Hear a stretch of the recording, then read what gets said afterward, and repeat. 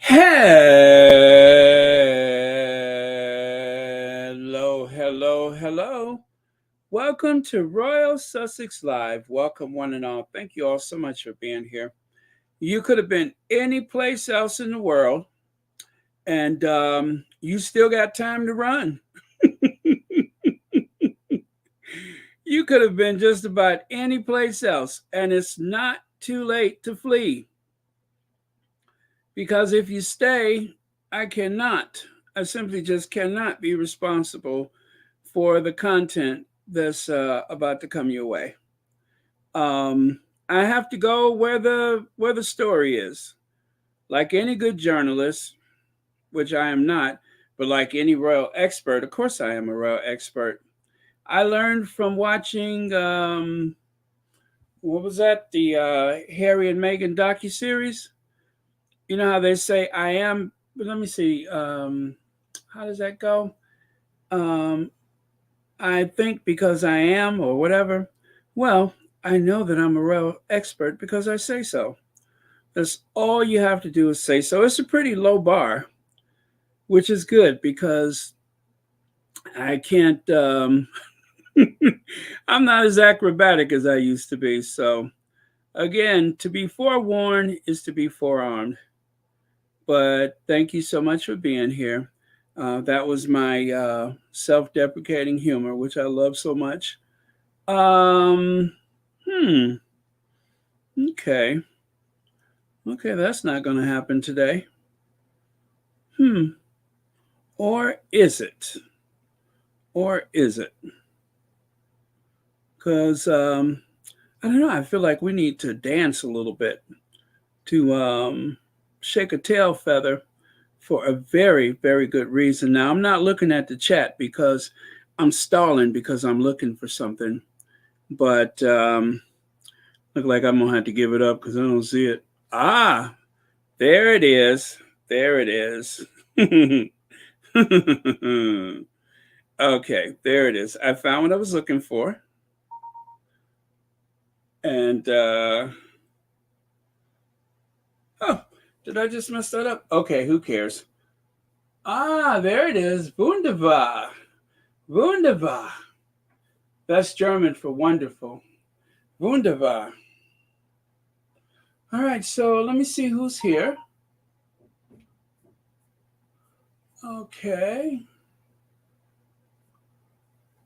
Oh, there it is. Okay. Got it. Got it. Got it. I think I got it. I think I got it. Okay. Can we say Invictus? Yes, we can. Ha! There we go. Perfection. That's what I was looking for.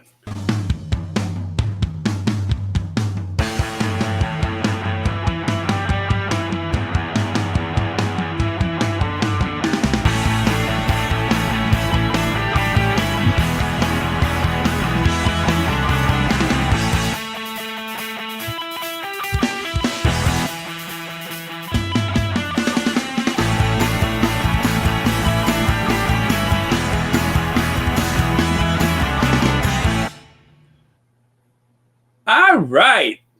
I love it. Anyway, Connie Balmer. Hey, Connie Balmer. Thank you so much for being here. Mystic Toxin, Stevie Rose. Ah, so you already know, huh? Yes, let's do it again.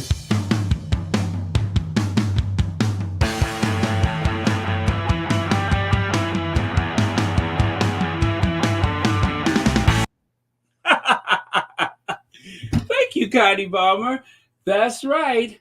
Just this afternoon, Royal Sussex rolled over to 50,000 subscribers. I think it's like 50,005. I had to upload a short just to know that I can make it over the threshold before I started today. But yes, it was just, when it gets close to like one of those big round numbers, everything seems to slow down. But it finally happened. So, yes, thank you very much. And thank you all for making this possible. Um, I tell you, it's an embarrassment of riches, you guys. The love and support that comes from this community, I promise you, I'm not just saying this. Some days I feel like it's more than I deserve because it's not just one person; it's the community. It really is. It takes a village to make a channel successful, right?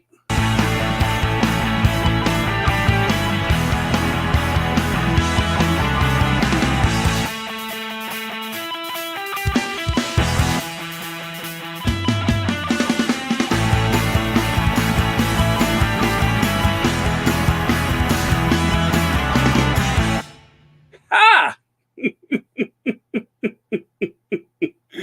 thank you, Connie Balmer, and thank you so much for the super chat.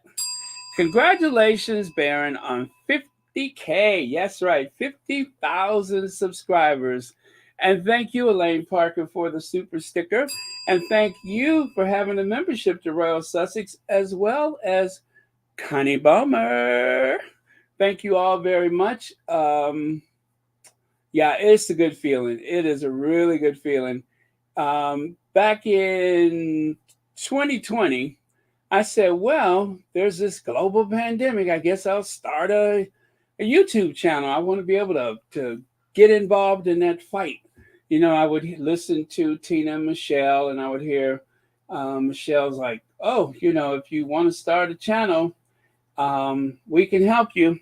Well, there was that call or rallying for, you know, a channel, and I was just like, okay. Unfortunately, I didn't get an answer to my emails, but I didn't let that discourage me. So I had to really dig in to try to learn some things. And guess what happened? I made 5 videos and did not touch the computer again for a year. But then I came back, I said one day, back in May of 2021, I said, I am going to make a video. Was it 21 or 22? 21, I think. Yeah, I'm going to make a video every day, no matter what. I don't care if it's 5 minutes, I'm going to do something. Well, that was back in May 2021. And to date, I have not missed one solitary day. And you guys have no idea some of the perils I have found myself in, but you would never know it because I never wanted to bring anything negative to this channel. I always try to avoid that because I want this to be a positive space. So, yeah, so a lot of things I just, you know, I have friends, family, and stuff like that because I'd rather this be a positive space. I'd rather this be your space, not for, you know, stuff going on with me. But I have been literally a thousand miles away from home, and you didn't know the difference. Let's see. Thank you so much again, Elaine Parker. But yeah, I'm glad for the experience. And Rosita's 18 months membership. Thank you so much for that. And thank you, as always, for being here on Royal Sussex. Um, yeah, it's been fun. It's been a lot of fun um, being able to do this. Nothing I was expecting at this age, which just goes to show it ain't over till it's over. Okay, John Travolta, proud to host Prince Harry, has networking. You see him right there, networking. I'm so proud of him. Kate Middleton update. Yes, I have some stuff I want to say about that. And Prince Max Mario, um, he's gone on the defensive. He's taken the fight to the tabloids. And of course, the karma train. Well, that karma train could encompass a lot of people. Trust me when I say that. There's a lot of people that's on that karma train, and it is not Harry and Meghan. It is some of those distractors and um, despots that have tried to destroy them, but instead they are the ones being dealt a very serious blow, as it ought to be, as it ought to be. So, okay, let me see here.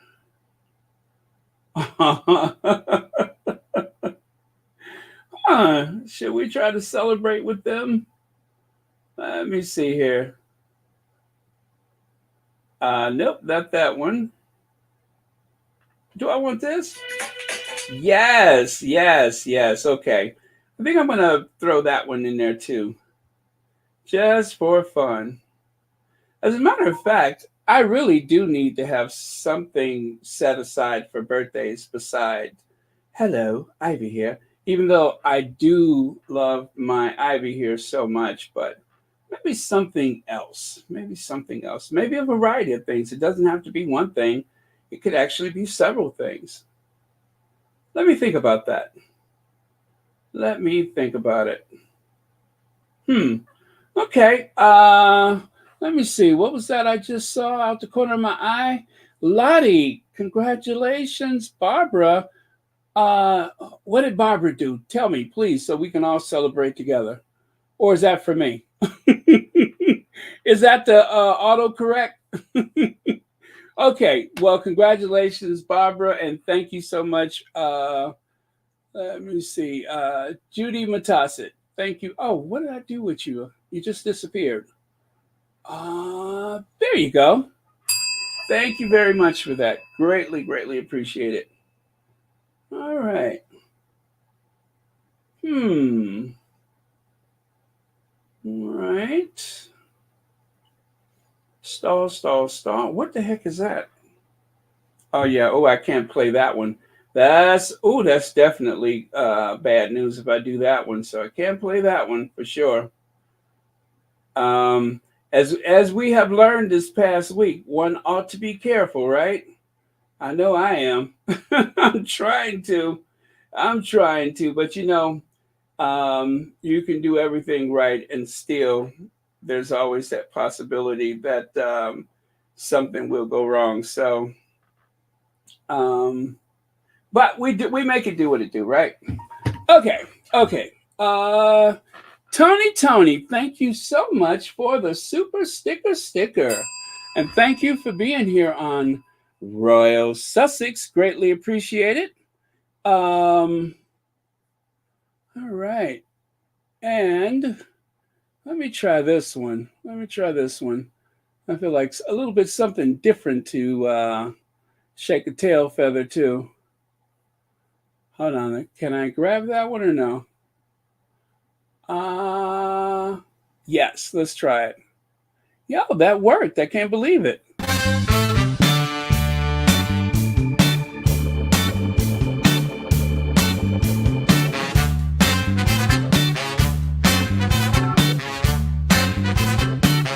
Hey!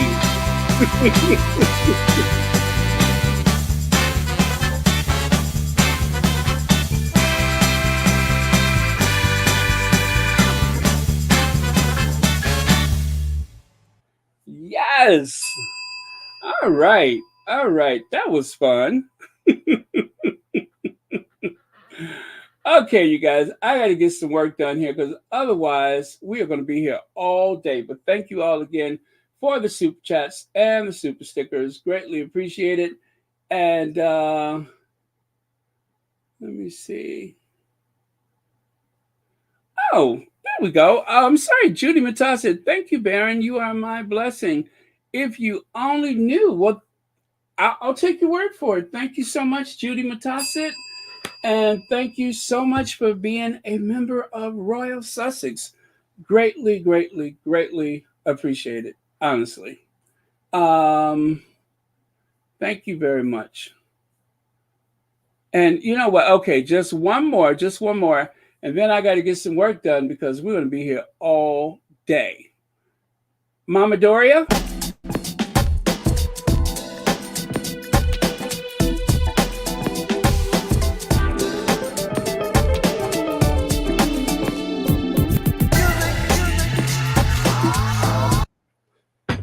Okay. All right. Thank you, Mama Doria. I think that one cut kind of short, but oh well. Oh, it's only 14 seconds. Oh, all right. All right. All right. So, okay, we got to get some stuff done. Hello, Ivy here. Hello, Ivy.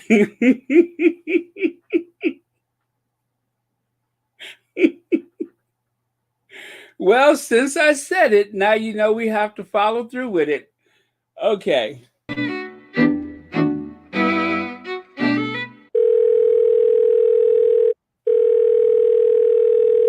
Hello, Ivy here. Hello, Ivy. Girl, the Duchess of Sussex won. Meet me at the Royal Sussex party. Nelly's gonna be there.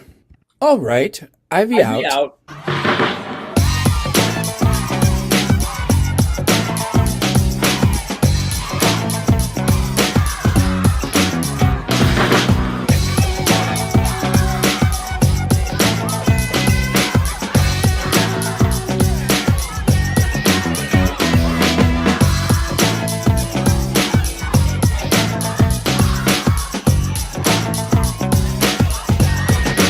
You know what? I have not come down from my high yet.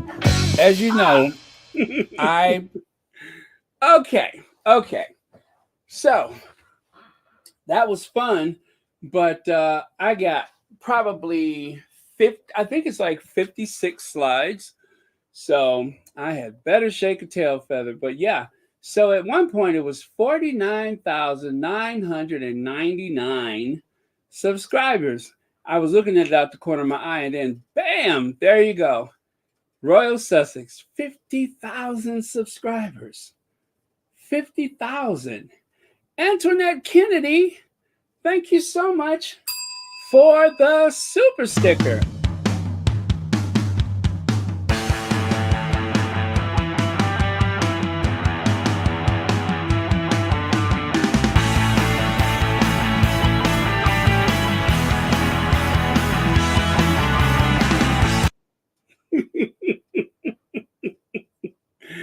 Okay, thank you so much. And Black Queen says, Baron 50,000 milestone. You are awesome with your quirky sense of humor, shading and singing. Appreciate you from the first video to the first time you stumbled into our first live. Road to 100,000 begins. Absolutely. Thank you so much, Black Queen. And also thank you for the for being a member, and for, of course, you and Elaine Parker, our moderators.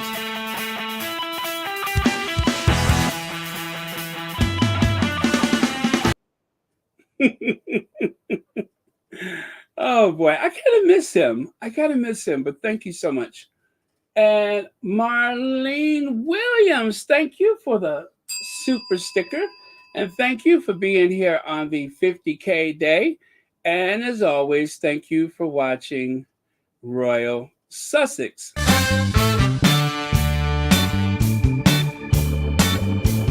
Hey! Uh-huh. Uh-huh. Uh-huh.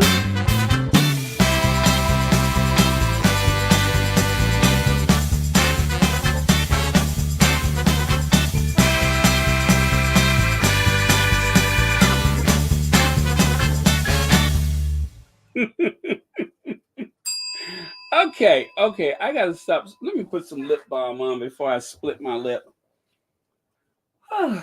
Before I split my lip. But thank you very much, Marlene. Thank you for being a member of Royal Sussex. Okay, so there we go. John Travolta, proud to host Prince Harry 40 years after dance floor spin with Diana. The Duke of Sussex was honored at Aviation Award ceremony in Los Angeles, or or as the Daily Mail and the Sun would like have you believe, a collection of D-listers struggling for relevancy. Even the wealthiest man or the second wealthiest man in the world struggling for relevancy. Go figure, right? Someone who changed the way most people in the industrial, Western civilized nations of this world, the man who changed the way we shop, he is a D-lister, a man who has his own productions because of his streaming service, Prime, is a D-lister. I'm glad that they told him that because he probably had no idea. And as for his struggling for relevancy fiance, Lauren Sanchez, who is fighting to bring women to aviation, where there's only, I think they said 6% of the commercial pilots or something like that, or all pilots. I think they said 6% are women. Come on. And then, of course, John Travolta, who went from a sitcom actor, a struggling actor on little TV productions here and there, learned to fly a commercial airline. I think he can fly a 747, if I'm correct. He has flown Qantas. He has an airport for his front yard. So these are very accomplished people. And then throw in the mix Prince Harry with Ballet, and of course the Invictus Games, and just about everything in between. Everything that he puts his attention on, like the Travelers, everything seems to flourish, which is why most of the charities out there, they would love to have Harry as part of the team. But so many times these wacky, what do you call it, tabloids, they would like to draw people's attention away from all of the great work that he's doing. Merlene, did I give you a bell? Thank you so much for the super sticker. If I missed it, I'm so sorry. I'm multitasking, but I don't think I said anything. But thank you so much for the super sticker, and thank you for being here on Royal Sussex. Just in case I missed it, I don't know how I could have because I'm like literally sitting here, but I do apologize if I did.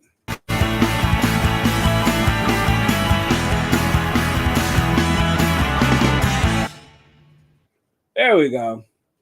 Okay. All right. I got to stop doing that. But it's so much fun. And thank you for being a member. All right. So what was I saying? Oh, about Harry and other D-listers. So John Travolta just said, hey, I'm proud.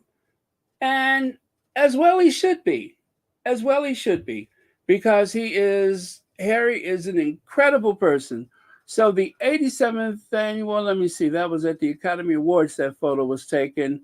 Travolta presented the Aviation Award, which the Duke of Sussex was a recipient. Yes. And I didn't really think about the fact that so many people, like for instance, Lauren Sanchez, I believe her company is involved with television production. And I know one of the honorees, if not a couple of them, their, service, their airplane service, whatever you want to call it, helicopters. A lot of those, especially before the days of drones, a lot of those big horizon scenes and such, they weren't at tall buildings, they were in helicopters. Even the opening of Dynasty, they filmed that with a helicopter. You could actually see it, the shadow on the ground. But yeah, a lot of those scenes are only made possible because of helicopters. I remember years ago when they were filming the sequence for the what is that movie with the robots, the Transformers?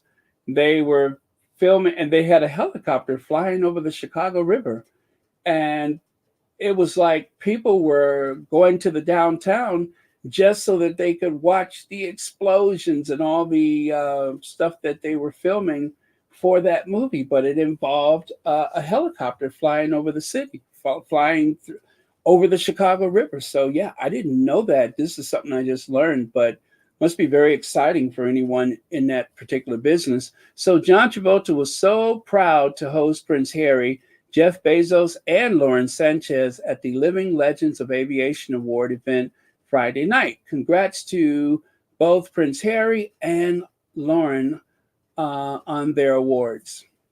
Oh yeah, and congratulations for that dress, because that dress was everything. I'm telling you, she was sharp. Okay, so right here, John Travolta has spoken of his pride at hosting the Duke of Sussex at an aviation award ceremony almost 40 years after he danced with his mother at the White House. Harry and the Grease star were pictured together at the Living Legends ceremony in Los Angeles, hosted by the aviation ambassador and Keen pilot 69. Oh, is that how old John Travolta is? God, that's weird. I can't picture him being 69. Anyway, Harry was recognized for his work as a British Army veteran and pilot at the ceremony. And in his speech, he told Travolta it would be fitting for them to fly together after the actor famously spun Diana, Princess of Wales, around the dance floor. So that's what he said. He said, if we can't dance together, then we'll fly together. Love it. That was very, very cool. Now, let's get to the networking, shall we? Living Legends of Aviation. Do you all recognize this person right here? His name is Kenneth Ricci. He is 38 years. He is a 38-year aviation industry veteran who today is a principal of Directional Aviation Capital, which owns various aviation enterprises, including FlexJet. I think you use that like a Uber. Sentian Jet, Private Jet, Nexton Aerospace, Stonebriar Commercial Finance, Riva Air Ambulance, and Simcom and Constant Aviation. Ken began his aviation career as an Air Force ROTC cadet at the University of Notre Dame and started his first company, Corporate Wings, in 1980. He is an airline transport pilot with extensive international experience and was Governor William Clinton's pilot when he ran for president in 1992, also known as Bill Clinton, of course. He has assembled one of the largest groups of private aviation companies, which together account for over $2 billion of revenue, operate over 150 aircraft, and employ over 2,000 individuals. Is that who our Harry has been networking with? I think so. Ken was honored with the Ernst & Young Entrepreneur of the Year in 2000 and has been named one of the most influential people in aviation by Aviation International News. In 2010, Ken received the Harvard Business School, the Valley Entrepreneurship Award. And in 2012, he was the youngest recipient of the prestigious William Ong Award for Extraordinary Achievement and Extended Meritorious Service to the general aviation industry. He was also the founder of Nexton Aerospace, an innovator of aircraft remanufacturing.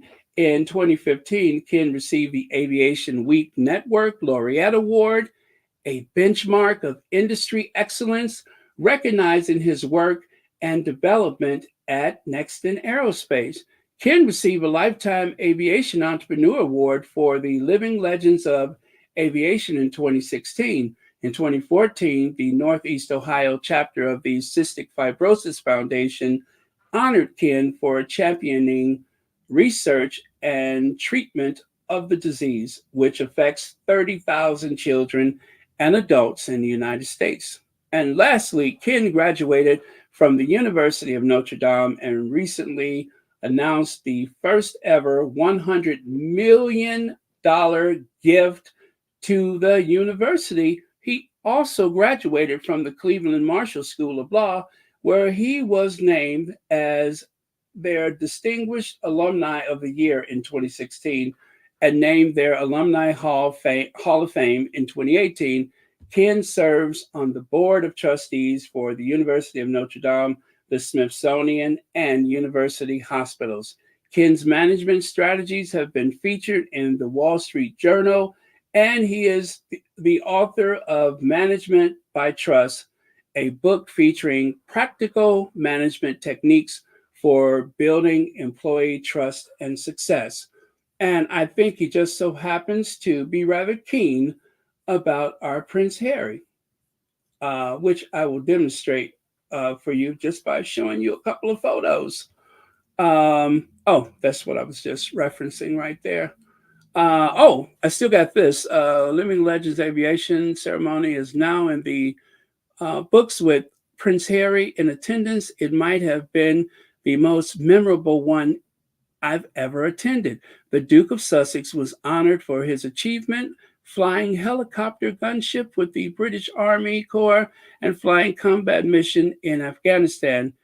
It's always a good time to connect with aviator friends.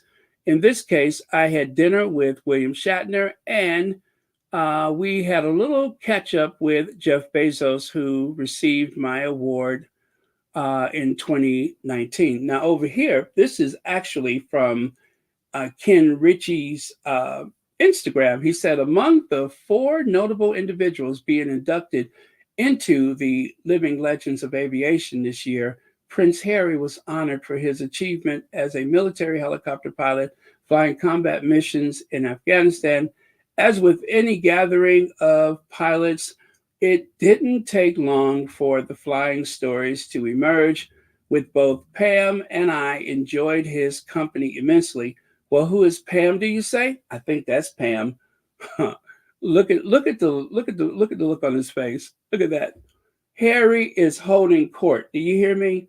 This is what the palace is so afraid of. This is what, or should I say, both houses of Windsor are so afraid of, is Harry's magnetic personality, the way that he's able to connect with rich, poor, old, young, fat, skinny, black, white, tall, short, you name it. Harry can connect with just about anybody. And as evident, and this is what they're afraid of. This is what they're afraid of.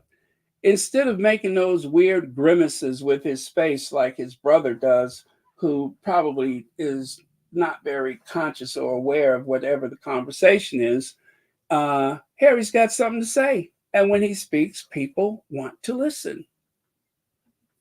Huh? Like he said, it didn't take long before people started talking about flight. And isn't that what they're there for? Now, to be fair, he did omit the part about the Invictus and other things, but that's okay. Um, we get the point. They're there for aviation, so that's probably why he didn't think about the other stuff. But Harry has a long list of achievements that started when he was a teenager, a wee teenager, and they continue to this very day. And so that is the reason why he was honored. Plus, there were people in the community who just really wanted to, be in his company, who wanted him to be a part of the group. Sharon Chung, thank you so much. Thank you for being here. Really appreciate it.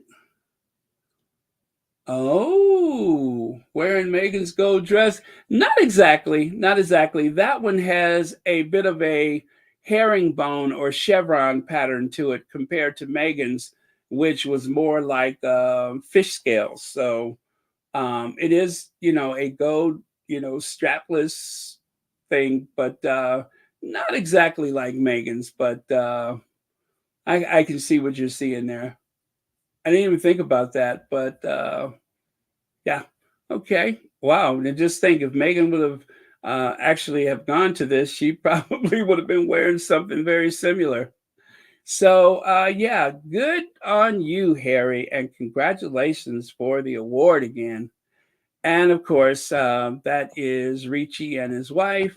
There he is talking to William Shatner, and there's Ricci, Shatner, and Bezos, all of them catching up on whatever they're talking about. But must have been a magical night. And as much as I love aviation, I would have been in heaven being there, just listening to people talk about planes and explain things and stuff like that.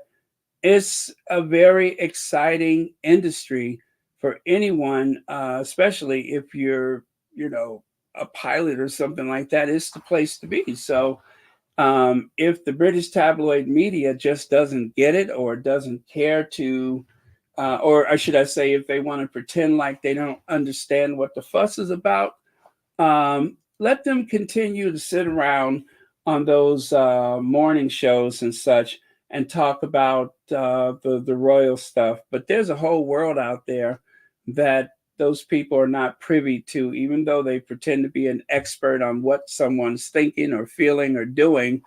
They are not in the real world. They are in. They may as well be a part of the royal family. They spend so much time with their noses up their butts. How has Harry been reduced to tacky selfies with German reality star? Royal expert question Duke of Sussex for posing with TV prince Mario Max Schomburg. Now, Leap.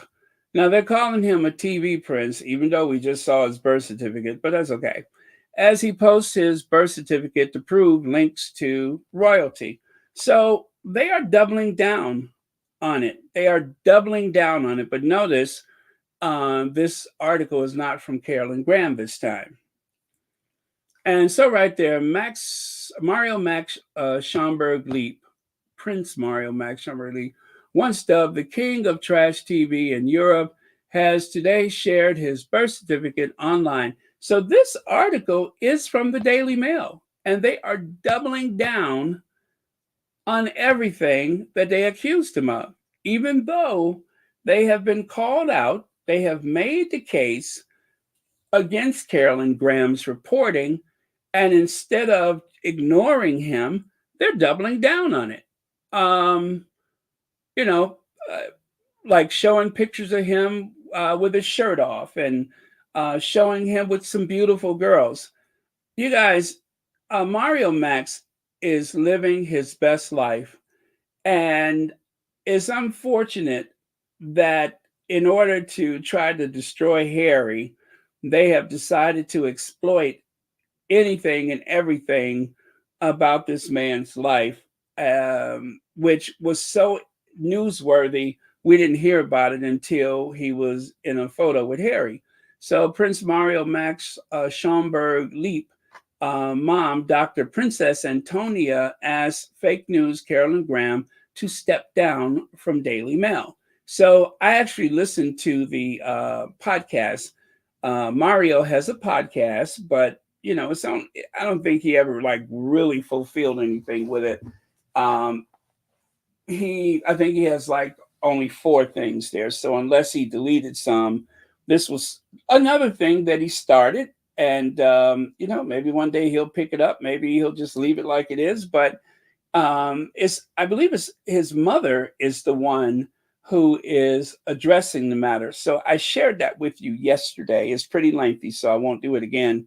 But I shared it with you yesterday. So if you want to hear it for yourself, it's Prince Mario Max.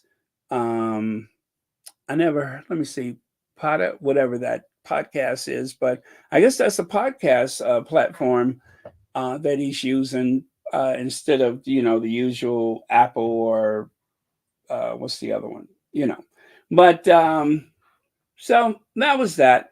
But right here, if he is supposed to be some fake, it did not stop the Norwegian crown prince from posing with him. It didn't stop the Albert of Monaco from posing with him. He knows everyone. And, their attempt to try to cause embarrassment with this guy's zest for life is actually more embarrassing for those who are trying to target him just to humiliate Harry. Um, this guy is an adventurer. So right there it says, Harry cannot stoop lower. I would advise him to stay away from German royal fury as Harry takes selfie at tacky LA Aviation Award. And they're still sticking with that one. They are still calling it tacky. And even Sun joined in with the Daily Mail. Lost Duke, this is your future, Harry? What of it? They believe that their criticism carry weight over here. They really believe that on this side of the ocean that their criticism carries weight.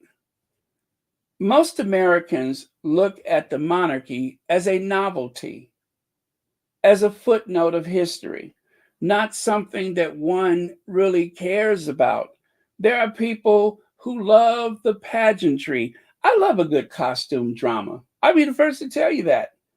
And people confuse my, what do you call it? I am, what do you call an Anglophile? The English culture and heritage and stuff. I get a kick out of it. But don't confuse that with being a royalist. Someone said that on my inbox. It sent me a message in my inbox one day. They said, well, and I know you're a royalist, block. Royalist, I am not. It is not practical. It is not practical. It doesn't affect me one way or the other. I'll tell you that. It's a novelty. It's like a thingamajig on the shelf of the curio cabinet. You polish it off when you need to be amused, and then you put it back. That's it. It's nothing that I'm like. I wouldn't be. I hate to see traditions lost. I do, because some traditions, once it's gone, you won't see it again. But it doesn't mean that every tradition deserves to survive. So some things have to change. They will change. And when they do, boo hoo. So Harry needs to keep in mind Charles. Oh, yeah, that's the latest one. Harry needs to keep in mind Charles and Camilla, German royal sends warning to Duke. Now, they already, Max Mario's parents already said the person that they're quoting is not a real royal. There's someone who has the same name. You see the guy with the white tuxedo jacket and the black bow tie? He's the fake. And they have some, see, the tabloids, they will quote anybody. If it's something that suits the narrative that they want to project, it doesn't need to be true. It just needs to be said. And if they can attach a name and a face to it, so much the better. He's the one that is the fake, the charlatan, the grifter, not the other people, not Mario Max and his family. He's the one that you have to look out for. Mario Max's mother said, under German law, there is no head of the family. In other words, he's not Charles II or III. He does not rule over us. He doesn't tell us what to do. He's just someone who has the same name that has been cashing in on it forever. There's a few people that cash in on that name. So he has nothing to do with Mario Max. He's living in Mario's shadow. And to be fair, Mario is pretty much a celebrity tourist. He loves his celebs. He loves living his big life. I admire him for it.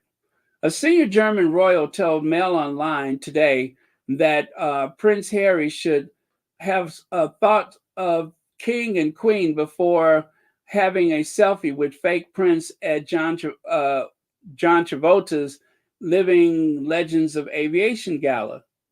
Or what? Or what? Why don't they tell Charles and Camilla to have second thoughts about giving aid and comfort to someone that the FBI would like to speak to? How about that? Why don't they have second thoughts before they support this person? I mean, there are people in law enforcement here in the United States that wouldn't mind having a conversation with him, right?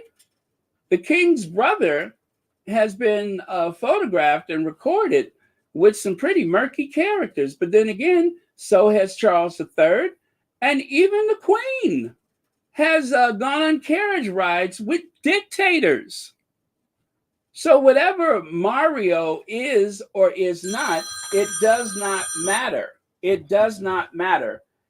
What he is an opportunity for the tabloids to try and create a humiliating narrative against Harry and Meghan. That's what he is. Nothing more, nothing less. As far as I know, he's nothing like Andy. He's nothing like Andy. I haven't read or heard anything about him being like Andy. And I would say that the guy was very smart to totally deflect their question. Have you ever met Harry before? They would love for him to have said yes, but he didn't. Who knows whether he did or he didn't? I hope that none of this is causing problems for Harry. I hope he's not having a second thought about it. Harry's pretty sharp, and he had to know going into that night they were looking for something, which is probably why Meghan wasn't there, because they were looking for something. And if this is the best that they have to dish out, I would say that like a poor marksman, they keep missing the target. They keep missing the target. They have nothing.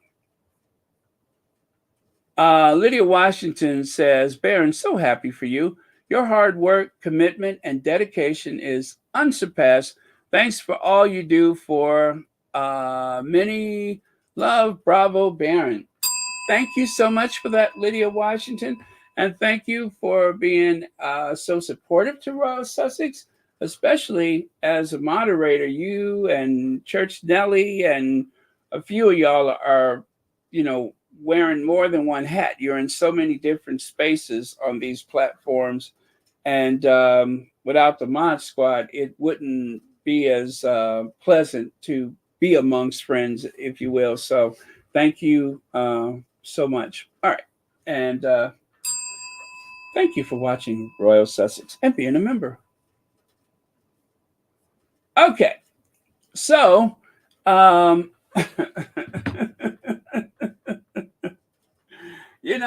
sometimes it has been said that this world is going to the dogs. No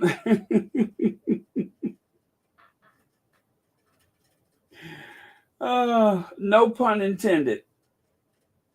Okay, probably it was. But this is Carolyn Graham's handiwork.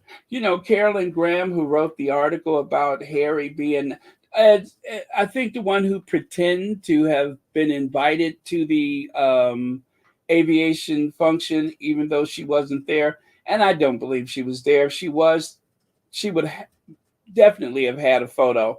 It seems as though she was just waiting outside for an opportunity to talk to someone. And when she saw the photo of Max come in, she zeroed in on him and tried to take advantage of his proximity to Harry.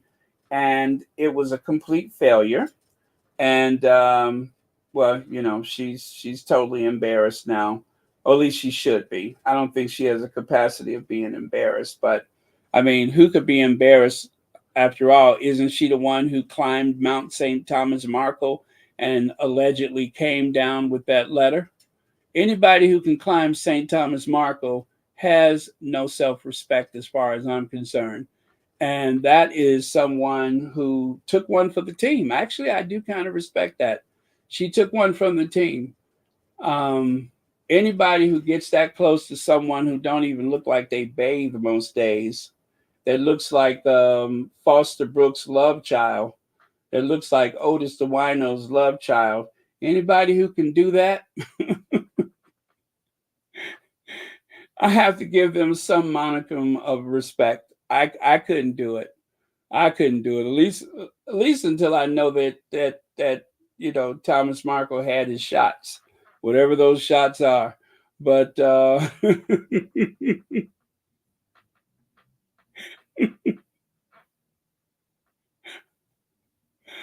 oh man. So right here, Camilla, her true story by Carolyn Graham, and notice right there, either Carolyn has a uh, incredible sense of humor, or maybe she needs some glasses. Carolyn Graham says she was fearless.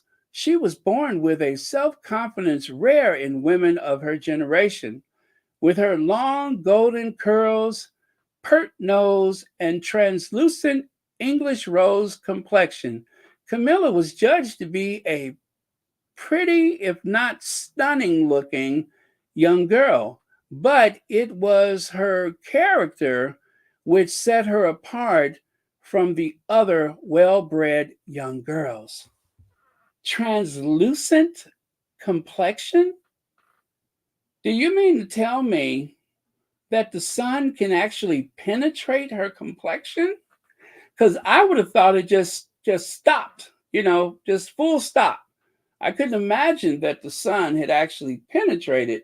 I thought the sun had just kind of got there and said nope and just stopped. Just long enough to bake and grill and bake and saute. But I didn't think it had actually got to the core of things. I thought the sun just stopped. You know what I'm saying? You know how when you see something scary, you just stop, that little voice in your head say nope, and you turn around and run the other way. I just thought the sun kind of got frustrated because it just kept bouncing off. I didn't know that the sun was able to penetrate, because when they say translucent, it leads one to believe that that the sun was able to transfer. Anyway, I let me take that away. Some of y'all are having dinner. Uh,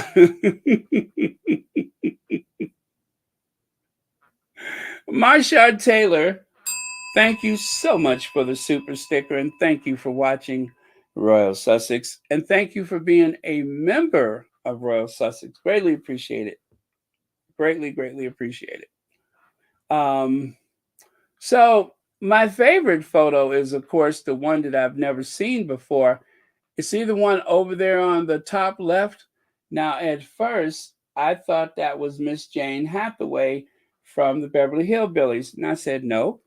And then I said, Mr. Bentley from the Jeffersons. Then I said, nope. John Cleese? Maybe, but nope. Yeah, maybe that's a John Cleese skit. Nah, that's Camilla. That's Camilla. That's that stunning looking young girl. And trust me, anyone who's ever met her has been completely stunned. I mean, just speechless. That's how it is. Speechless. Anybody who's ever met her has found themselves speechless. They have found, what is that term, that stammering mute? That's what happened. They became a stammering mute. What does one say? What can one add when you encounter such a stunning person? Stunned, frozen. Yeah, frozen. And recently, there was a luncheon to which some people who had never been so close had their first opportunity. the lunch club. Yeah. Yes. Hello. Good morning. Good morning. Thank you for coming. There you are. So you're the only man here? Yeah, I am. Yes. Great family. So how long do you think? So how long do you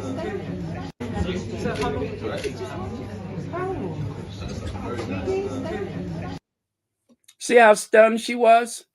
I mean, she was speechless. She didn't know that she was going to be so close. She was invited to come down there, no doubt, as a charity worker. And next thing you know, there's all those cameras, there's Camilla, and that was the whole point, is that we need someone of color to be close to Camilla because that makes for good copy. And there she is saying, so help me God, if I survive this. Yeah, so help me God. Anyway, and so it goes. Now, Carolyn Graham, who for some reason, I believe she's from Alabama, is she? Right there. From the start, many within Camilla's closest circle were anxious to set the record straight. Most of her loyal friends have been deeply wounded through the years by what they feel have been harsh, unflattering, and guilty, and often downright untrue portraits painted of Camilla. Okay, I wouldn't say untrue. She's just as awful as people have said she is. For obvious reasons, many of her most pivotal people cannot be named because they don't exist, but they know who they are, and to them, I say a heartfelt thank you. Thank you to them. Well, of course. And of course, the people that they quote, the so-called palace sources, a friend close to so-and-so, of course. I'm sure there's someone there. Joan Lawman, member for 13 months. Thank you so much for that. 13 months membership. That's over a year. Thank you so much for that. Greatly, greatly appreciate it. All right. Cookies and Cream says, I would be speechless too if I had a seahorse creature sitting next to me. Well, you know what? Her connection to the family actually goes back quite a few decades, like over 100 years, I would say, her connection to the family. And, well, of course, it has been represented in so many ways, but there's only one way I know how. The Duke and Duchess of Sussex. This is my own feelings being expressed the only way I know how.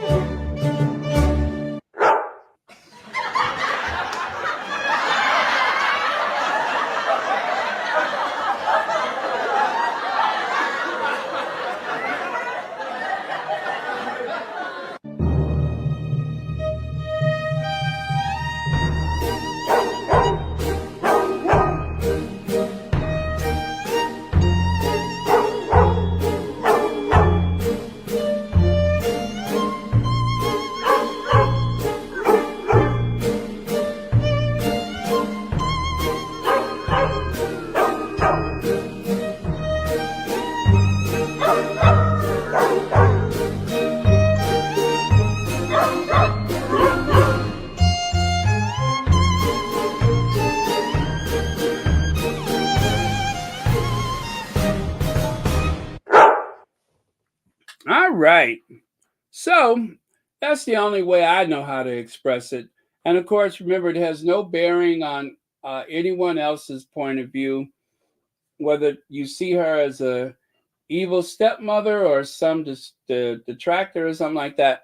This is all my own point of view. Lynn E, congrats, Baron, on 50,000 subscribers. I am enjoying the party. Even the canines are smoother than smoother than Camilla. Camilla is rough on the eyes. Rough. You said it, rough on the eye. You knew that that was going to trigger me. Rough on the eyes. Uh,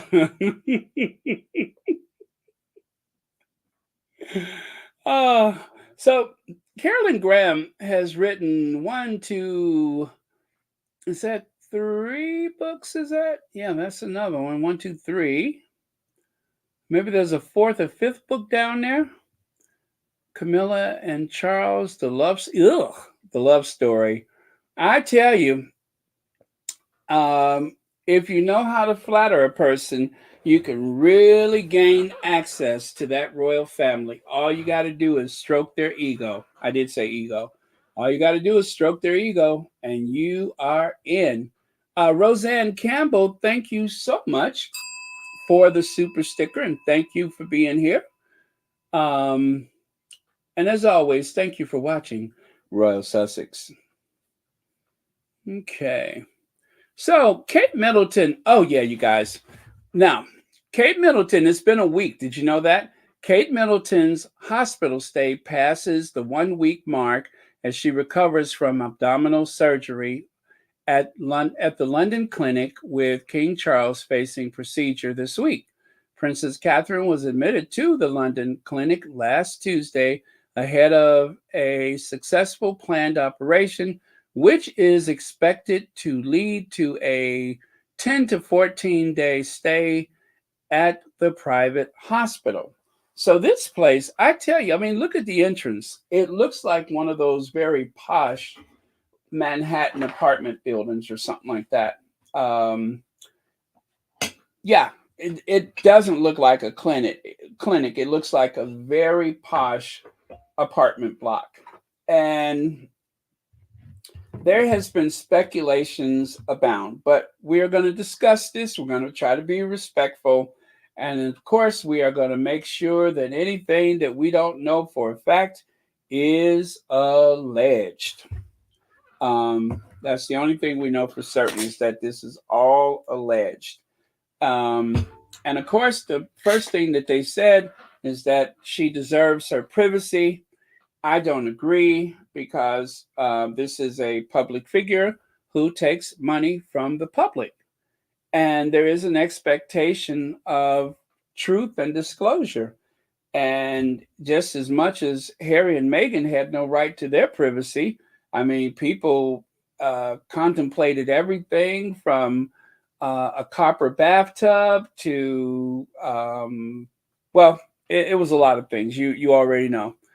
So these people right here, as you can see at the top, the Times Radio. I'm going to play a little sound bite. I'm not even going to reference the bottom of the screen. That is something that we have been discussing over the past few years, so it needs no introduction. But still, as we take the measure of everything, it may actually be a part of the story. It may be central to the story. So that I'm not even going to comment on. I'm just going to leave it there. But like I said, we've all had our opinions about that. So, and of course, we're not here to diagnose anyone. That we're not able to do. We're not allowed to do, and it's not fair to do. Why she went into hospital and what the surgery is, and chose to make that public. There would be a huge backlash against that. Would anybody really be able to publish that if they did know? Well, I suppose we live in an age of ever more intrusive or just inventive social media, and I suspect something like that wouldn't necessarily stay secret for long, but I can't imagine any responsible outlet publishing it, publicizing it. I mean, there are very strict rules guarding medical details. And do you think that if somebody did find out,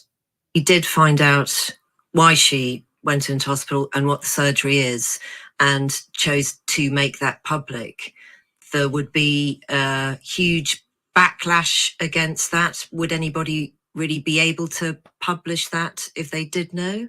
Well, I suppose we live in an age of ever more intrusive or just inventive social media, and I suspect something like that wouldn't necessarily stay secret for long, but I can't imagine any responsible outlet publishing it, publicizing it. I mean, there are very strict rules guarding medical details.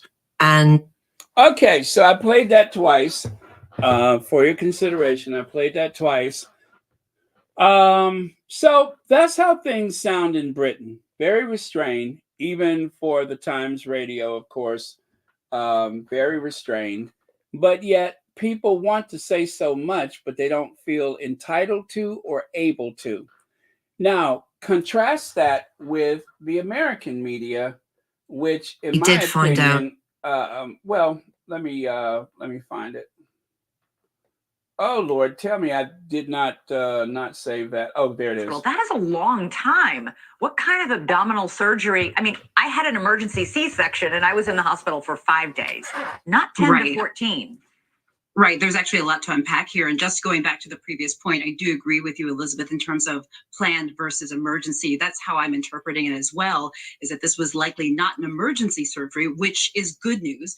Planned doesn't mean it's any less huge or big or important, but it's good that it was an emergency surgery. Yes, I do think that 10 to 14 days is a long time. Yeah. I do. It's a long time for American standards for many surgeries, even many emergency surgeries, to be honest with you. I think there are a couple of things, a couple of questions that may be playing a role here that I don't know that we all know the answers to. Number one, what's the standard in the UK? Okay, is this sort of standard of care? Is this standard of care for people who are part of the royal family? You know, maybe this is because she is a princess, Princess Kate, that they're taking extra precaution. We don't know. And then the third variable is really what we're talking about here is, well, what exactly did she have done? Does she actually require all that time? And that's why they said 10 to 14 days. But there are a number of things. I don't want to go on too long, but from hernias to pelvic surgery, et cetera, there are a number of possibilities here. But still, they said that she won't be appearing publicly again until after Easter. I mean, I'm still puzzled as to what abdominal surgery there could be that would require this much recovery time in hospital and that much recovery time at home. Well, and also remember, too, how the surgery is carried out depends oftentimes on recovery. You know, surgeries can be done laparoscopically, which tends to mean sort of a more minimally invasive procedure versus an open procedure. But even still, when there's, again, emergency surgery, sometimes open procedures, people don't stay for 10 to 14 days.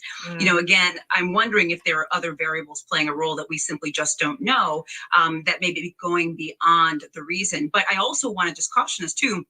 The royal family in the press release talked about abdominal surgery, but I also want to remind us, yes, in our abdomen, we've got the liver, the spleen, and the gallbladder, right? And, you know, hernias, gallbladders, plenty of things that can happen.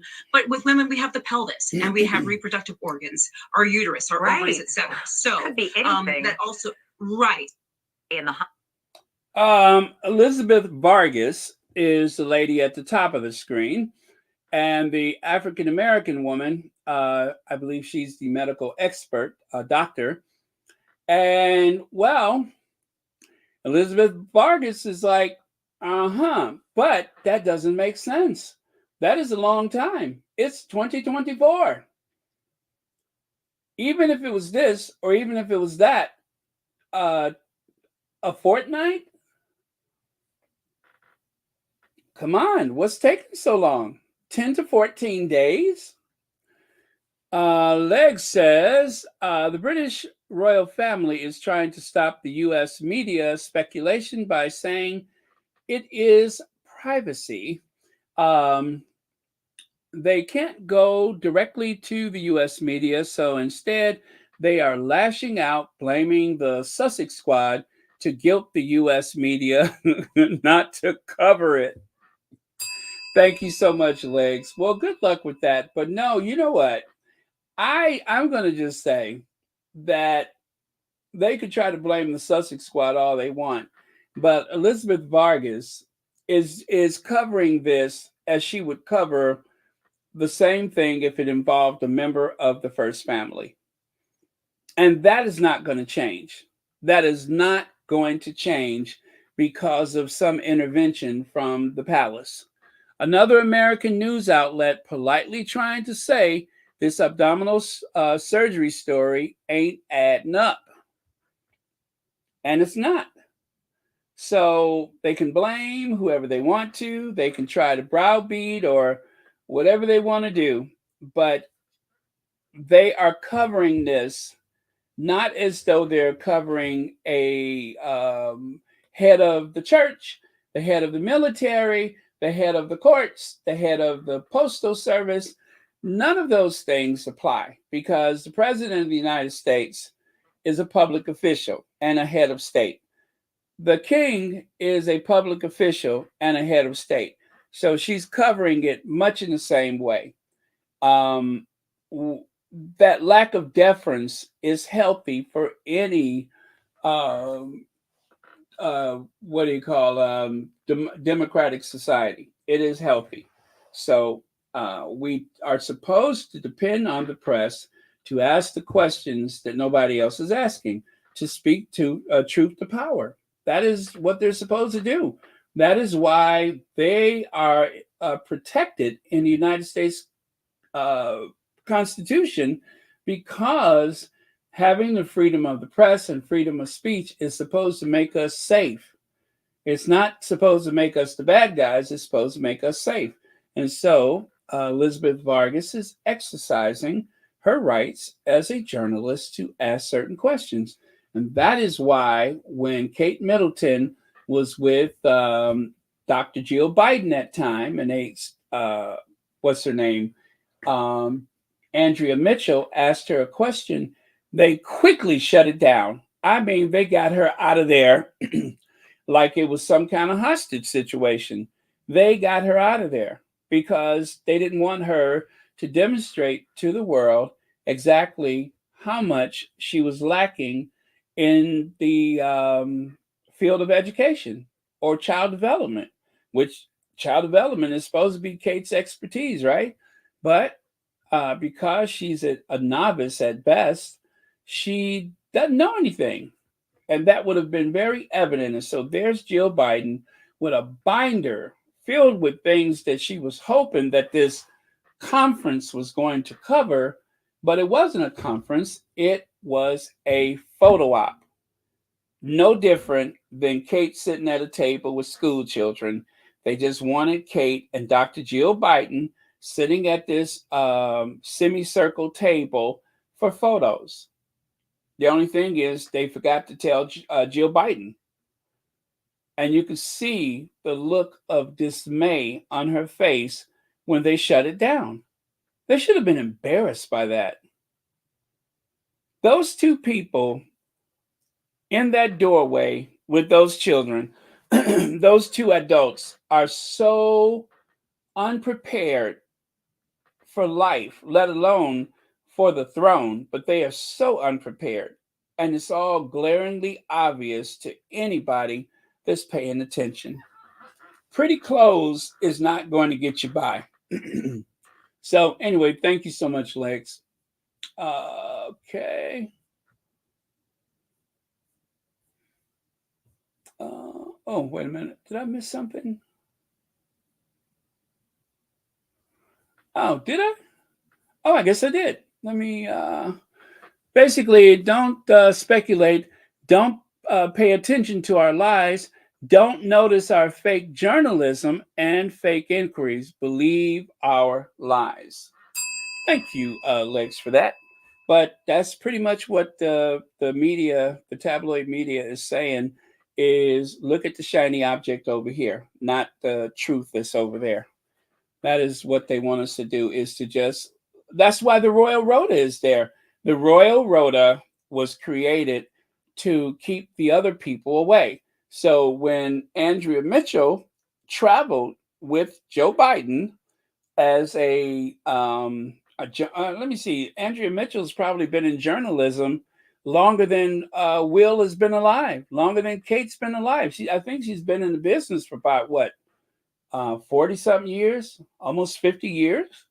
And so there was nothing to stop her from asking questions. And so as soon as she asked Kate whether or not she had ever met Lily, they shut it down. They didn't want the conversation because they knew what was coming next. But thank you so much, Legs. They knew what was coming next and they didn't want any part of it. They were like, get her out of here. It was embarrassing. They should have been embarrassed. And of course, this spot of bother right here, this big mouth. Now, people are speculating that she may have been doing the bidding of another member of the royal family, someone who went to a flower show only to find out that another member of the royal family had beat her there and had drew all the attention away from her and Fred. Yeah, Fred and Gladys had went to that flower show only to find out that somebody else had beat them there. Someone else had created a vacuum. And from what I hear, they even bust some children in. Remember how those kids were looking so, shall we say, hostile because they were taken away from whatever they were doing so that they could have photos taken with the royals. God, I wish they would stop doing that. But no chance that that's going to stop anytime soon. But yeah, maybe that, among other things, is because they have been speculating that the two houses of Windsor are at war, that they are at war. They may appear very cordial in public, but behind the scenes, things are not going so well. That is what they say. I wasn't there. I have no inside information. I'm looking at the same stuff everybody else is looking at. Although it is fun to think about, but there's something going on with those households. There's a coronation, and then days later, William releases a statement saying that when I'm king, things are going to be different. That was very clumsy, and that should not have happened, but it did. And there's been a few of those things that have happened. So I'm trying to find the soundbite right now with Angela Latrine. I hope they didn't take it down. If they did, then I'll be unable to share it. I know I shared it yesterday, but just for context, it would be nice to share it once again. Let me see if I can find it.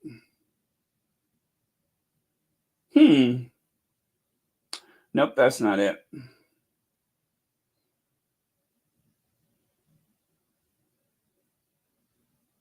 Oh, and that's not it. Oh, I think I'm going too far. Well, unfortunately, I don't think I have it anymore. Yeah, they may have taken it down. But,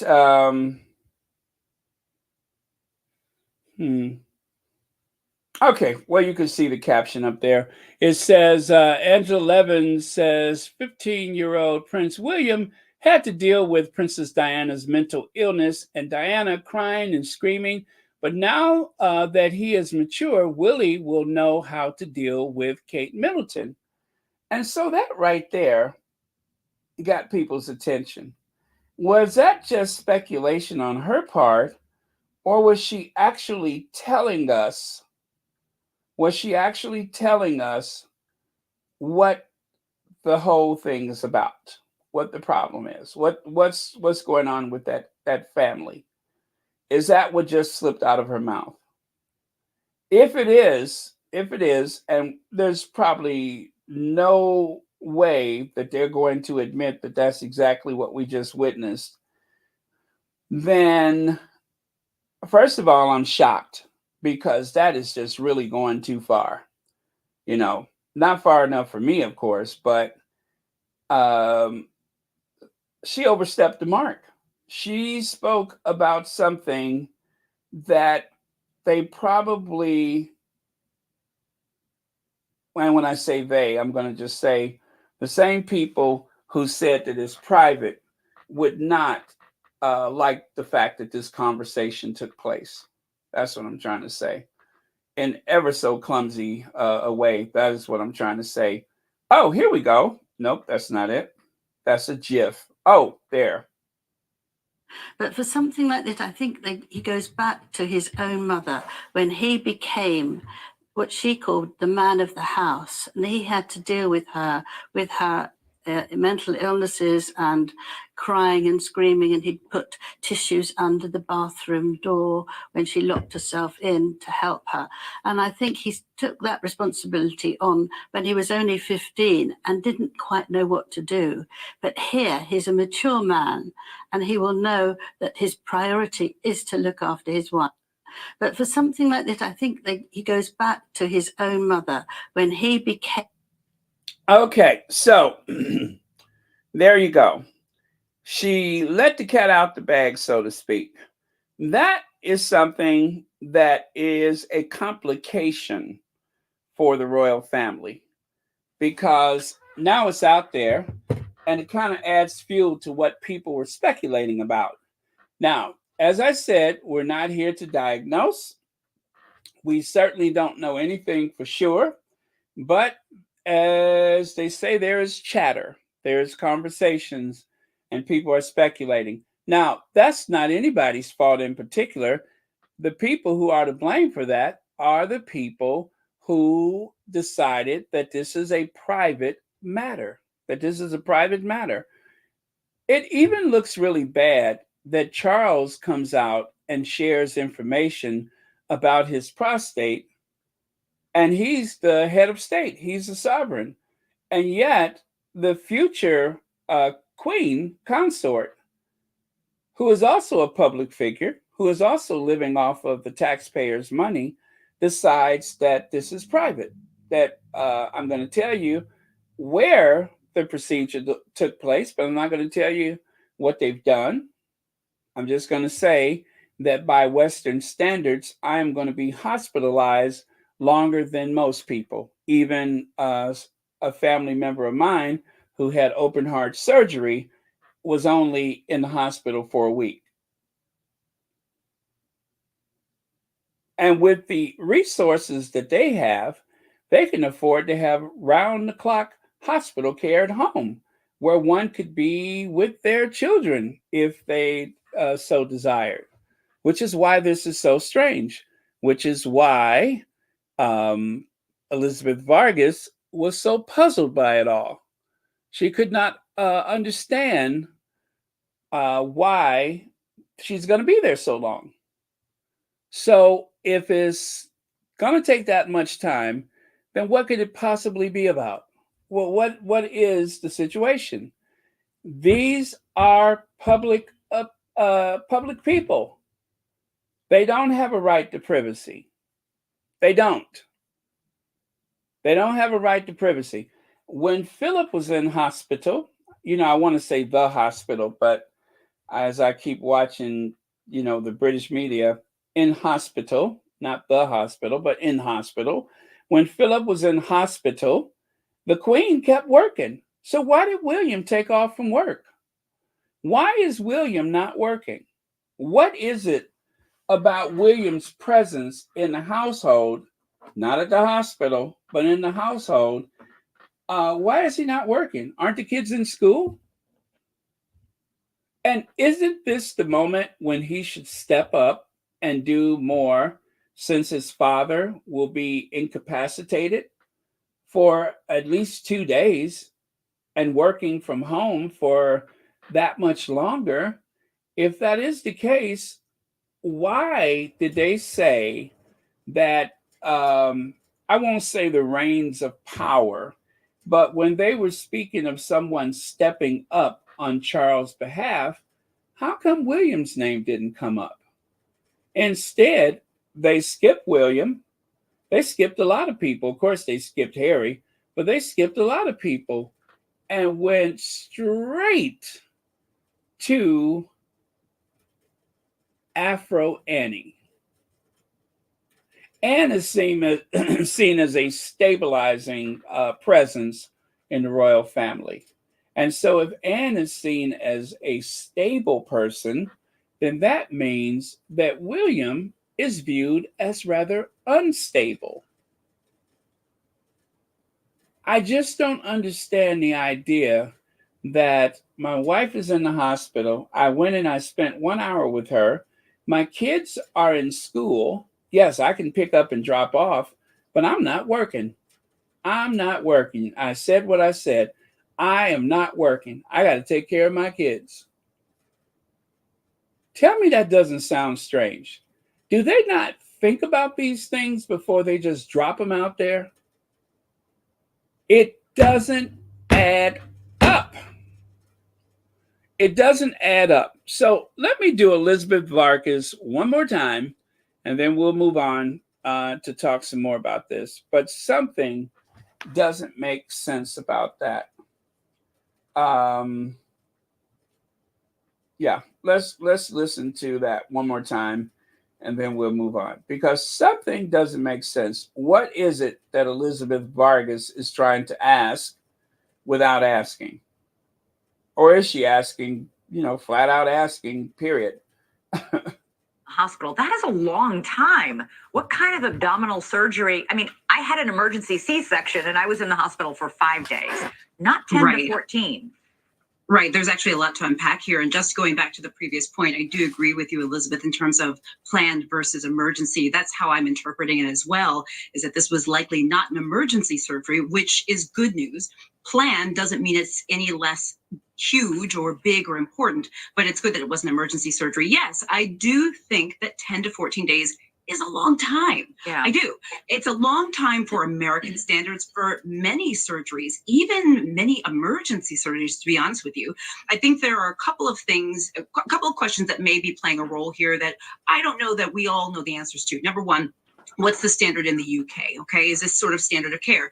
Is this standard of care for people who are part of the royal family? Maybe this is because she is a princess, Princess Kate, that they're taking extra precaution. We don't know. And then the third variable is really what we're talking about here is, well, what exactly did she have done? Does she actually require all that time? And that's why they said 10 to 14 days. But there are a number of things. I don't want to go on too long, but from hernias to pelvic surgery, et cetera, there are a number of possibilities here. But still, they said that she won't be appearing publicly again until after Easter. I mean, I'm still puzzled as to what abdominal surgery there could be that would require this much recovery time in hospital and that much recovery time at home.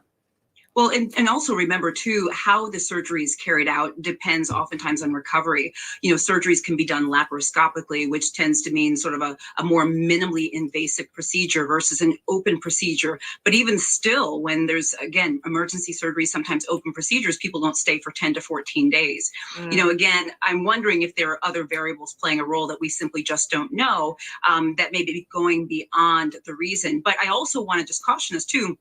The royal family in the press release talked about abdominal surgery, but I also want to remind us, yes, in our abdomen, we've got the liver, the spleen, and the gallbladder, right? Hernias, gallbladders, plenty of things that can happen. But with women, we have the pelvis and we have reproductive organs, our uterus, our ovaries, etc. So. Okay. All right. Oh God. All right. So, yeah, that was it anyway. But all right, gonna move on. Now, where's her mama? Where is her mama? Didn't they say that Carol Middleton was going to pitch in? Isn't that what they said? That Carol Middleton was going to pitch in, Pippa was going to come and help, the Marshmallow Man was going to help. They just threw a whole bunch of names out there. I know it's all part of a soap opera, but they threw a whole bunch of names out there as if any of them were going to do anything. They haven't even gone to the hospital.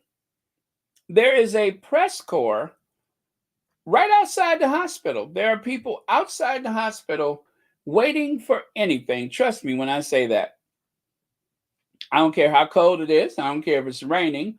There are people waiting to catch anything because this is a member of the royal family, blah, blah, blah, and they will be there to catch it. Where's her mama? Why would you not? Why would you not go to the hospital to see your daughter who's recovering from this major surgery? And it is a major surgery. Even if it was orthoscopic or whatever, it's still a major surgery. No matter how minimally invasive, they went into her abdomen, they said. So where's the mama?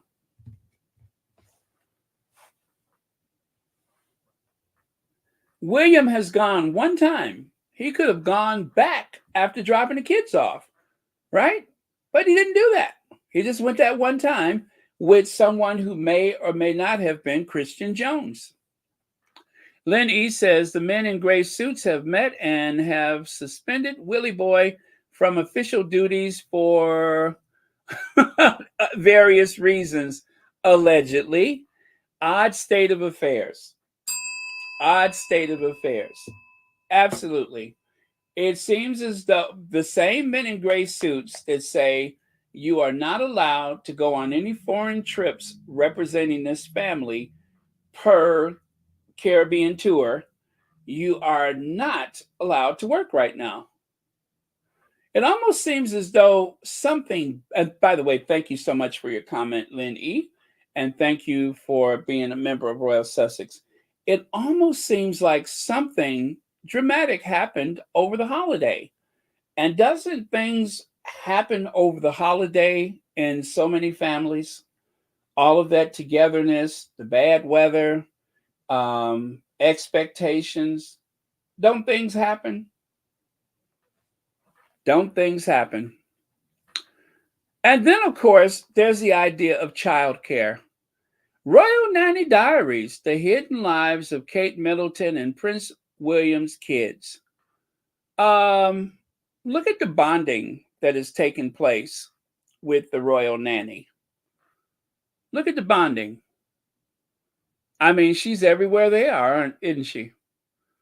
I'm pretty sure this connection is not surprising. I mean, the nanny is like extended family. And I don't know that I've ever seen that many photos of Kate or William bonding with those kids, least of all when there wasn't the expectation of a camera. But here, from a long range lens and quite organically, she's just bonding with the kids. I mean, look at the quality of those photos. This was not something that was part of a the press. You know how the press say, oh, if you let us film you, we'll leave you alone for the rest of today. This is just her doing her job, bonding with the kids. So the kids will be cared for regardless of whether or not Willie is working. Does not matter. Whether Willie is working or not, it does not matter. The kids are going to be cared for. Whether he's home, the kids are going to be cared for. Now, of course, children are always going to want their parents. And I hope for the children's sake that she can get home as soon as possible because there is no substitute for the parent. But most of us do not have a nanny in our lives. That's a big difference compared to how most people in the world are living.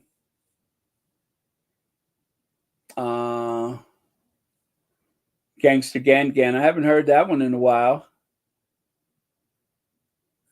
Dorothy Ross says, it is a bit odd that 3 people in the royal family are ill at the same time. Odd indeed. Not saying that they are ill, but odd time-wise, time-wise makes you wonder.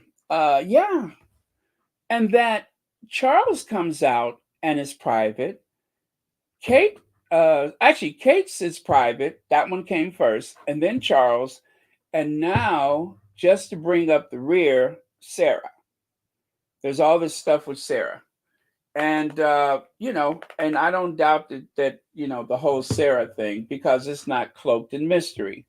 And Charles, that's pretty convincing. I mean, he's of that age. They said it's non-cancerous. The only thing about Charles' situation that is so interesting is the fact that there's so much disclosure.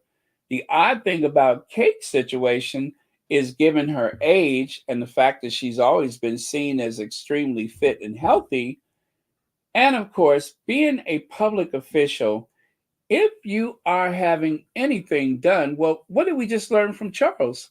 That the weight of your celebrity, of your profile, is enough to help other people. But Kate's not helping other people because they won't disclose what the surgery is about. And I don't agree that they have a right to privacy. I don't, because they are living off of public money, right? And if there's anything I've learned from Harry and Meghan, is that if you're accepting money from the public, then you don't have any rights. We can call you whatever we want to. We can compare your child to a chimpanzee and never explain or complain, right? So, no, she doesn't have a right to privacy. I say so.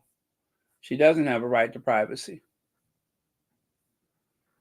But there is a team of caretakers. They have cooks, drivers, pilots. What else? A nanny that have the kids in the window like flowers in the attic. They got all that stuff. There's every convenience, real and imagined. They got it. Most people are not privy to that. So it's not to say, like I said, a child would prefer their parents any day of the week. But the press, the media, has created this false narrative as though this is just the normal, typical family. And like any husband, the future king, the heir to the throne, is going to take off from work to care for his wife, and his kids. The wife he's only seen one time for 1 hour, and the children who are in school, right? Most of the waking hours, they're in school. And then when they're not in school, you know, he's not cooking dinner. I'll just tell you that. He's not cooking dinner. He's not cooking dinner. He's not, doing all the chores himself. Will and Kate have a staff of 60 people. And yes, these photos of the nannies is a bit of an exaggeration. I will admit to that. But I'm making a point. They have a staff of 60. This is a woman who has raised Prince George, Charlotte, and Louis. Her name is Maria Teresa Turian Borello. And she is with them all the time, at home, in the park, on trips, in the car, after school, all the time. This is her job. Period. That's her job, is minding those kids. Just thought I would throw that in there. Now, Robert Jobson, you guys, is a bit upset with you all. He is very upset because he says that, well, let's see here. Trolling royals is nothing new. But as Kate and Sarah Ferguson face a volley of abuse while battling health problems, this hatred has taken things to a new level.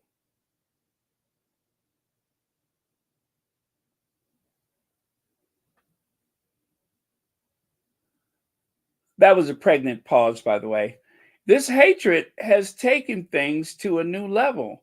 By what measurement are you declaring that this is a new level? Court gossip has been part of royal life for centuries, but the online trolls who are attacking the Princess of Wales as she recuperates in hospital from major abdominal surgery have taken things to a new level.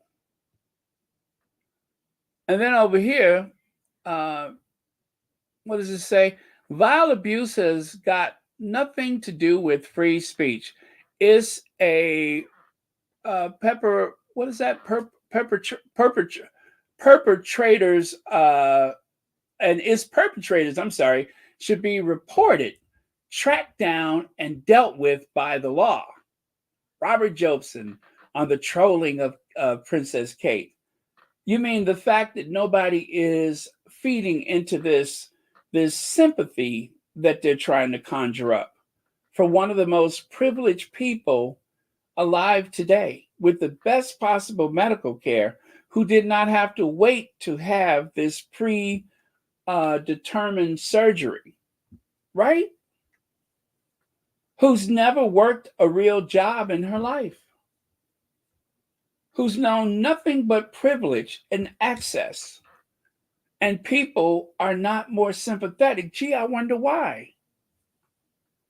With everything that's going on with inflation, the cost of heating and fuel and such, the cost of food, and of course, everything else that Brexit has brought to people's lives, good and bad, mostly bad, is there any wonder people aren't more sympathetic? It beggars belief that these laptop warriors are allowed to get away with spewing such hatred. Robert Jobson on the trolling of Princess Kate. The trolling of Princess Kate. So Robert Jobson, who thought it wise to laugh about dangling a child over a balcony, that Robert Jobson is outraged because nobody is feeding into this sob story about Kate, who has decided to keep things private. Maybe if it wasn't private, maybe if the people understood, there would be more sympathy. But because we're not privy to that information, then it leaves everything wide open for speculation. If you want to curtail, not necessarily stop, but if you want to curtail some of the vitriol, as you call it, then speak about it. Make public what's actually going on. And perhaps, just perhaps, people will be more sympathetic. But until then, what do you expect? Yeah, what do you expect? Right in the book about when they try to force that Fab Four thing on us during the Queen's death, that sort of fake walkabout when they're supposed to be together, that Kate said to another member of the royal family that it was one of the hardest things she ever had to do. Now, then immediately on Twitter you get all those Sussex troll idiots saying, well, you need to get out more if that's the hardest thing she ever done. The point of it is that it was a very difficult. The point of it is very difficult. The so-called the point of it is really. I only got about half of that, Robert Jobson.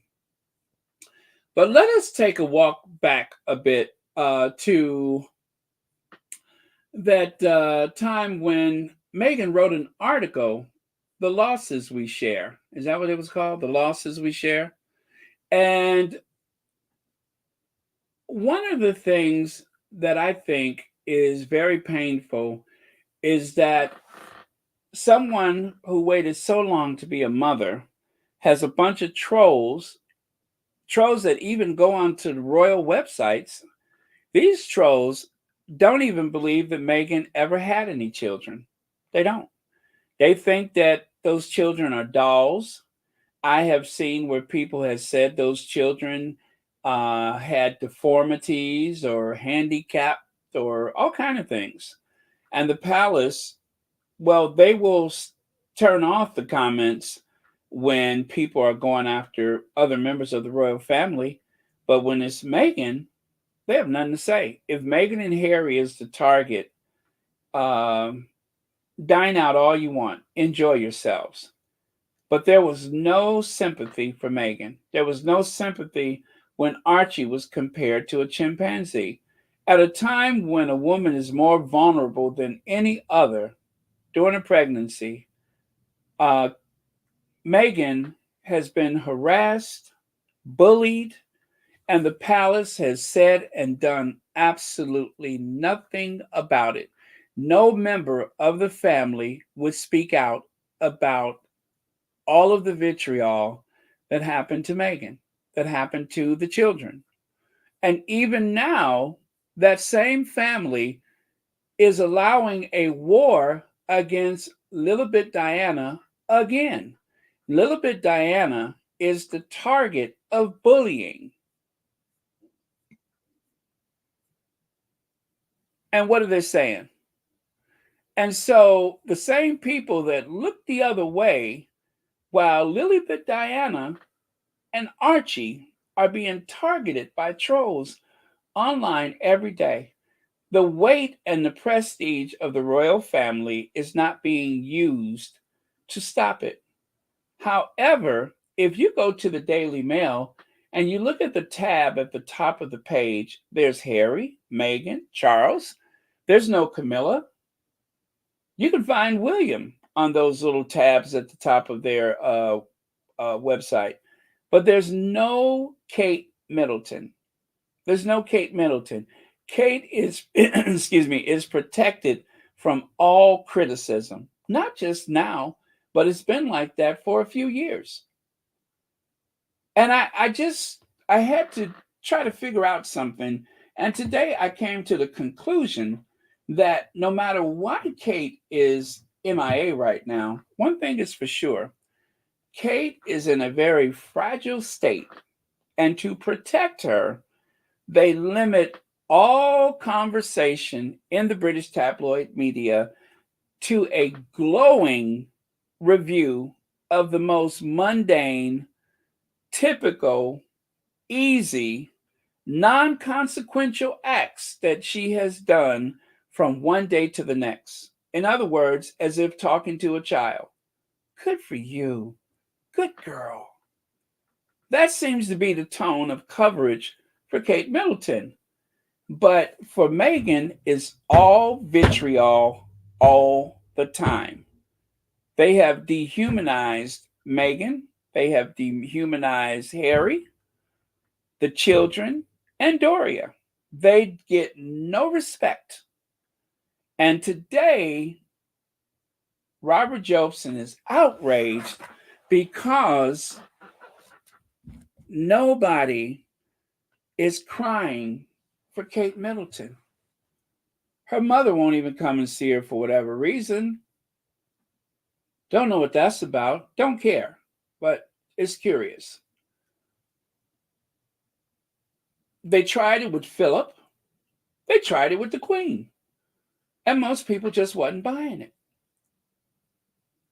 There was huge areas of open spaces on the coronation day, especially the one in Scotland, because nobody was cared. Nobody was interested except for those diehard royalists. But yet they keep trying to drum up all of this love and admiration. They're trying to gaslight people into feeling something that they don't, or they won't. There was no sympathy for Meghan when she needed it the most. While pregnant, the vitriol, the hostility continued. Unabated, it continued. It never stopped.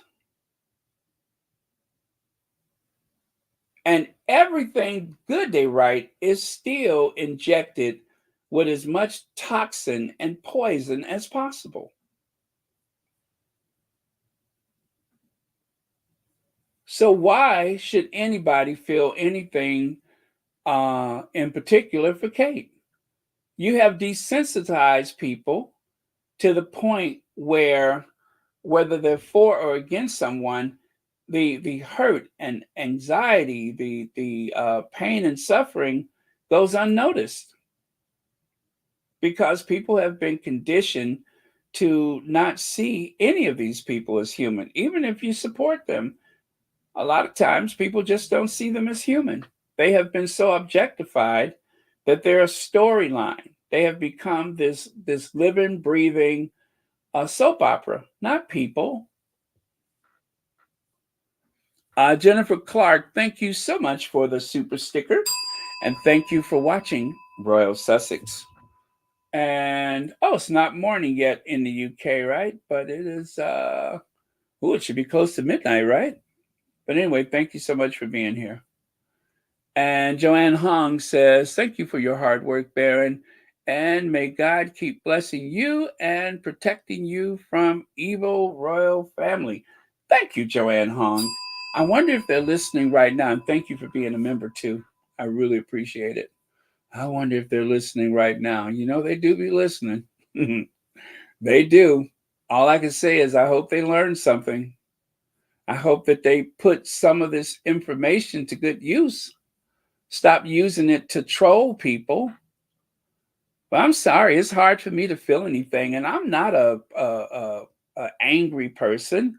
I'm not a vicious person, but it's hard for me to feel sympathy when I know what the British tabloid media is capable of, what the derangers, what those hateful royalists are capable of. Now, reminds me of this situation. Don't think playing the victim helps. Founder of mental health charity Sane says Meghan Markle should find ways of living with whatever disability or disadvantage you have after Duchess told of her thoughts. Right? Remember that? This is someone who is supposed to walk the walk and talk the talk. She's the founder of a mental health charity. And the one thing that you're never, ever supposed to do is challenge people when that topic comes up. You're not supposed to do that. Especially if you're a professional, you're supposed to know better. And yet, like so many other people that happens to be connected, there is no sympathy for Rachel Meghan Markle. So Countess Sane praises Prince Harry for speaking about his experience of grief, saying it's done more good than many, many campaigns. Now, she said that back in 2017, but that was pre-Meghan, right? Prince Harry's grief revelations draw praise from mental health expert, but yet, once there's black blood involved, they say, tough it out. Learn to live with it. Don't talk about it. Learn to live with it. Whatever disability or disadvantage, so what? That's called talking out of both sides of your mouth. See, this is why I save receipts like this for just such an occasion. Stop playing the victim, the Duchess of Sussex is told by founder of mental health charity Sane, Marjorie Wallace. To read Thursday's Eden, that's Richard Eden, confidential column in full, click here, blah, blah, blah, blah, blah. Meghan told, as the founder of, Meghan told, stop playing the victim. As founder of the mental health charity Sane, Marjorie Wallace might be expected to sympathize with the Duchess of Sussex, who has spoken publicly about how she suffered while still working member of the royal family. However, Wallace, 80, she was 80 at the time, is fed up with Meghan's moaning. I don't like victims, something that it cuts off there. The former confidant of the first Earl Snowden, I don't think playing the victim card helps. However, whatever it says, you're a victim of and don't really respect, whatever you're a victim of, I don't really respect people who take victimhood on as a career. The broadcaster adds on the podcast Rachel Johnson's Difficult Women.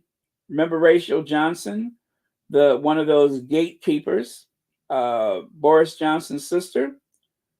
You've got to find ways of living with whatever, right? Marjorie, Shawana Wallace, CBE. Well, my. Shouldn't we have known there were alphabets involved? CBE is a British investigative journalist, author, and broadcaster. She is also the founder and chief executive of mental health charity. His Royal Highness Charles, Prince Charles that is, and SANE founder and chief executive Marjorie Wallace, CBE, at the opening of the Powick in 2003. Well, there she is right there with Charles and Diana. Go figure. In the thick of it, you might say. And there she is on the right at the opening in 2003. A few years after Diana died mysteriously and tragically in that tunnel in Paris, where someone driving had a motorbike come up on the next side of the car and flash lights in a dark tunnel and lost control of the car. But don't think about that. They said that he was intoxicated, even though we saw him bend over and tie his shoe without an issue. But I'm not going to get into that. But so, wow, isn't that a coinkydink? Isn't that a coinkydink? This is why you save receipts. So when someone like Robert Jobson is sitting up there beating that sympathy drum, you can pull out a receipt like this. This was quite a thing at the time, if I recall. This was quite a thing. So much so that MH Media, let's see, it says here, thank you to all who got in touch with us about the mail and express pieces about Meghan Markle, Duchess of Sussex, mental health. Here is the response to our letter to SANE. We've tried to tag as many of you as possible, but do feel free to share. So in that extremely small print, it says, before you make any assumptions based, okay, I'm going to have to make that bigger because I can't see Jack. Hold on. Oh, that's better. Before you make assumptions based on the distorted and misreported article in the Daily Mail and repeated in the Daily Express and referenced by, is that iNews Online? You should know the truth of what was said on the podcast. In the Difficult Woman podcast, Rachel Johnson interviewed women who have had prominent career, blah, blah, blah.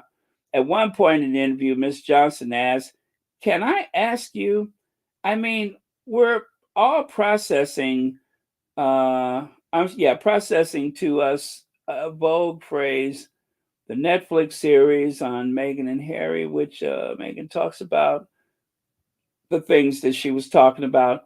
Do you think it's advisable? And Miss Wallace, what did she say?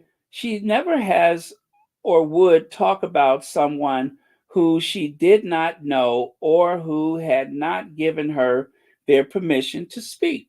Later in the edited interview, Miss Wallace, referring to the difficulties of her own life, explicitly stated, this is nothing to do with the Netflix series. I don't like victimhood, and I've never played it in my life. I mean, let's say at least I hope I never played it. I have had terrible times with the children, with my life, with divorce, but I don't really think that playing the victim card helps.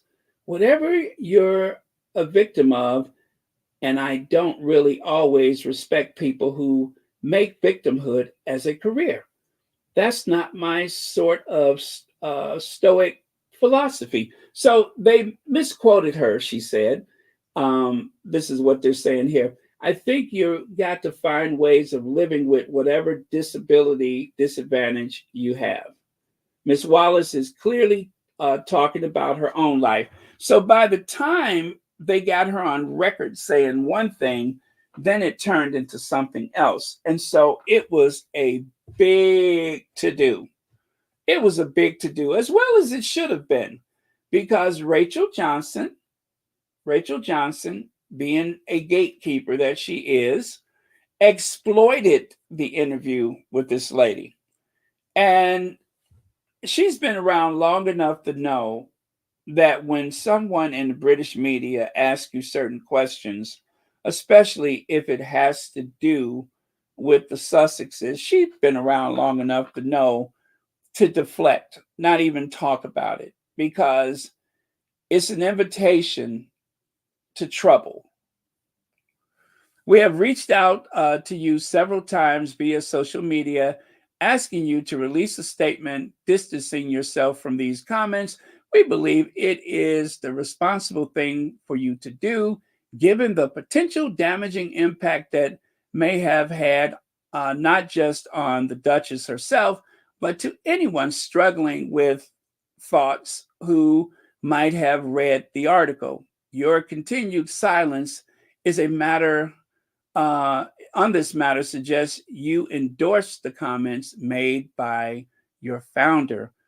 So the Sane, which I don't think she's involved with Sane anymore, even though she was the founder, they, you know, they were called out.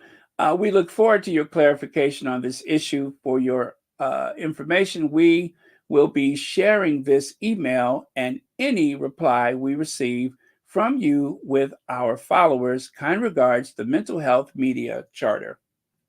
So it really blew up.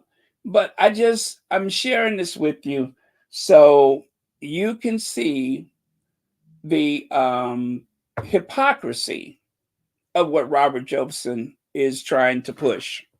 The royal family support will help fight the stigma of mental health, as our CEO, Countess Sane, told the Associated Press. Well, look at there. I think she was celebrating the fact that Heads Together. And this is another thing. William and Kate were involved with the Heads Together. Surely Harry was the one who came up with any ideas, but they signed on to it. They showed up. They took pictures. They smiled. Kate threw her hair. They did the usual. Everybody walked behind William. It was one of their kind of dates, you know. But knowing all of these things, having been exposed to the pitfalls of not receiving support when there is a mental health crisis, how dare you participate, ignore, facilitate, maybe all of those things when it came to Meghan's struggle? William and Kate did absolutely nothing. Nothing. And when Harry and Meghan were trying to plan their exit from the family, someone working for the Cambridges at the time leaked the information, right? Leaked that information, causing a lot of pain and suffering to the Sussexes. And when Harry wanted to, bring charges or have that person punished for it, what happened?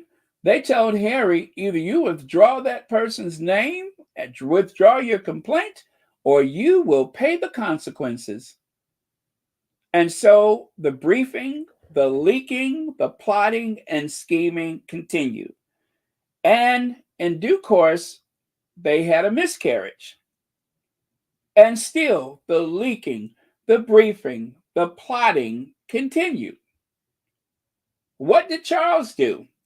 What did Camilla do? What did Kate do? And what did William do? Nothing. It seems as though they were benefiting from all of the misery that Harry and Meghan was going through. So I say again to Robert Jobson, as you sit on your high horse, wow, that sounded weird. I'm trying to picture Robert Jobson on a high anything, including a high horse. Well, as you sit on a reinforced chair As you sit on cinder blocks or a retainer wall, whatever they find that'll support you, as you sit on something sturdy, think about what you're saying and think about what you have been a part of. Enters Danny Baker. Royal baby leaves hospital. Again, at a very vulnerable time in the lives of Harry and Meghan, their first child.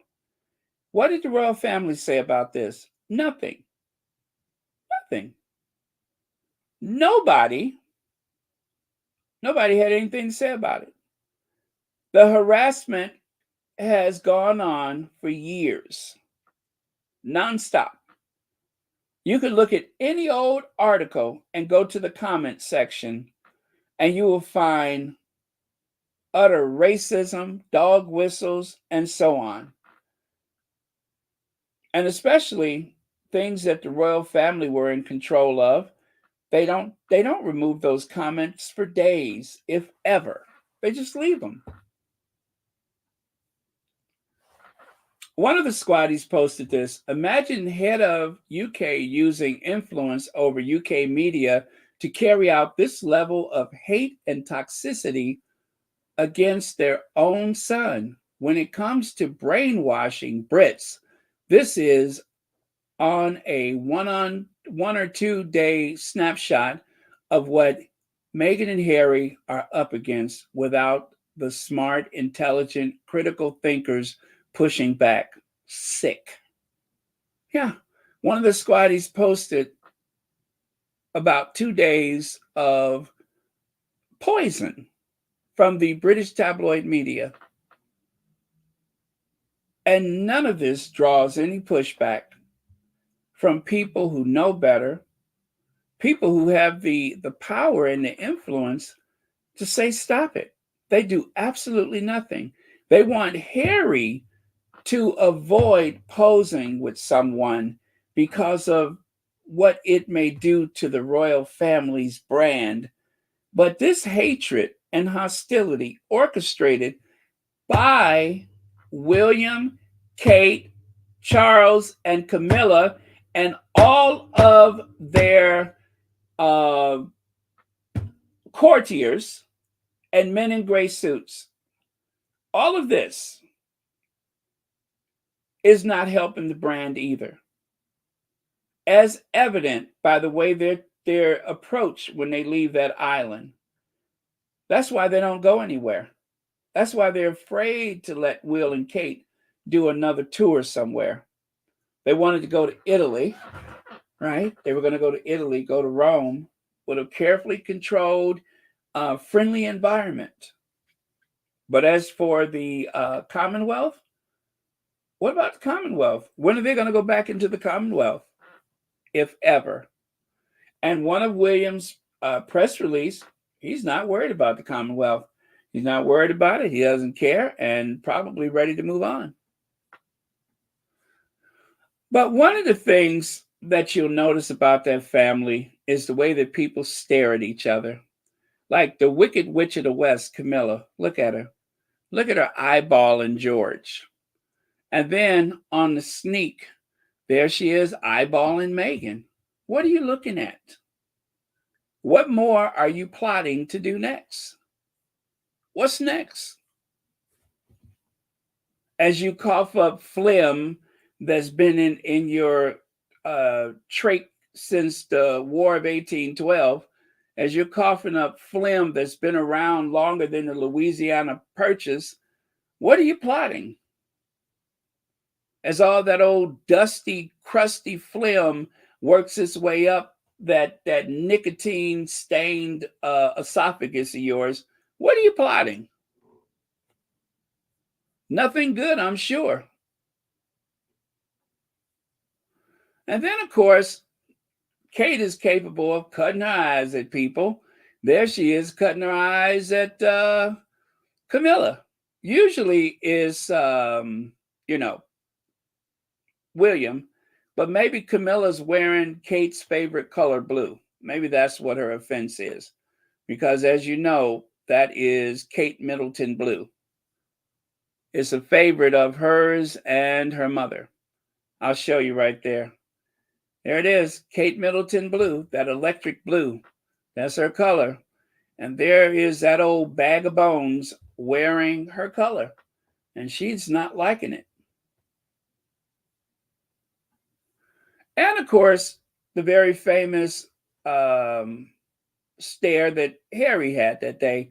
William didn't have enough guts to witness what was going on. But Harry, oh, he wanted to take it all in. He needed to see it to believe it. This is the prayer service at the St. George Chapel.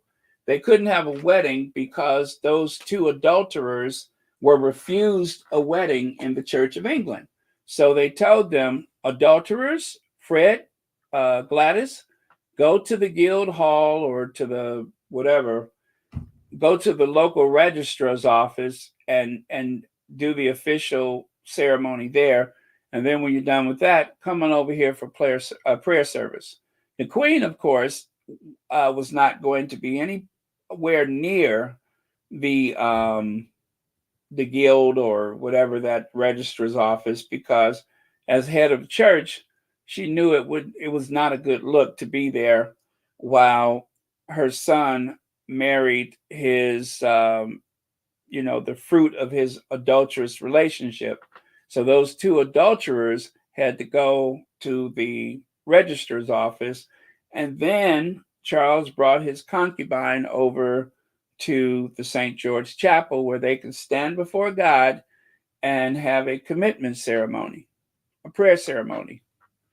The future head of the church had a prayer service at the St. George Chapel.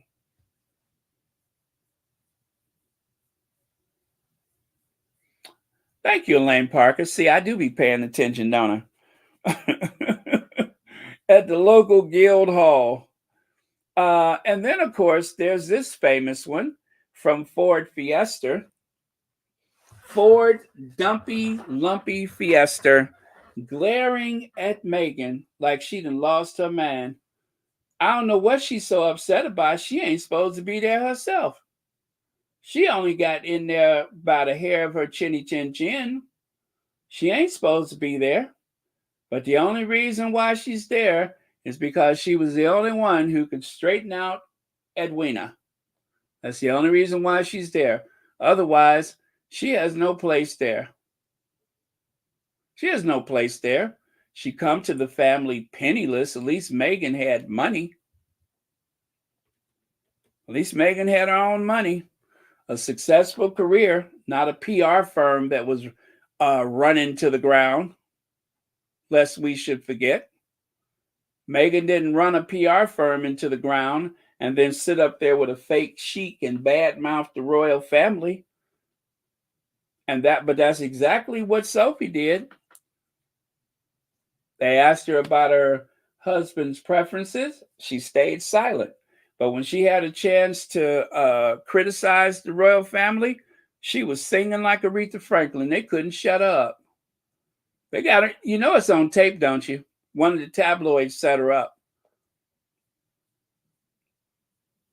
Yep, one of the tabloids set her up.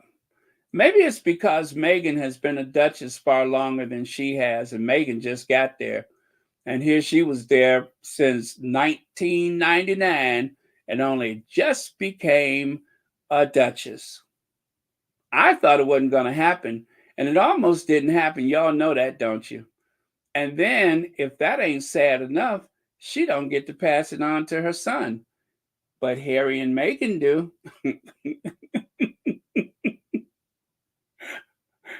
Archie will be the Duke of Sussex. She doesn't have that luxury because, well, obviously they didn't feel like she was good enough to be able to share something like that. Speaking of share something, I think one of the things that bothers her is that somehow somebody leaked an x-ray. You know, she's supposed to be superior in every way, right?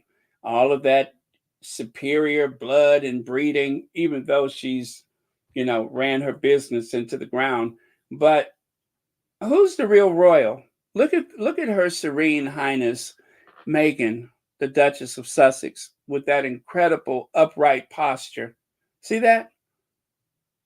So elegant and so beautiful. And then there's Sophie stumping along with those pudgy arms and legs and that gut and I mean just a mess. Just a mess. Look at her. Maybe that's why she was staring at Meghan like that. I don't know who leaked this on the internet, but somehow we managed to find the x-rays, and comparing the two of them, she has a lot to be angry about because life has not been so kind to her.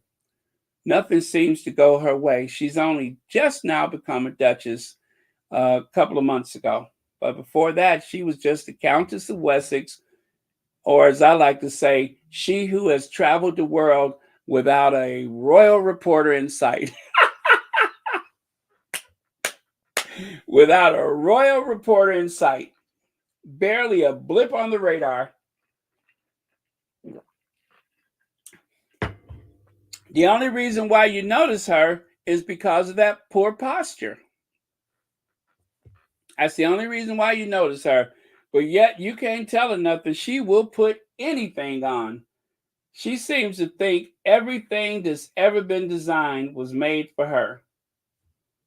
No matter how vulgar it looks on her, she thinks everything is for her. How dare you stare at somebody like that? You done lost your mind. And poor Charlotte don't know what to make of it. You know, Charlotte, who almost got her title. Well, that wasn't the first time. Look at her. Well, when she's at the top there in white, she glanced over at Meghan. And then, of course, when Harry and Meghan was leaving the St. George Chapel, look at it back there, like some kind of troll or well, what do they call it? Like a stalker. Look at her back there like a stalker. That's one angry, penniless, pudgy woman. And then, of course, there's this famous stare. William and Kate, they seem to be fixated on Rock Savage and Rose. Don't know why, but this is like going to be what they should put this in the National Portrait Gallery. The fact that it's not there is really a shame, but this needs to be in the National Portrait Gallery. And I think this is the only woman in Britain who came close to being a friend of Kate's. Now, they say Will and Kate is under pressure. Now, I'm going to get very serious now because I do want to point this out, right? They are under pressure. They have been nasty and cruel to Harry and Meghan. I'm not going to pretend otherwise. I'm not going to say I doubt that in the least. Harry and Meghan has already spoke about the way they have been treated by members of that family, in particular, these two. The aftermath of Harry's memoir. Look at there. This is the loved up couple that everybody tries, well, not everybody, but the tabloid has been trying to gaslight people for the longest, right? And that's the same thing that they did with Charles and Diana. They tried to make people believe that they were not seeing what they were seeing. The Prince and Princess of Wales arrive at the service at the cenotaph at which Prince William will lay a wreath. How about at, what was that, the Commonwealth Day service, the Christmas Carol, the Earth Flop? I have never seen two more happy and enthusiastic people in my life.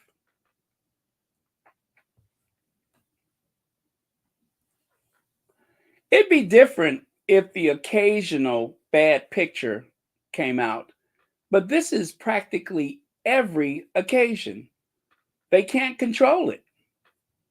The least unguarded moment and the truth comes out. Now, sadly, on the right side there, the couple gave each other a loving look on the green carpet as they headed to the inaugural awards. That was the first Earthflop award right there, right? That is honestly the caption. I still have a screenshot of the photo from top to bottom. And at the very bottom, that's gaslighting, by the way, because the caption says one thing, and that is the reality of it. If that's the look of love, I tell you, hide all of the blunt objects in your house. Go to the kitchen and anything that's silver, hide it. Yep, anything. Hide the knives, hide everything. And Williams, help me look. How many times has he glanced at the camera with disdain? He's trapped. Harry said it. Harry told Oprah because they're trapped. They don't know they're trapped. Yes, they do. William knows. This is why nobody was available to marry William from the aristocracy. Nobody wanted him. There was only one person who was waiting around for him to ask. Only one person. It took 10 years. Off again, on again, off again. Because in between those periods, William was trying to send the signal, I'm available. I'm available. I'm looking for someone with a title from the right family. I'm available. Nobody came forward. Nobody wanted that life. The Prince and Princess of Wales' popularity has plunged after publication of Prince Harry's memoir, Spare. Prince William and Kate's popularity plunges after Spare. And even now, while she's in the hospital, things are not getting better. It's getting worse. It's getting worse. If you could believe that, it's getting worse.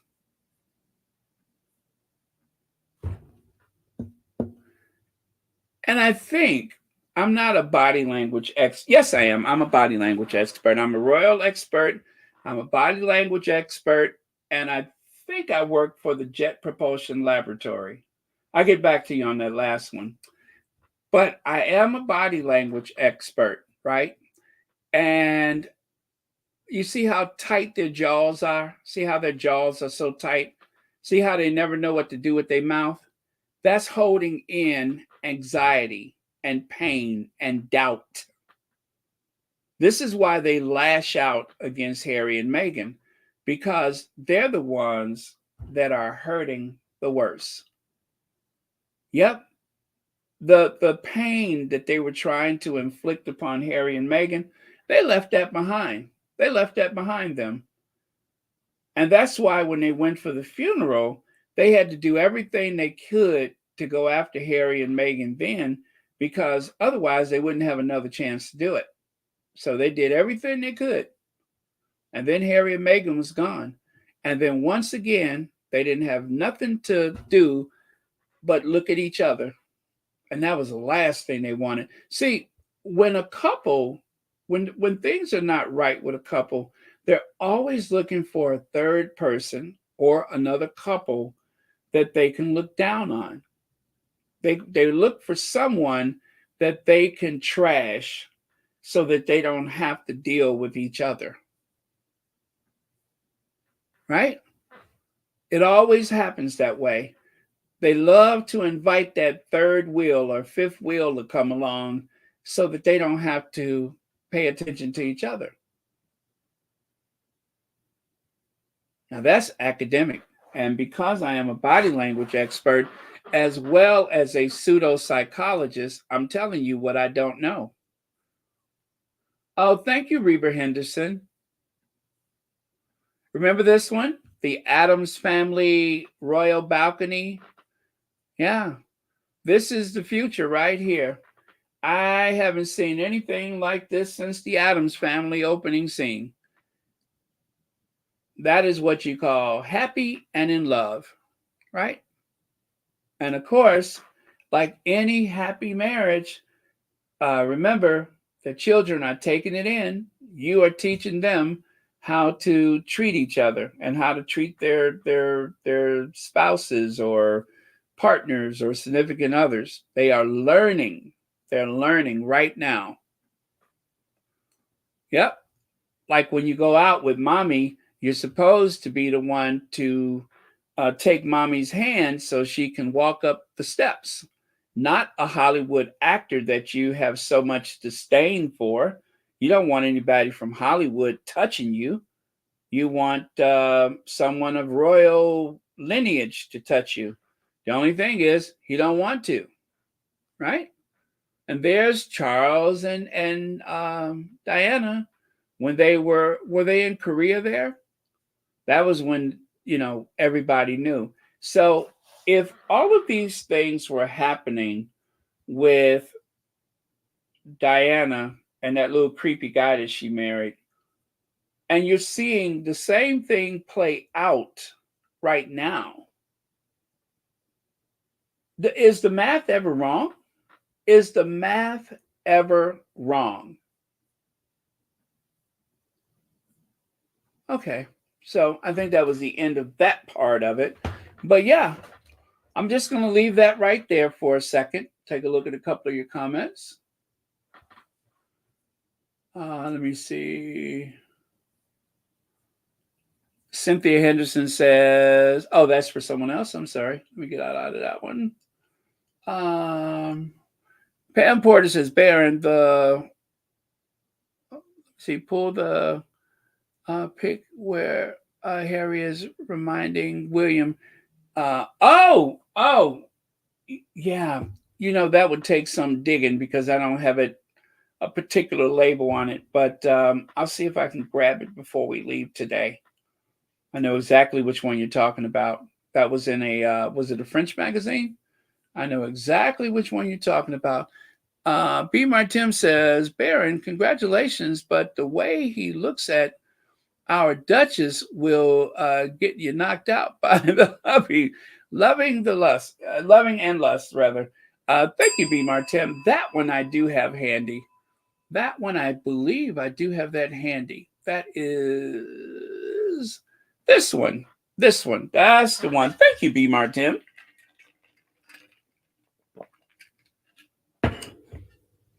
Of course, this is not as famous as that photo with the Rock Savages, but amongst the squad, we have kind of taken to this one because it does say a lot.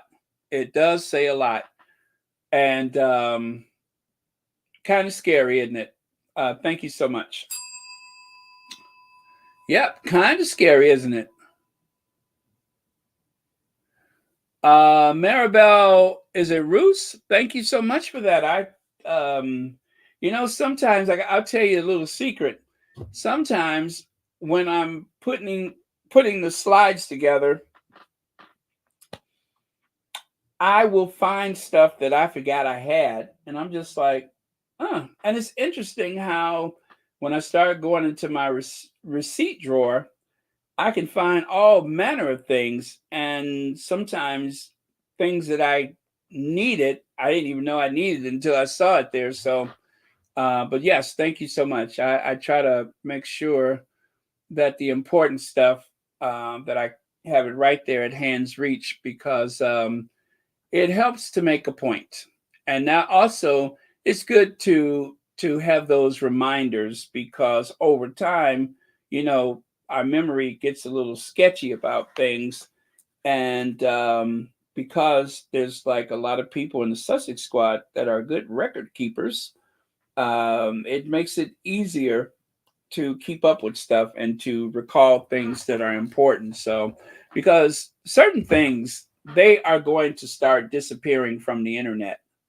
They're going to start disappearing, those things from the internet, and we won't be able to make the case if we don't have things at hand's reach, because they will try to change. It's like what they're doing with Diana's memory, Diana's legacy.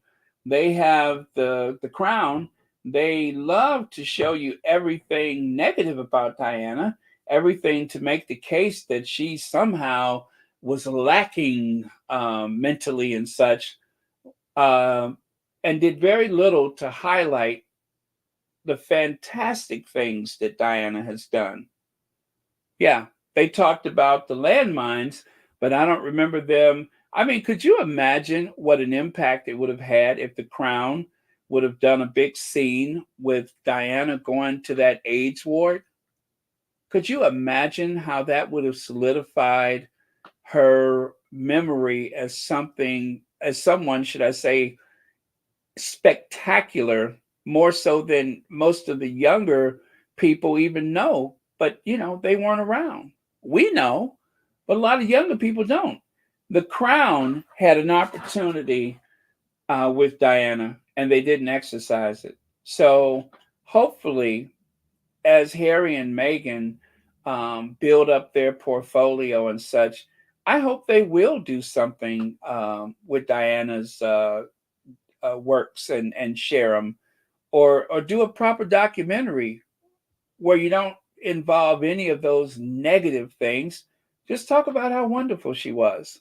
Leave the royal experts out of it. I would love to see something like that without Roy Anika or what's that little butterball? What's her name? Um, Rebecca English. Without any of those people popping up. That little butterball, Rebecca English, I don't want to see her pop up in the documentary. I would love for someone to do something proper that represent Diana in a positive light without all that spin to help Charles and Camilla. Yep, definitely.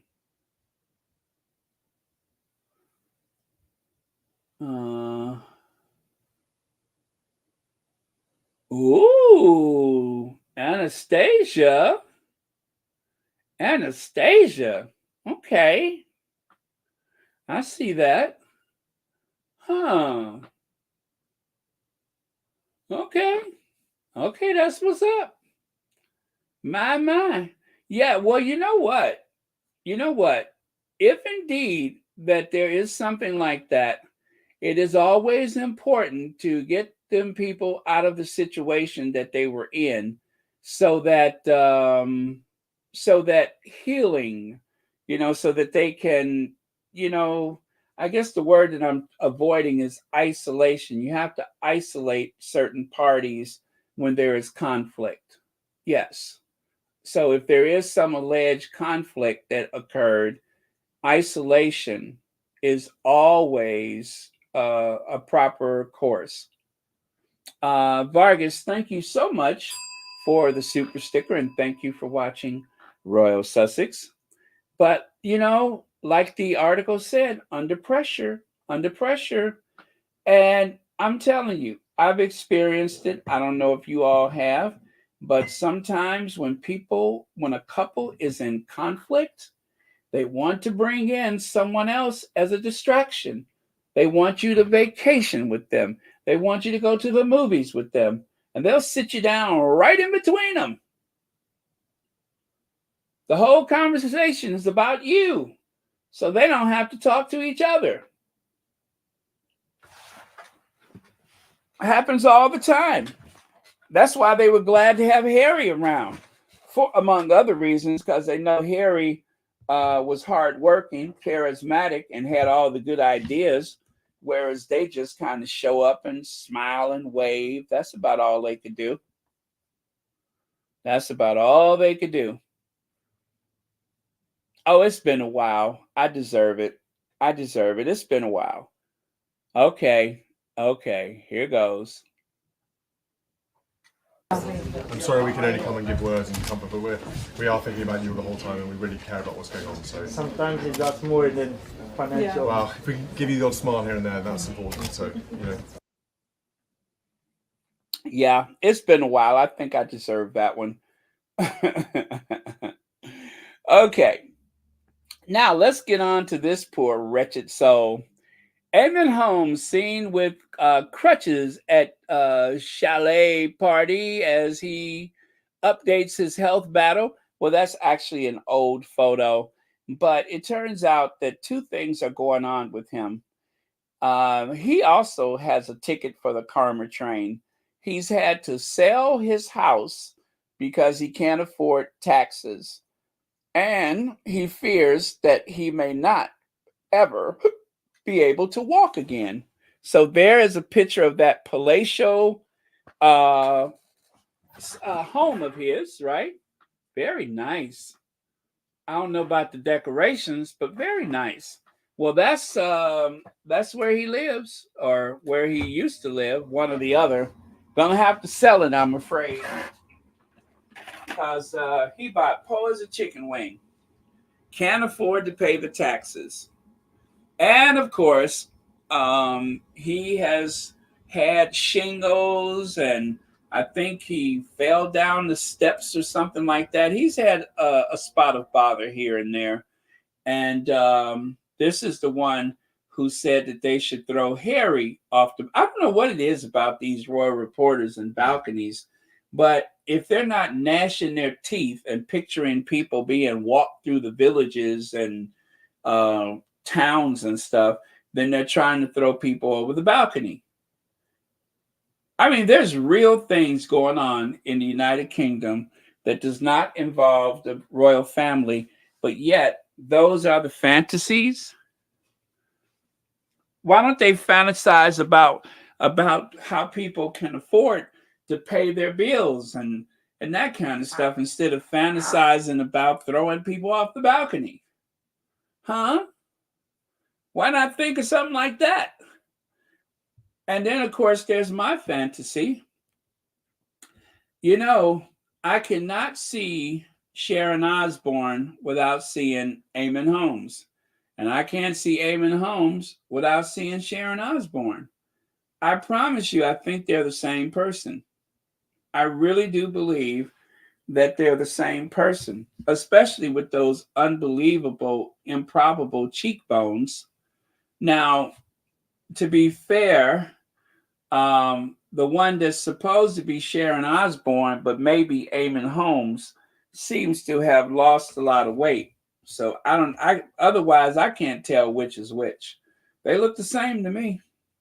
They look the same. Good Lord. Have we really been on here 2 hours and 39 minutes? Where has the time gone? Well. If it isn't the Duke of Edinburgh. He's in he's with the Zulus. Yeah, he's with the Zulus. And as you can see, the Zulus have never seen anything like him before. As you can see, they have never, ever seen anything like him before. I mean, they've seen cartoon characters.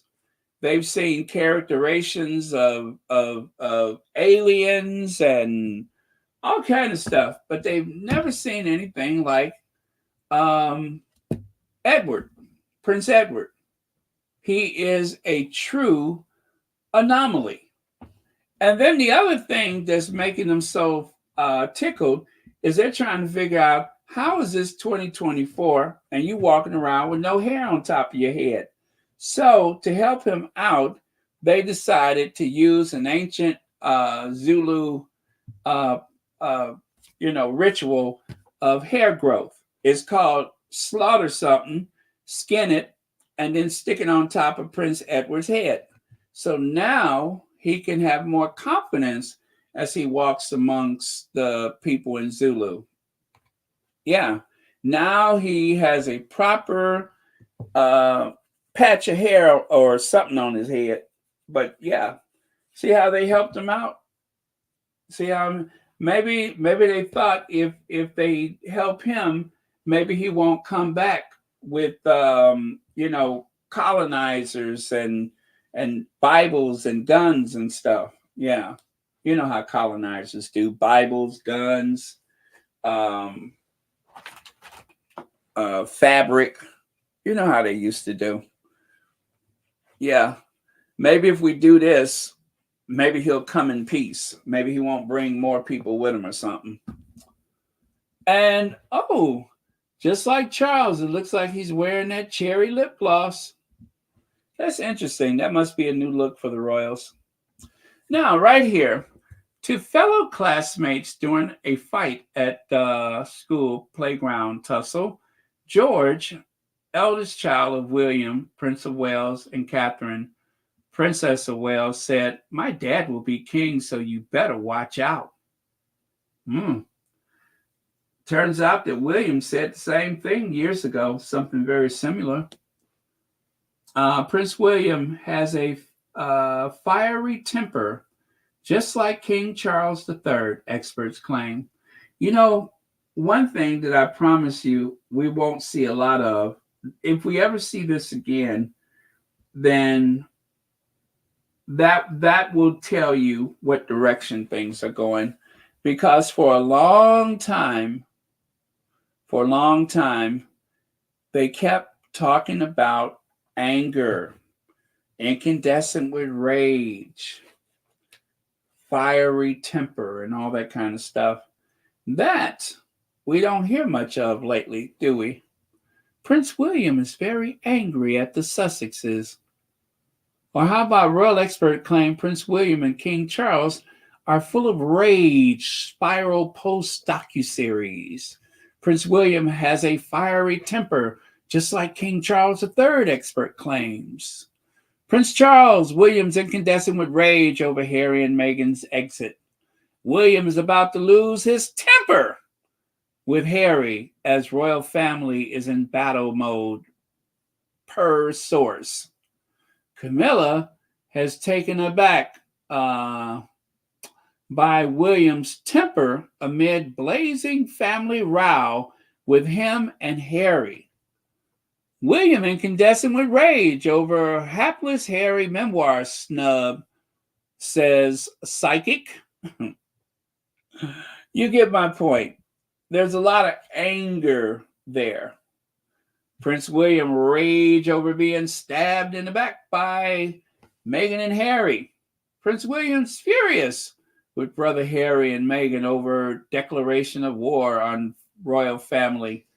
All of these things really look bad for William. And given the current state of things, it could really, really turn the public against him. This is the same William that attacked Harry, right? Harry said in his memoir that William came over there frothing at the mouth, incandescent with rage, chased him through the house, knocked him over a doggy dish. He ended up cutting and bruising his back, and then told him, like any abuser, he told Harry, "Don't tell Meg, and don't tell Meg, eh?" He's got a real problem. And I don't know if the current state of things is a manifestation of those issues that he have, but surely this man ain't wrapped too tight. And the royal family does not trust him to execute the duties of a monarch, not even in the capacity of a council of state. They are afraid of the day that William takes the throne. They are definitely afraid. And for you royalists that are hate watching or hate listening, let me tell you something. Be careful what you ask for, because that man ain't wrapped too tight. And when he gets on that throne, all manner of trouble is going to start. If you think there's a problem now, wait till William get on that throne, and you will see why people are so nervous. They're not nervous because they're afraid of him physically. They're nervous because he is so reactive, so ignorant. He has he lacks control over his mental capacity. Or what am I trying to say? He a little cray-cray. So be careful what you ask for. Very impulsive and reactive, and easily controlled. All you got to do is tell him what he wants to hear. I mean, that's how his brother was run out of the country. And what happened? They kept Christian Jones, And Harry lost his money and security. That's what William is capable of. And Charles, he ain't much better. So be careful what you ask for, because William's coming. And it's going to get real nasty. YM Joy says Edward even wore his suit from 1989. The last time anyone there remembers who he was. Wait, I got to go back to it. Last time anyone there remembered who he was. Still better than his wife and her favorites from 1939. Oh, man. Yeah, he's got probably got the ducktail, and he's got the double-breasted. And, of course, it wouldn't be complete without those Joan Crawford shoulder pads. Yeah, he's got his Joan Crawford shoulder pads. And thanks to the people of Zulu, he's even got hair. Thank you so much for that, YM Droid. The last time anybody remembered him. I love it. Thank you.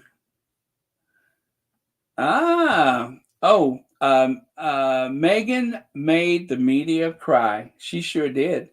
Meghan made the media cry because they were expecting Meghan to be at the award ceremony, and she faked them out. And maybe that's why they have been trying to drag all this stuff up about Mario Max, whatever it is. Maybe that's why they're doing all that, because they're probably angry and bitter because Meghan was a no-show. And they had already written a story. I'm telling you, the Sussex squad really, really deserve points for how clever they are, because the Sussex squad had already figured out that they had written a story even before the event took place. And we know that because they had even described Meghan's appearance on the red carpet, which is, impossible because she wasn't even there. But yet they had accidentally printed it anyway. How Harry and Meghan looked glamorous as they walked the red carpet. Harry didn't even walk the red carpet. So if Harry didn't walk the red carpet, surely, yeah, but they tried it. So they're angry, they're bitter, they're disappointed. They thought that Meghan would be there, and she wasn't. And then, of course, now they want to try to drag everyone that was present, accuse them of being D-listers. Some of the wealthiest and most successful people in the country are D-listers because Meghan didn't show up. So they decided to go after everybody else. And even though Camilla had a party, not last Christmas, but the Christmas before that, she had a party with the likes of Piers Morgan, with the likes of, who else was there? Let me see, it was Hoghead. Was Jeremy Clarkson there? Yes, Jeremy Clarkson was there because he went and wrote that article the next day. So this is the photo that was requested.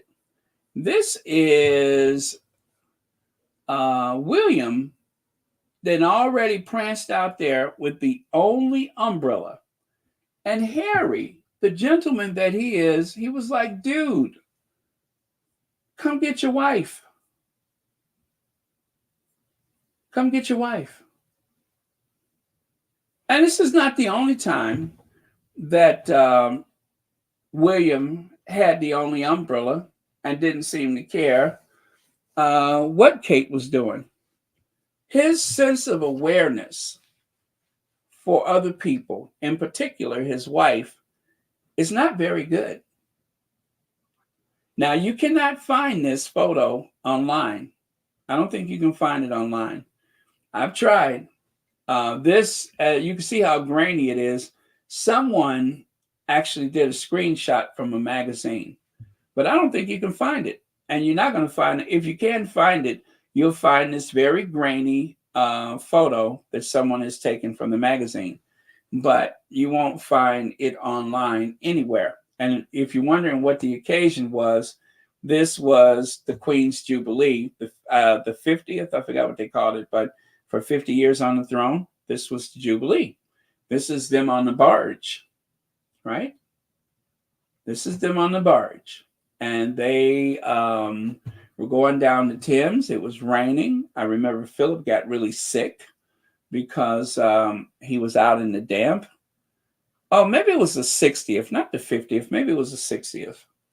But anyway, Philip got a little ill from the rain and everything. And they had the thrones at the front of the barge, and both the Queen and Philip refused to sit on the thrones. But you know who would sit on the thrones, right? Will and Kate. They would sit on those thrones just as proud. You see, and that's the difference. The Queen has enough sense, or had enough sense, should I say, to know when to and when not to. So the Queen had enough sense to never, ever get photographed sitting on a throne. I don't think the Queen has ever been photographed sitting on the throne on any occasion other than the opening of Parliament. And I'm trying to think if there was any other occasion, but typically the Queen just does not sit on the throne, or would not sit on the throne. Will and Kate, well, we have them photographed being carried by the natives, right? Just like some old movie. They were being carried by the natives in the year, 2011, 2012? Now, to be fair, the Queen did it back in the 50s, but that was back in the 50s. Surely that would never happen again. Even Charles doesn't have a photo like that. But Will and Kate smiling and clapping while all the people of color was carrying them. They were so tickled. Black Queen says, Baron, check if Harry and Meghan are in Kingston, Jamaica. Is that code for something? Is that code for something, or are they really there?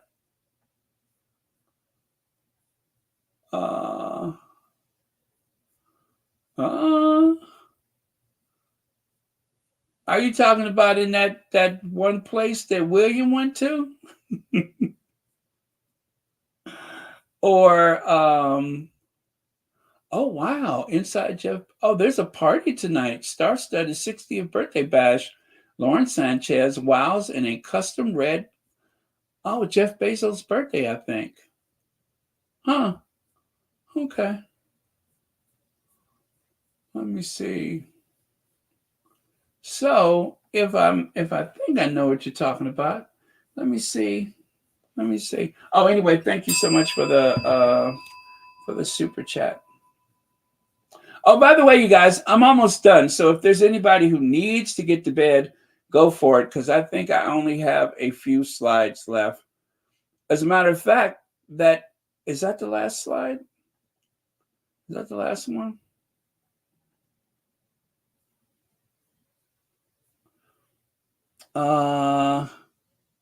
Yeah, I just got a couple more.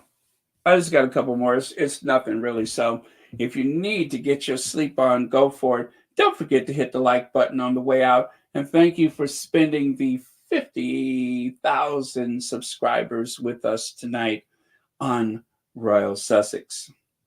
Okay, so let me take this away. Let me take that away. And let me check on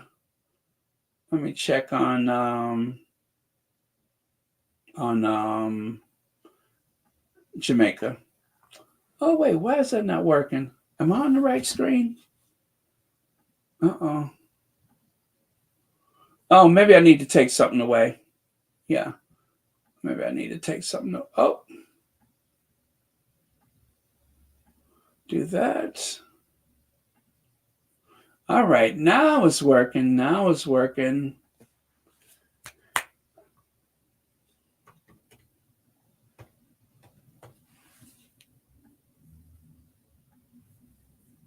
Yes, Prince. Prince. Okay. Prince. Trenchtown wants $245 billion. That's what Trenchtown wants. $345 billion. Yes. Thank you. Yes, sir. Yes, sir. That's what Trenchtown wants. Yes. What do you mean?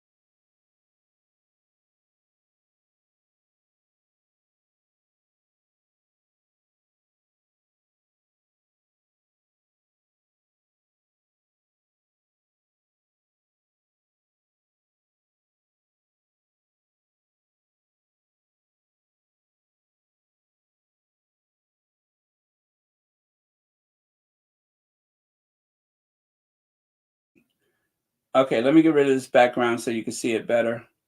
There we go. There we go. Wait, how long did I have you guys muted?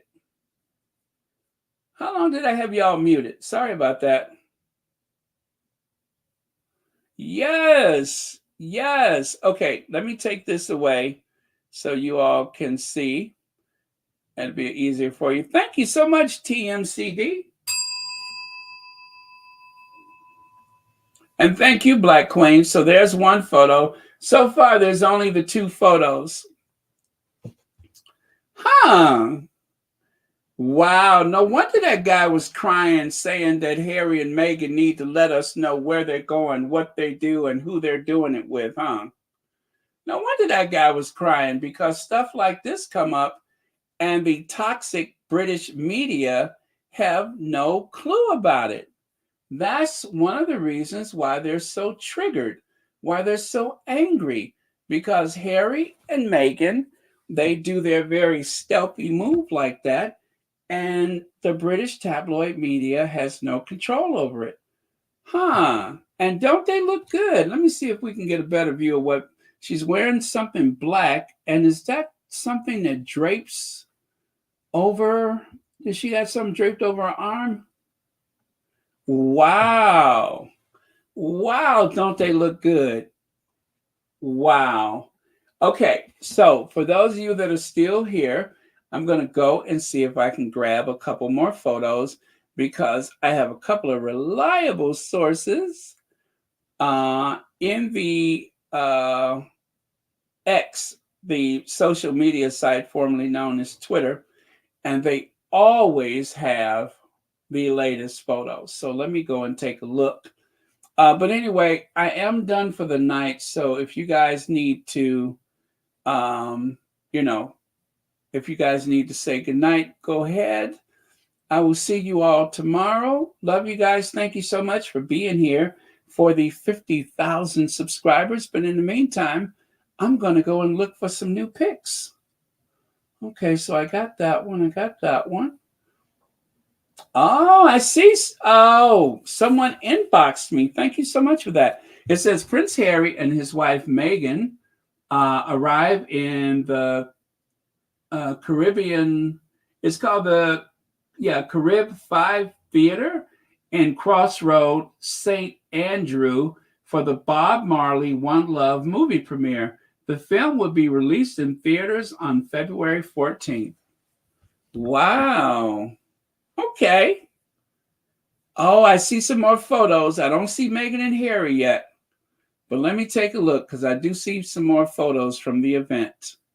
I see the Prime Minister of Jamaica. I see him.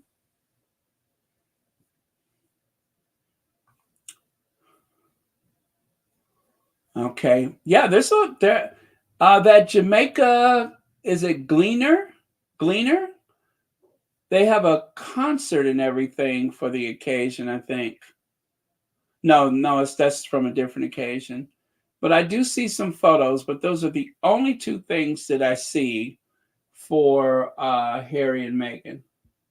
Otherwise, I don't see anything else with them. Oh, that's the poster for the movie. I see the movie poster. That's it. So, well, for now, Katie V, thank you so much for the super sticker, and thank you for being here tonight.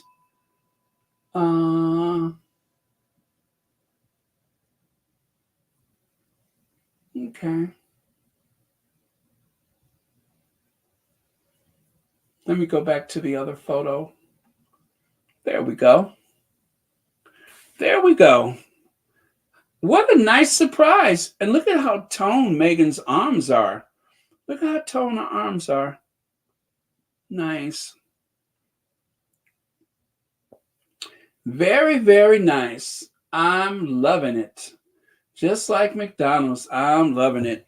Love Wins Movement says 50,000 K is beyond incredible and a testament to your beautiful soul and vocal stylings.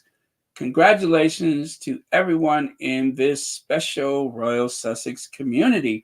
Thank you, Love Wins Movement. Thank you, thank you, thank you. Thank you, Katie B. And thank you for being a member, by the way.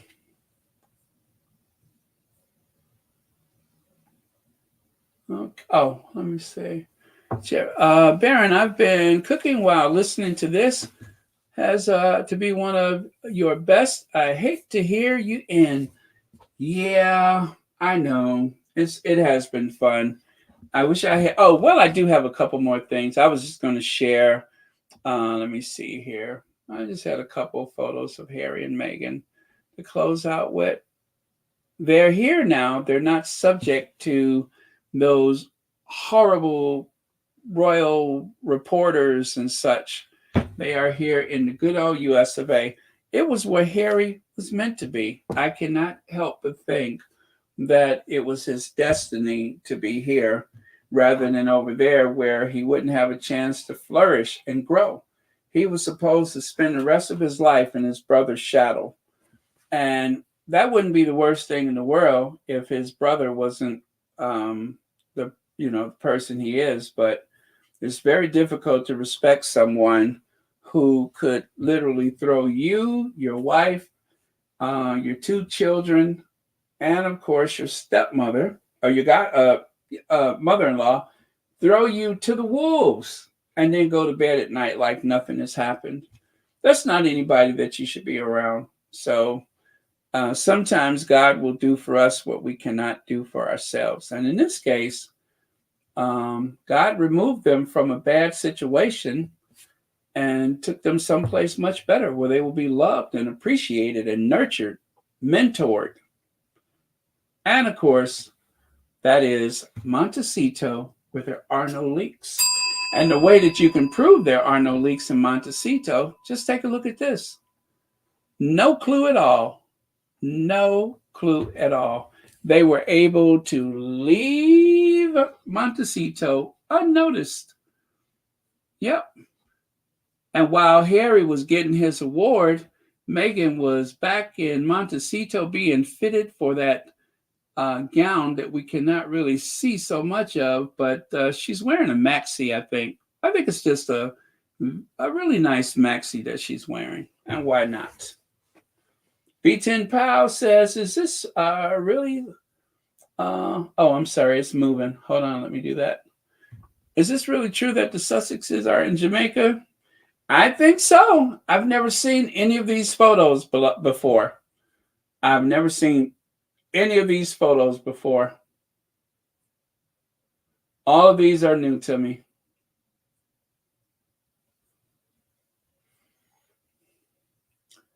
Yep. Come back to Jamaica. What's old is what's new. So make it Jamaica. We're waiting for you. And if your name is William, we got something to share. Yes, Prince. Trenchtown wants $245 billion. That's what Trenchtown wants. 340. You owe us some money, and you don't have enough hair. So make it Jamaica, and bring your checkbook, because we need money, and your families are crooks.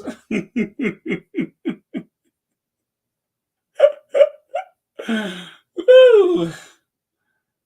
I just made that up. As a matter of fact, I'll let that be the last word of the day.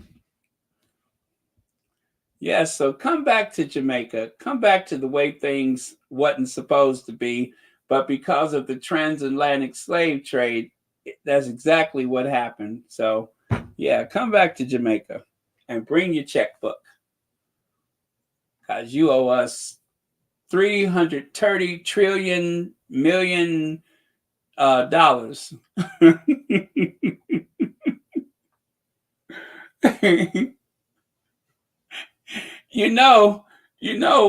While Harry is there, they're going to ask him to forward some paperwork. They're going to say, Harry, can you forward this to your brother and your father? It's a bill for $335 trillion.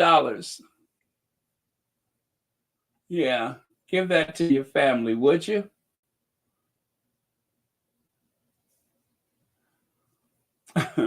Okay, before we go, you guys, I'm going to go and see if there's any more photos, because let me see, the Sussex squad. Oh, okay. Um,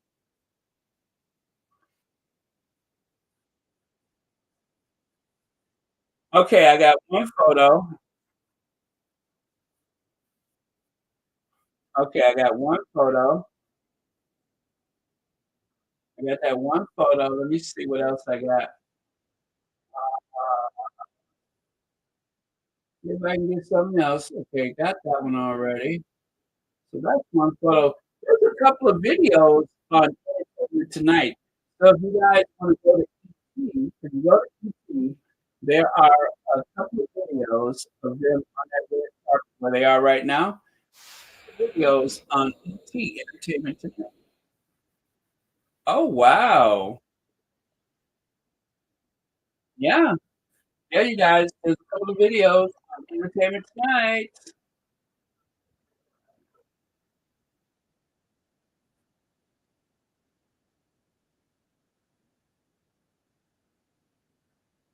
Wow, nobody's texting me. That's good. Yeah. That heckling person out there. But you know, they ain't having that in Jamaica anyway. Woo! Somebody is gonna be salty when they see this. Lord have mercy. They're gonna be up all night in Kensington Palace. They are gonna be up all night in Kensington Palace trying to um, respond to this one. You know what they're gonna say. Harry and Meghan out having a good time while Kate is in hospital and Charles is waiting for surgery, and I don't care. Go and live your best life. Go live your best life.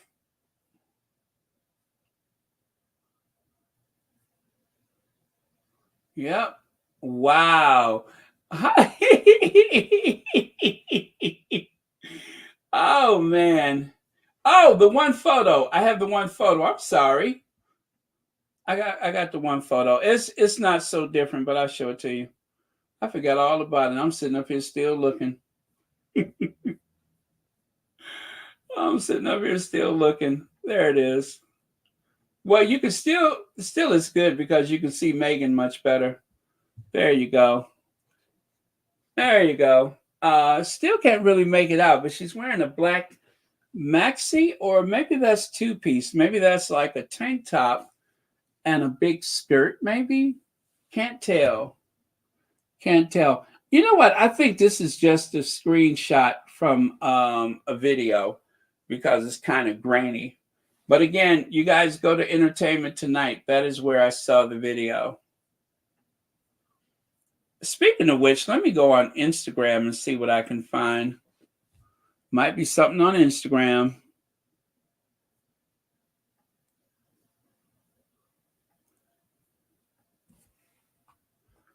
Jamaica.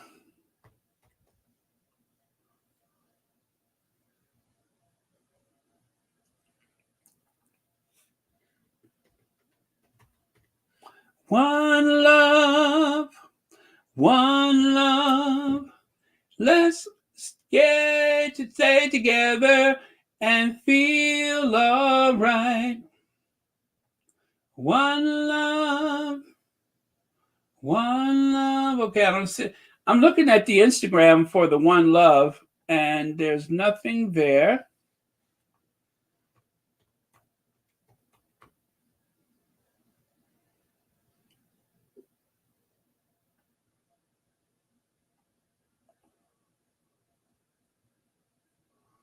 Okay. Yeah, there's nothing there. But I'm gonna go to a. I'm gonna take one more look through you guys and see what I. Oh,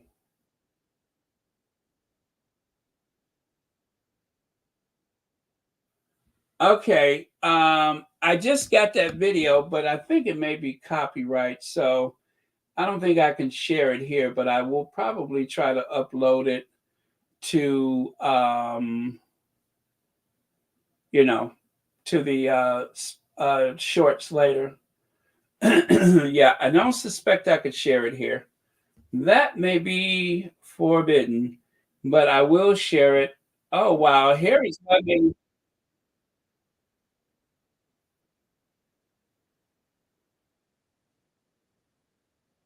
Oh, I tell you, I wonder if Harry is hugging that guy. Do you remember the guy that said that they would have preferred Harry instead of William? I wonder if that was the guy that Harry was just hugging. Oh boy. If it is, if it is. Okay, I got a couple more photos, you guys. I got a couple more photos. Just found two. Oh, Megan is wearing something that almost looks like a ball gown. Yeah, it's got a big full skirt to it. All right. Okay, so there's that. Let me see if I can find one more before I come back, you guys. Give me a second. I'll see what I can find. I'm just going to go and take a look at all of my reliable people and see what they got.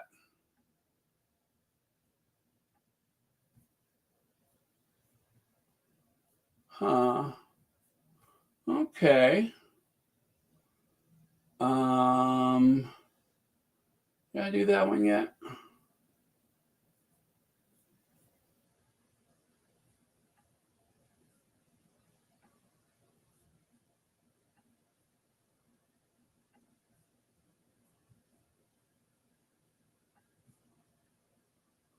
Okay, so far I got 3 photos.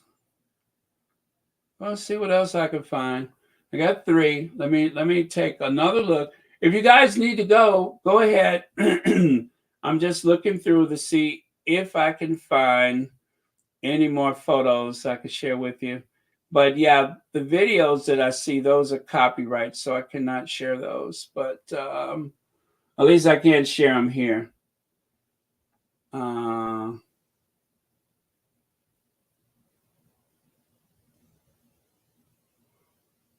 wow. Okay. Yes, I just got the Prince Harry hugging Ziggy Marley. Now, is that the guy who told the people that it would have been better if Harry and Meghan would have come instead of Will and Kate? I think so. Ziggy Marley. All right. All right. That's what's up.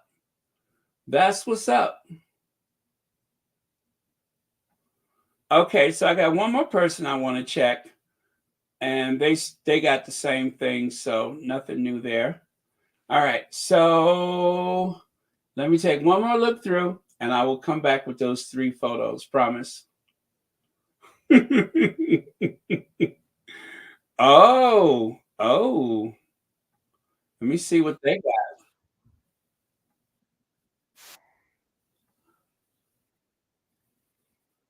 Okay. Oh, let me see what they got. Got that. Got that. Okay, they got everything I got already.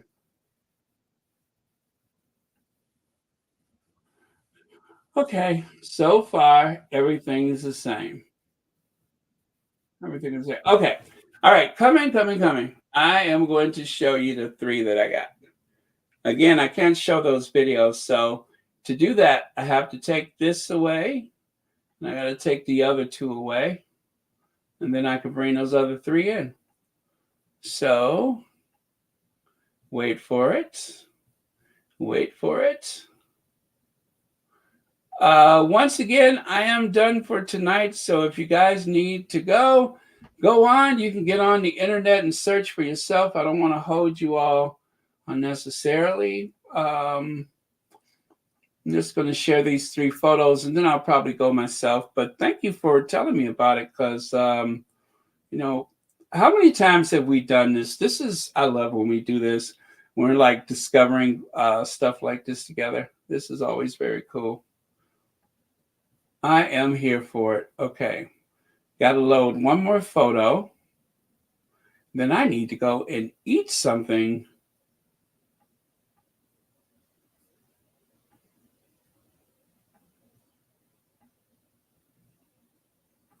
So there's one. Okay, we saw that one already, but that's the same one. This one. And that one, well, that's kind of, no, that's not it. Oh, I'm so sorry.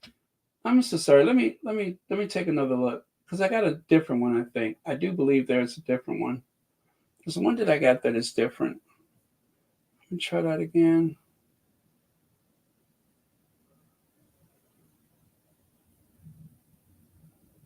Oh, you know what? I see. It's the same. It's just from a different news organization. So yeah, those other ones are the same. Sorry about that. Okay. So yeah, this one is the same, and that's the only one that's different, is that one right there. Yeah, see, that one's from the Star, and there's the movie poster. First he changed music, then he changed the world. Bob Marley, One Love, only in theaters 2024. So there. That ought to be very, very good. Okay, so with that, you guys, thank you again. Thank you, moderators, for keeping this a safe space. Could not do it without you all.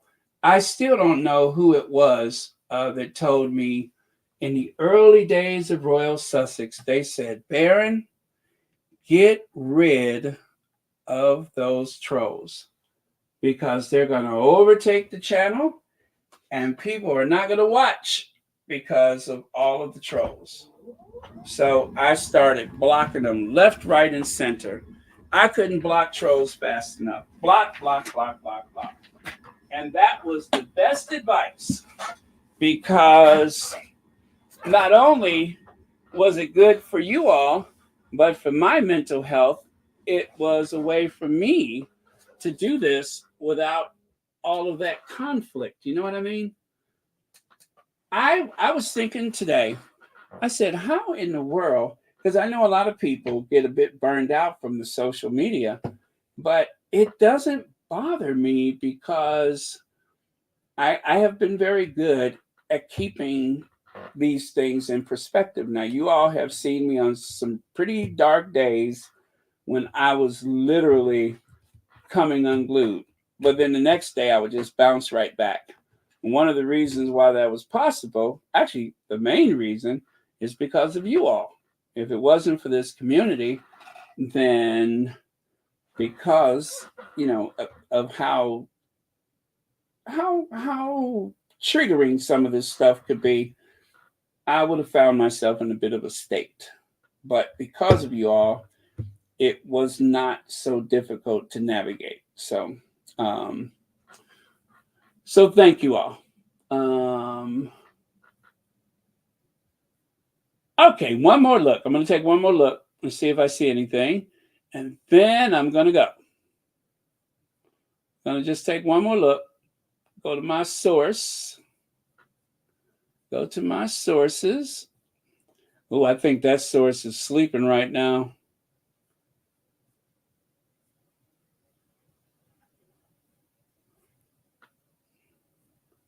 Yeah, go to Entertainment Tonight. ET. Go to ET. ET has some really nice video. And if you don't go to ET, try the but yeah, ET has the good video, because I want to get into spaces and enjoy the party there. Should be very interesting. And of course, I will talk about it tomorrow. I will try to upload some videos tonight. Yeah, I just didn't see anything else, cookies and cream. Of course, let me try one more thing. Let me try that. Yeah, they haven't loaded anything else.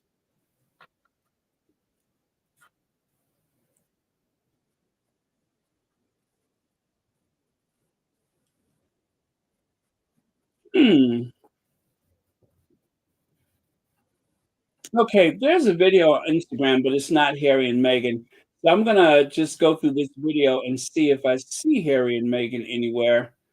And at the very least, I will screenshot in this video.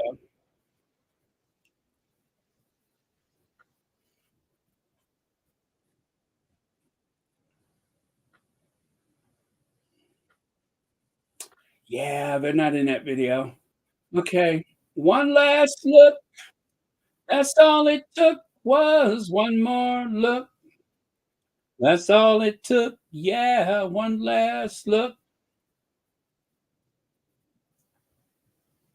Yeah, nothing else new. And these videos are like 30 minutes or more or less old. Prince Harry arrived. Let me see. Prince Harry uh, arrived at Carib 5 Theater at Crossroad. Yeah, I saw that one already.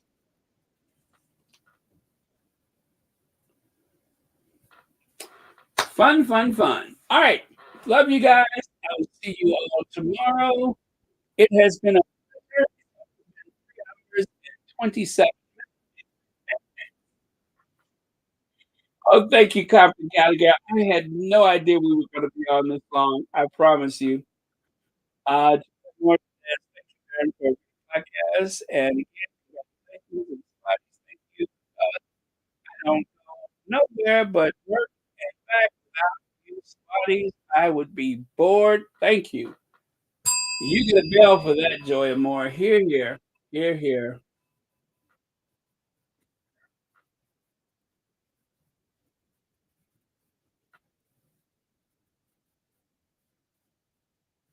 Hmm.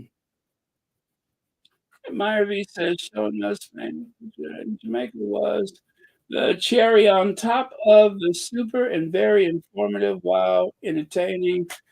Thank you, thank you, thank you, Myra V.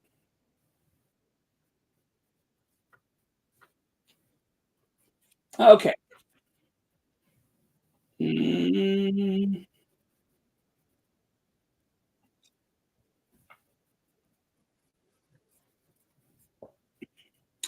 just for fun. Okay, I saw that one. Yeah, that's Entertainment Tonight. I saw that one too. Yeah, if you go to the video for Entertainment Tonight, you could actually see the skirt. She's got a big skirt on, very full skirt. That's what I'm looking at. She has a very full skirt on. Oh, okay. Yeah, she's got a very full skirt on.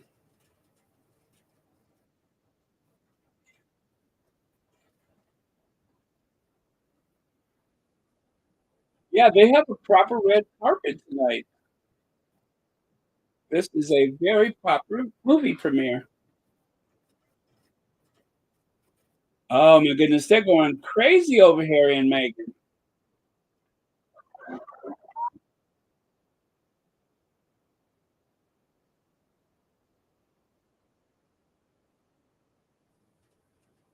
Yeah, they are going crazy for Harry and Meghan.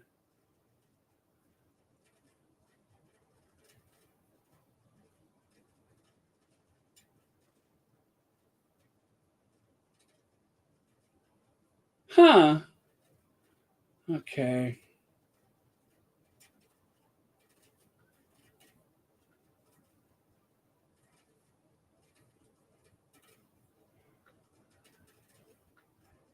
Yeah, folks, I think that's it. I just okay.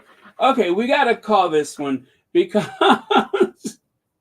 I'm going to be sitting here with my mouth gapped open for hours combing through photos, but I'm not going to ask you guys to stay on and wait while I do that. But I'm going to be sitting here with my mouth gapped open for the next few hours. And oh, People Magazine. You guys, let me see. The People ain't got no photos. Oh, but they just have a link to uh, what I just said, Entertainment Tonight Television. Yeah, they don't have any photos. They just have links to ET. So never mind. But People Magazine is covering it. But you know what? I'll share the story with you. It says Meghan Markle and Prince Harry are having a movie night. The Duke and Duchess of Sussex made a surprise appearance on Tuesday on the premiere of Bob Marley One Love in Jamaica. The couple walked the red carpet hand in hand with Meghan in a black ensemble, while Harry went with a suit tie for suit and no tie. Yeah, suit, no tie for the evening out at the Korea Theater in Kingston. Bob Marley One Love hitting theaters February 14th stars Kinsley Benadar as the legendary singer and Lashana Lynch as his wife, Rita. The movie celebrates. Well, okay, that's it. Because I just want to talk about Harry and Meghan. The trip makes the return trip to Jamaica for Prince Harry, 39, and Meghan Markle, not 39. Before their engagement, the couple headed to the Caribbean country together in 2017, wedding of Harry's friend Tom Skippy Inskip to Laura Hughes Love. Okay, so neither one of them have been there since 2017. Okay. Yeah, even People Magazine is talking about it. Seems like everybody knew about it except for the Daily Star, not Star, Sun, because you know what? It's 7 p.m. In my time zone, it's 9 p.m. So we sleeping on the watch. Of course, they don't know about it because this is in the Western Hemisphere time zone. I wonder if it's so frustrating. Just all of the stuff they miss out on because Gary doesn't give no ups about what they're doing next. You know? And of course, they're not privileged to that information because they're so rude and nasty and negative. And when you're rude, nasty, and negative, you know we're not going to share stuff with you. Why would we? Woo, they're going to be hot in the morning. They are going to be hot. And all they're going to do is talk about Kate and Charles and Sarah Ferguson and just make people turn even more against the royal family. That's what's going to happen. Because the sympathy routine, it just don't work for them. But they try it anyway.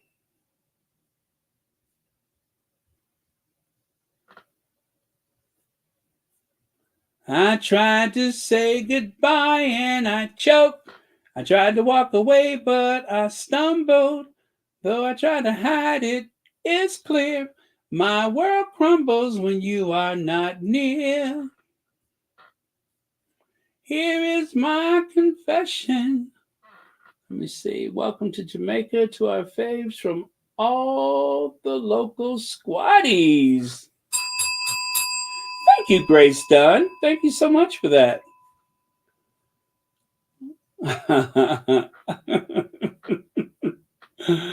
Oh, I had to tell you, I am just tickled. I am just tickled. Oh, thank you, Connie Balmer. Yes, this is a big milestone. You know, another 50,000 and I'll get that silver play button. Oh, I want that silver play button so bad. Yeah, I want that silver play button. Let me see.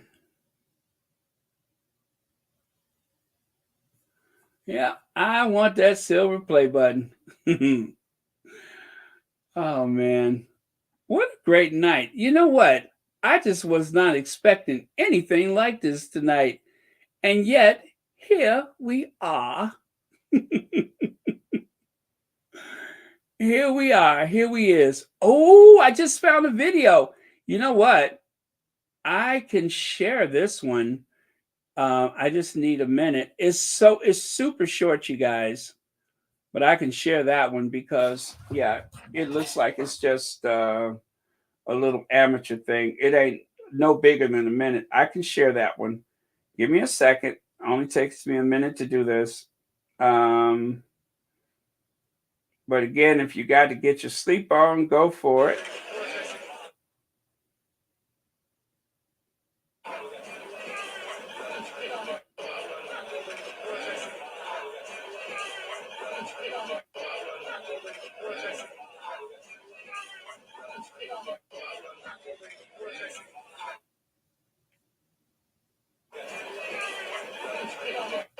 Yes, I can share that one. I can share that one.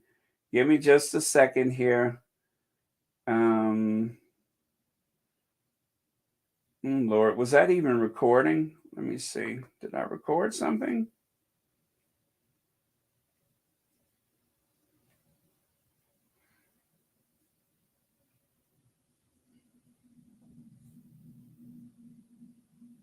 Yes, it was recording. Okay. Let me just clean that up a little bit. Just crop out that unnecessary stuff.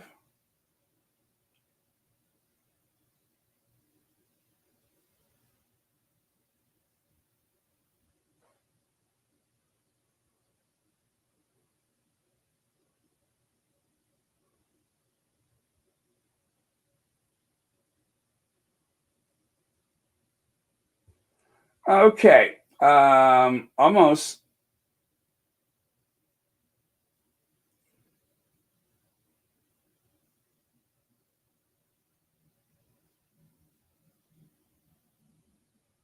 Oh, okay.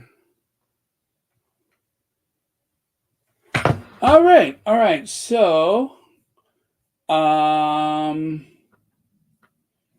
okay. Bring that up. Do that. And bring that over. Oh, that worked too. Okay, here goes.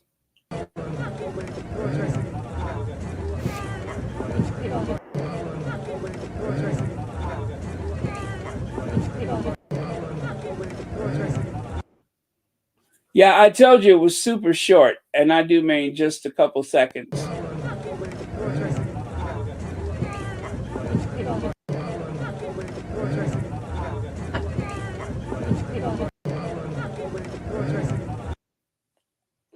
Okay, one more time.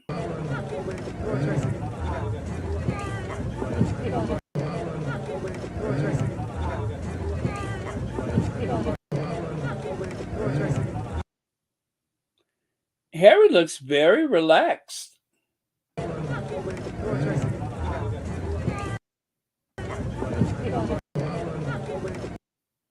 Okay, I'm just freezing it right there.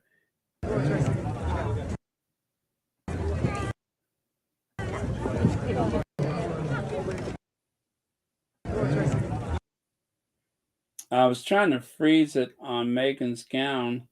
Okay, see, you can see how full the skirt is, right?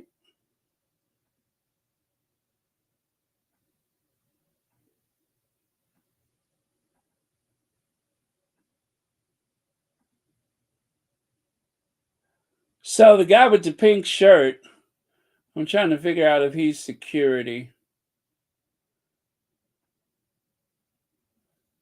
It looks like they have a nice little bubble around them, which is good. If that's the case, that's very good. Hello, Rosalie Lindsay. Thank you so much for being here. If you're just getting here, we are enjoying Harry and Meghan that just happened to be in Jamaica at a movie premiere.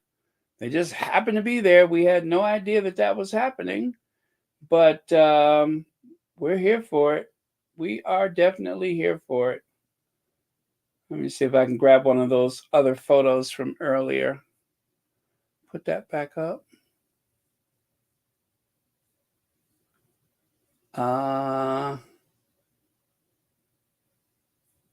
This one perhaps. I don't think I have this one up there. There we go. There we go. All right. Got to see Bob Marley 3 times here in Los Angeles. I will never forget his performance and music. Bought all his albums and have enjoyed them for years. I miss his voice. Thank you for sharing that, Reba.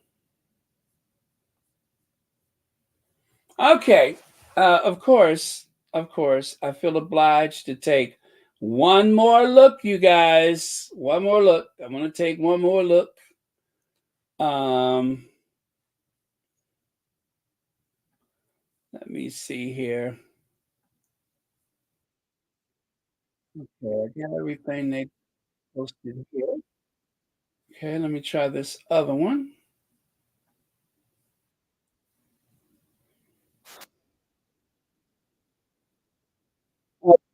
The prime minister who told the Waleses in 2022 to get out of Jamaica because Jamaica don't need them on their royal family. Let me see here. As the head of state of their country, now we see the same minister is welcoming Harry and Meghan. The Rangers' name is hated. Rub it in.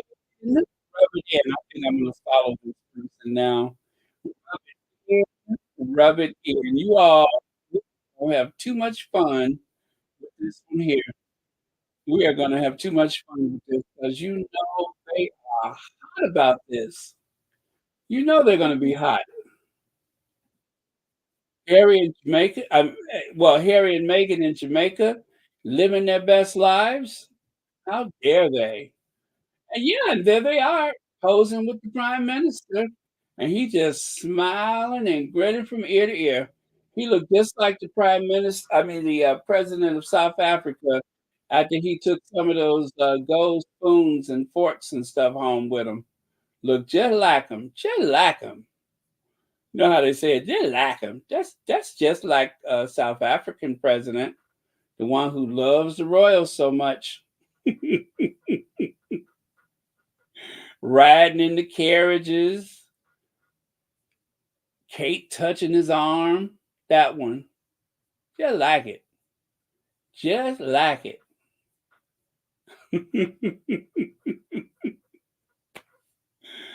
Oh, man. Oh, you said the audio's not clear? Oh, I apologize for that. Maybe it was when I was playing the video in the background. I hope it's okay now. Let me take this away and see. Let me see.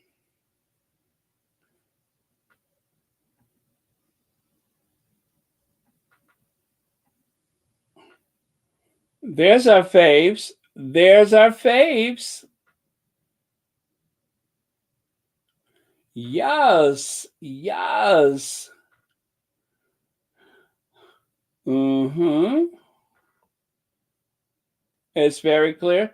Okay. I'm walking on sunshine. Yeah. I'm walking on sunshine. Yeah. And don't it feel good?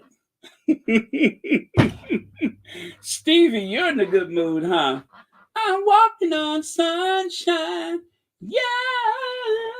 I'm walking on sunshine. And don't it feel good? You all, I got to tell you what I did yesterday. So after I got off yesterday, I said, okay, it's about 8:45. The grocery store closes at 10 p.m.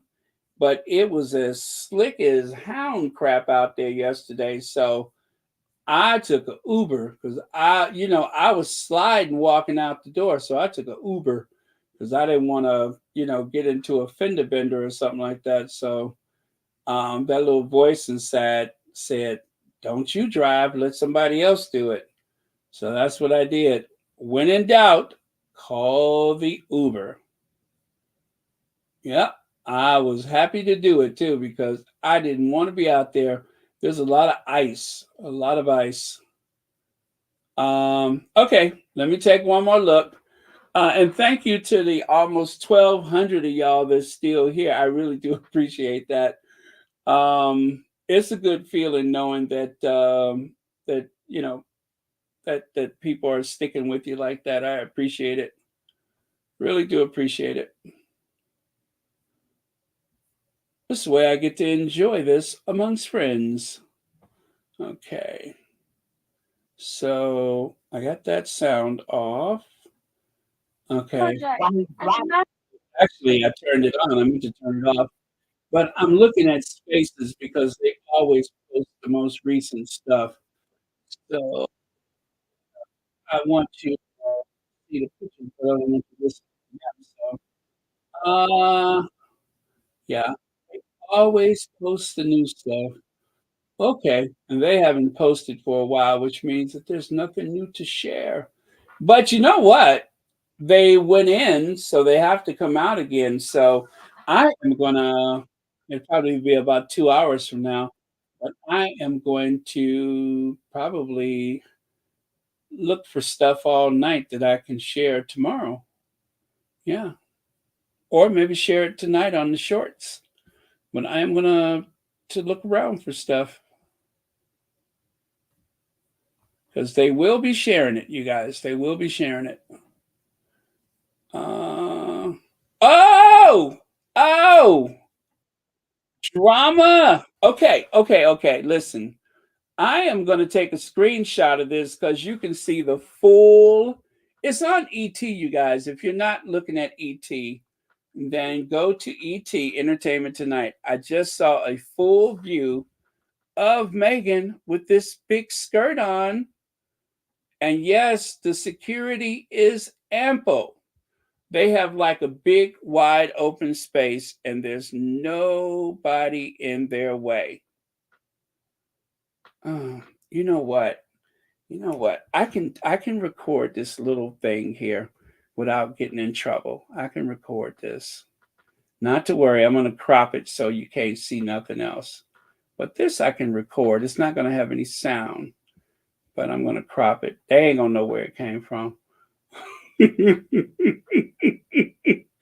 Unless there's something embedded in the video, but it's going to be so short.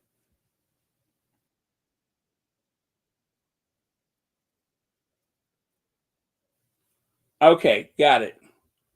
Got it. Like I said, it's going to be so short, they ain't going to know the difference.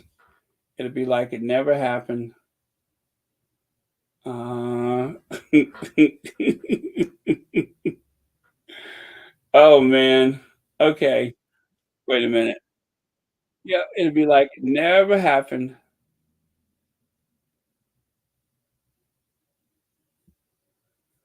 Oh man, this is fun. This is so much fun.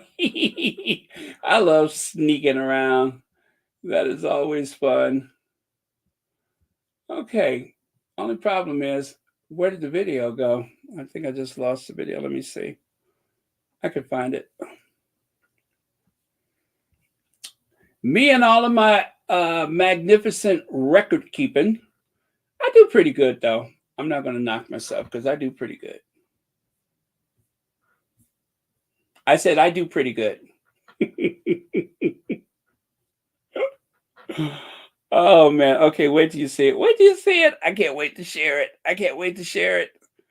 Oh wait, I gotta take some of this stuff off of here because I got too much stuff sitting on here. Okay. We outside, y'all. Hey y'all, we outside.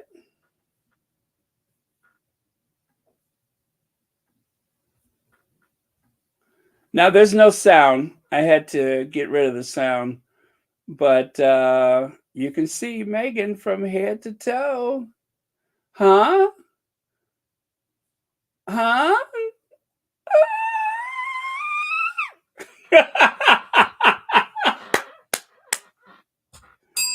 Yes.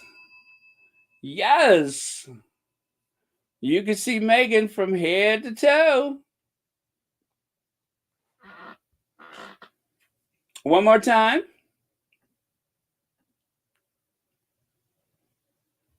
There you go. There you go. Huh? Huh?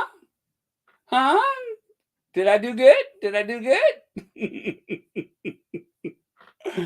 Woo! I am loving tonight. I am loving tonight. Yep, and Megan had lost all of that baby weight, and she is down to her fighting weight again. Look at there.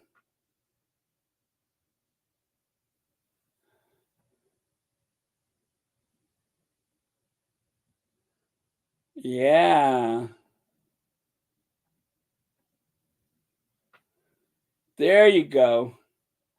Harry and Meghan living their best life. Oh my goodness. You all, I am going to get my rest tonight because I am going to have to battle tomorrow. You know that. All content creators to your battle station because we are going to be in it tomorrow. You know that. Because they're going to be furious at the idea that Harry and Meghan are out enjoying their lives. How dare they? How dare they? Okay.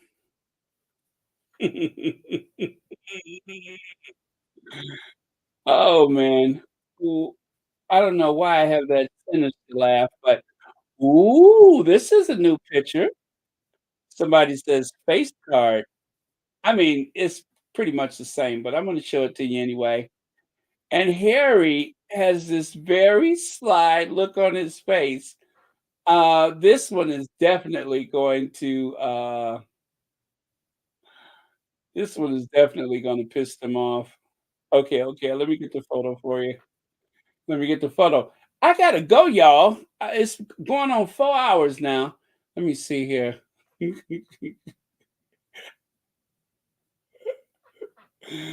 Ah!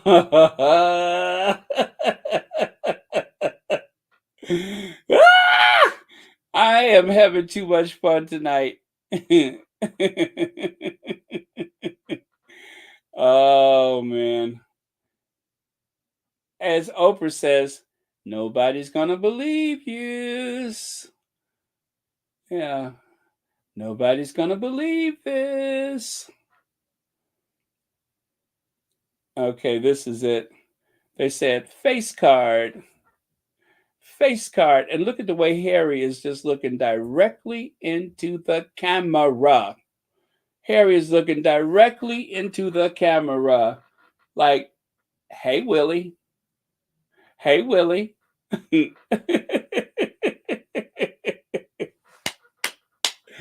Woo!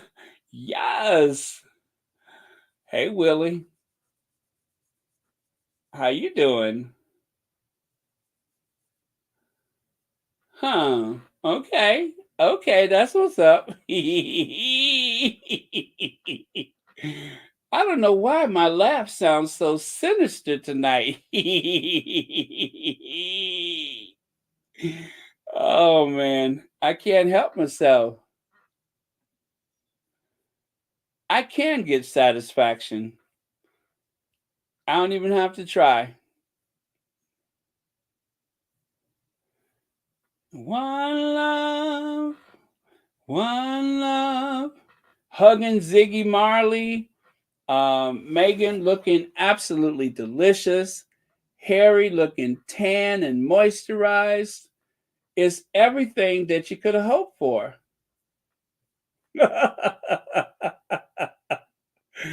Ah, oh man. One of my sources must be sleeping right now because she usually have everything first, and I don't see anything for her. But that's okay. A couple of my other sources got it covered. They got this here covered. All of this here. Oh, I gotta stop it. I gotta stop it. I sound like I'm up to something. Uh, like the cat that ate the canary, or the cat that swallowed the cream, or whatever that expression is. Okay, let's look at the ball gown one more time. Or the big full skirt she's wearing. Got to look at that one more time. So elegant and ladylike, right? Love it. Wait. Take that away. Oh, wait, that's not the one. The full length is this one. Nope, the full length one is the other one. There we go. Yes, queen. Yes, queen. There you go. Somebody's about to eat up the red carpet. Oh, let's see. B. Martin says, don't let them fool ya.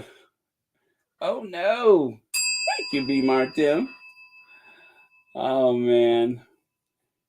Somebody is going to be awfully salty. Now, there's only one way that anybody could try to steal their thunder from tonight, and I don't think they want to steal that kind of thunder. You know what I'm saying? I won't even say, but they don't want to be the ones to try to steal their thunder. Hello? Is this the Daily Mail? Senior Royal here. Blast you, I said Senior Royal here.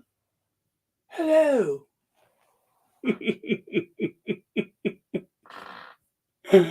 Oh, yes. Yes, eat it up and leave no crumbs. Here, here. Here, here. Okay. Let me take another look. Harry and Meghan in Jamaica. I am here for it. And she is going to look amazing in all of the magazines tomorrow. Amazing. They are going to be salty, especially since their standard bearer is incapacitated at the moment. Well, you know what? Maybe they'll dress up Sophie and have Sophie go out to try to upstage Harry and Meghan. Remember Sophie, the royal family's secret weapon? Or is it Zara, the royal family's secret weapon? They got so many of them, you know. And of course, Afro Annie, the royal family's secret weapon. They got so many secret weapons. It makes you afraid to walk the streets at night, doesn't it? They got so many secret weapons. Ooh, whole bunch of them. A whole arsenal of secret weapons.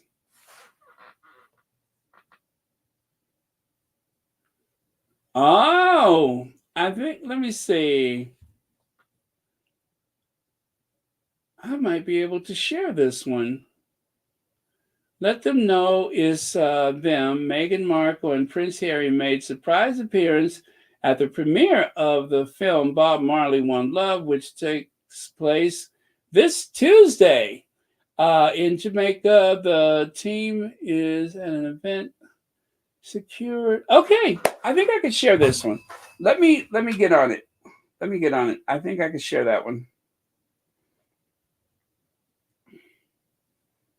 And thank you, mystery person that sent this video to me. You are the sunshine of my life. Mystery person, thank you.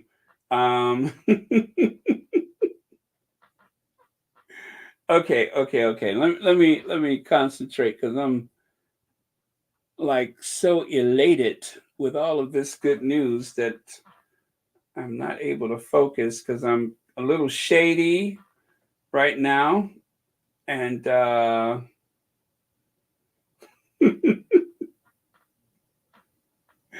and just picturing people up all night at Kensington Palace.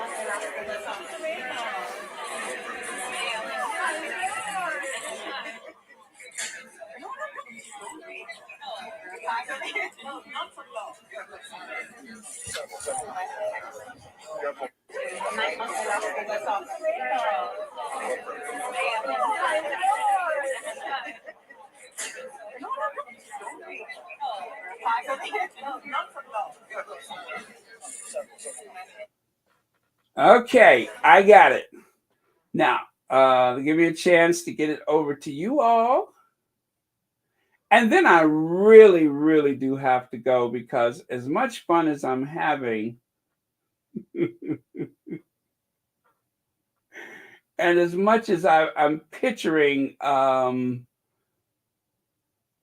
of the activity late into the night at, or should I say in the wee hours of the morning, whichever it is, over at Narnia, I really do have to get going. I am enjoying myself though. I haven't had this much excitement since Oprah Winfrey's farewell season. Okay. Yeah. I haven't been this excited since Oprah's farewell season.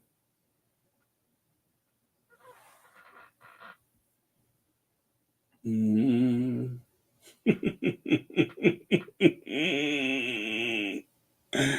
Okay. Now, I need to take something away because I got too much stuff open right now. Okay, put that there and then drag that over. And that works out perfect. There we go.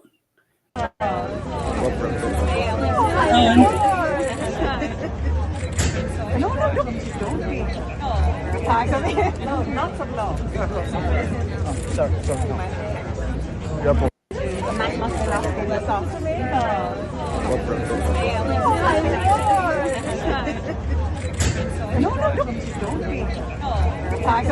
No, not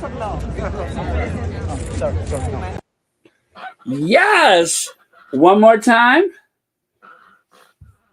Oh, no, not that one. No,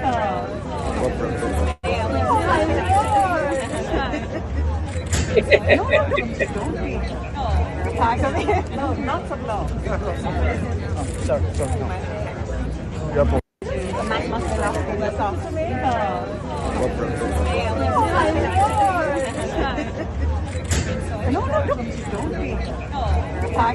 No, not so long. Nobody does it better. Makes me feel sad for the rest. Oh, man. Come back to Jamaica. Because they welcomed you to Jamaica. Woo! Oh, man. What a way to celebrate 50,000 subscribers than Harry and Meghan in Jamaica. Now, that gown, one more time, one more time. Yes, yes, walk queen. Yes, walk queen.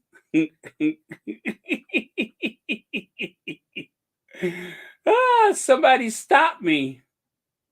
Okay.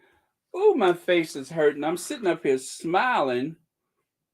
I'm sitting up here smiling so much my face is hurting. I gotta stop.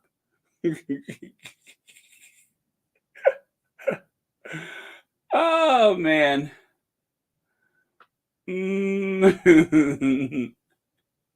All right, all right, all right. That's enough shade for tonight. I'm just gonna go and take one more look just to see. Oh man. Oh, my face hurts. Okay, I got to go and look at the spaces and see what they got because they always got good stuff. Let me see.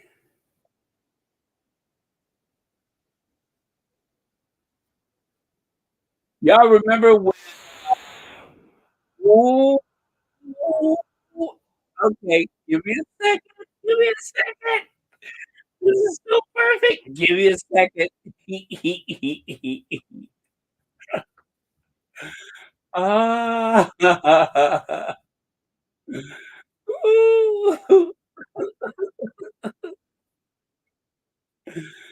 Oh man. I gotta stop smiling. My face hurts.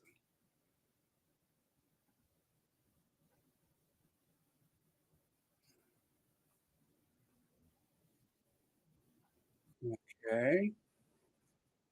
Hmm. Okay, I got that one already. Got that one. Okay, okay, okay. Let me show you this. I gotta show you this. Um, and let's hope this one makes it to the to Daily Mail since they like to see what everybody doing. Okay, let me okay, think, concentrate. So take something away, bring something in. Got it. Take something away, that one, bring in this one.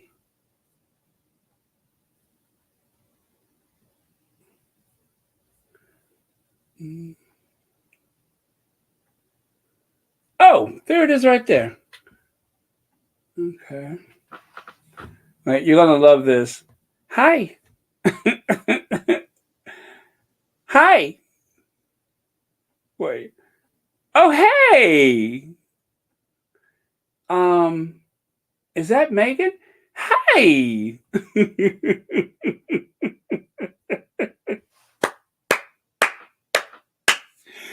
Woo! Hi. Yes. There you go. Huh? Huh? Oh, we just down here watching the movie, that's all. Yeah, we were sitting at home in Montecito where there are no leaks. And then they said, well, um, Your Royal Highnesses, would you like to come to a movie premiere? And of course, you know, this happened. They went.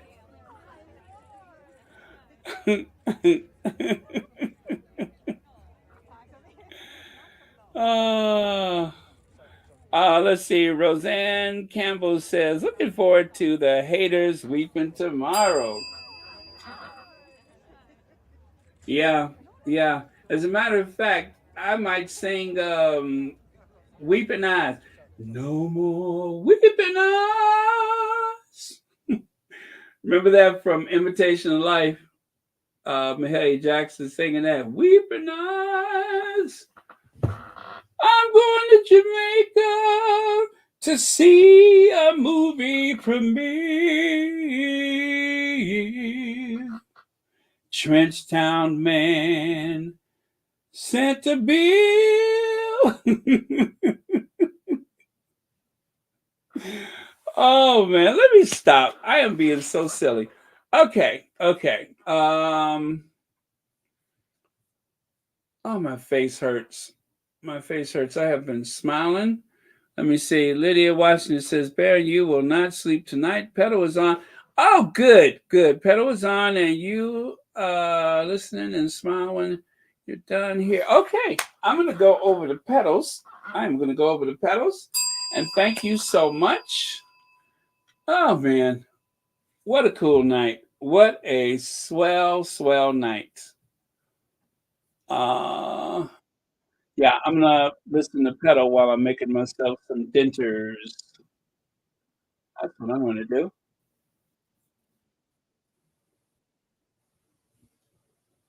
Okay. Oh, pedal's been on for 30 minutes, huh? Okay.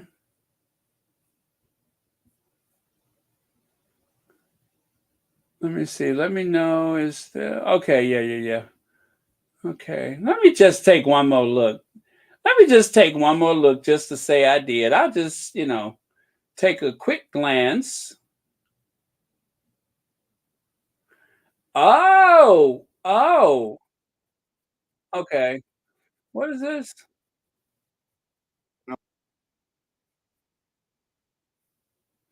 Oh, you are okay. I'm seeing some shade tonight. So someone sent me. Okay, let me see. Who is this? Remember when Bernie Mann more or less said the Queen and Prince William couldn't keep Jamaica in the Commonwealth, but Harry could. Jamaicans don't want the Queen. If it's Harry, Jamaican people will react different. People will go meet Harry, but William, we don't want to see him. Okay, I'm going to play the little sound from that if you all don't mind. Let me play the little sound from that.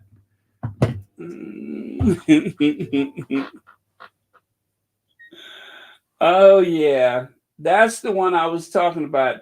I see somebody has been very thoughtful enough to send this. Thank you so much.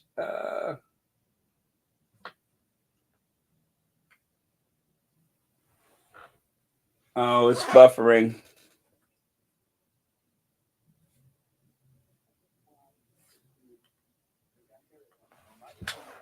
Believe Prince William can keep Jamaica from becoming a republic. If Harry did there, I know people would react different. People not gonna meet Harry.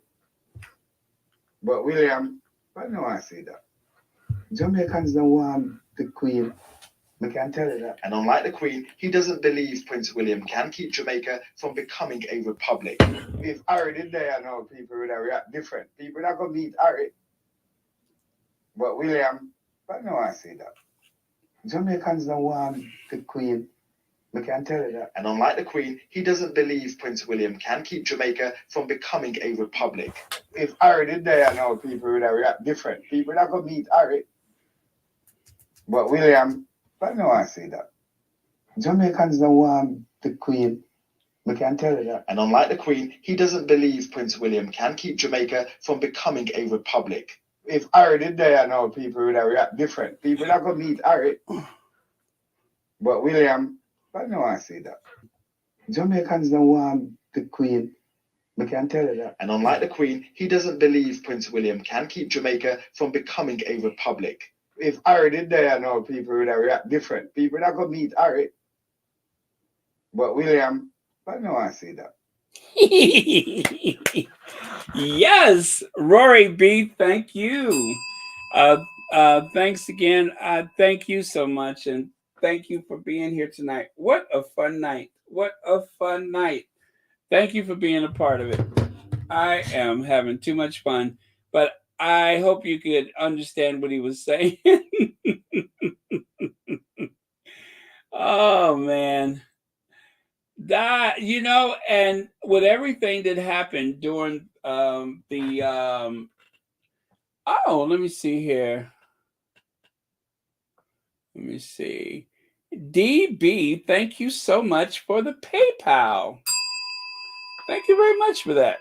Just got a PayPal from DB. I don't like to say the names because it might be different from online, but thank you so much. That was very nice.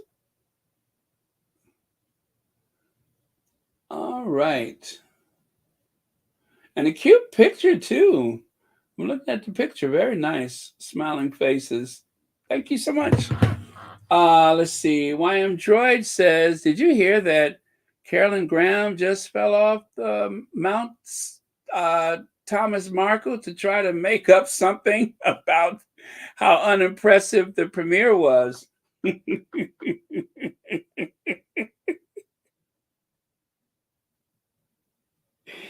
Woo!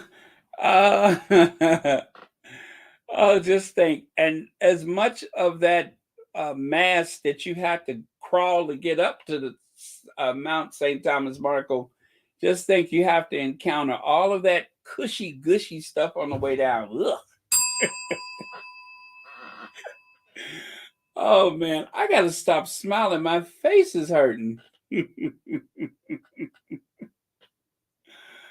Rohini, YM Droid, she better not, because Jamaica Twitter will, okay. All right. Yeah, they're going to light her up if she do say anything cross to them or about them. Okay, I'm going to take just one more look. And then for sure, I'm going to say goodnight to everyone. Let me see here. Just to make sure that I'm not missing anything.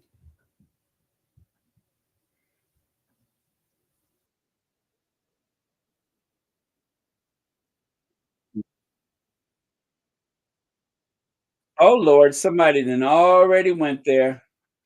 They're comparing, it's like a top and bottom image of the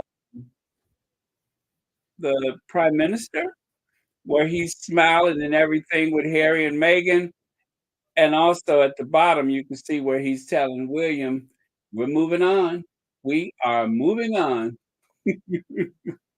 It's called the other one having the same prime minister proudly and smilingly taking photos with them in Jamaica as if he's, honored to, and of course, then there's Willie Leaks. Let me see, you really oh, okay, a tale of two royal couples, one getting fired in Jamaica by the Jamaican Prime Minister, Andrew Holness. The other one is having the same prime minister proudly and smilingly taking photos with them. Oh, let me do a screenshot of this one. Let me do a screenshot. Y'all, uh, the Sussex squad is on fire tonight. The Sussex squad is on fire tonight. They are really, really going there. Oh, I like the way that one looks. Let me see if I can get that one. Oh. Oh, poor Willie Leak. He couldn't help it. He was born with a silver foot in his mouth.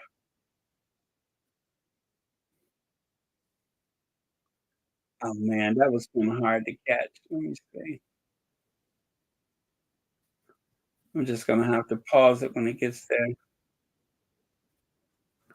Nope, that didn't work. Okay.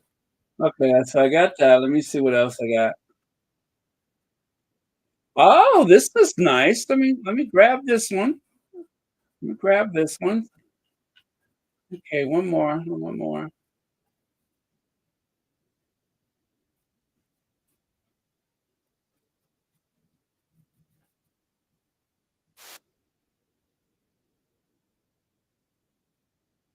Mhm. Let me see. Oh man, I don't think I could share this one. Oh, that one's really nice too. I'm so sorry, you guys. I'm gonna put it on the shorts. I promise I'm gonna put it on the share here though. Wow, they are doing it. You all, it is a party going on X tonight. They are really, really whooping it up over there. Whoop whoop. Okay, let me see here.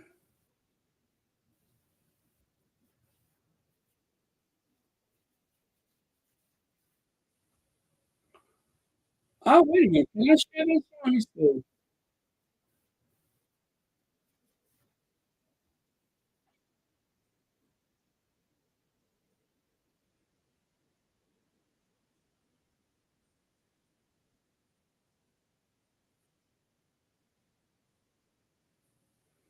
Okay. All right. All right. So let me share these last couple photos and then I'm going to say good night. Let me see.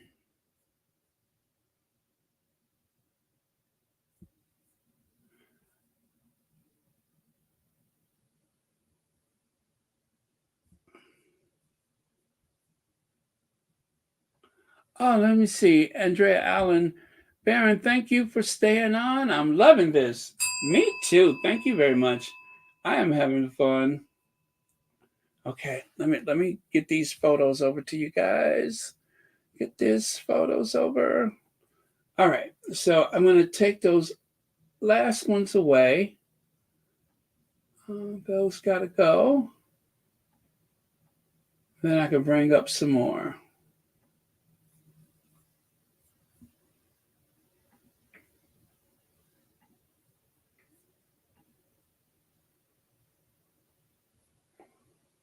See if I can load all these at the same time. Nope, it won't let me.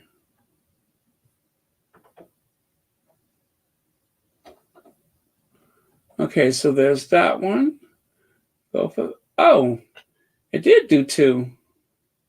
Oh, didn't know that was going to happen. There we go. So right here, you can see that. Oh, let me see. Baron, please be strong. Message. Hand on Harry. Oh, I think I know what you mean. Hold on a second. I think I know what you mean. This one? Right there, right? Right. There we go. Thank you very much. I think that's the one you mean. Oh, wait. What did I just do?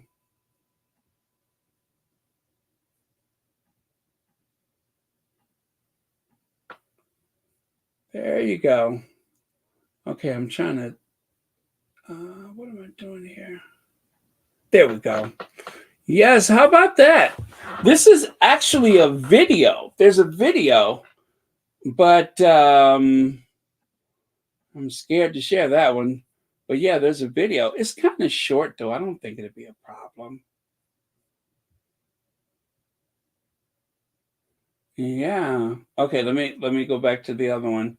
So right there, you can see the difference day and night. A tale of 2 couples, one getting fired and the other one enjoying a smile and a photo with the very same prime minister.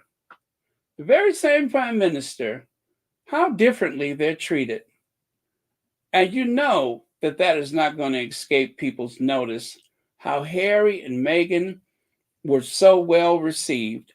This, what is that they say?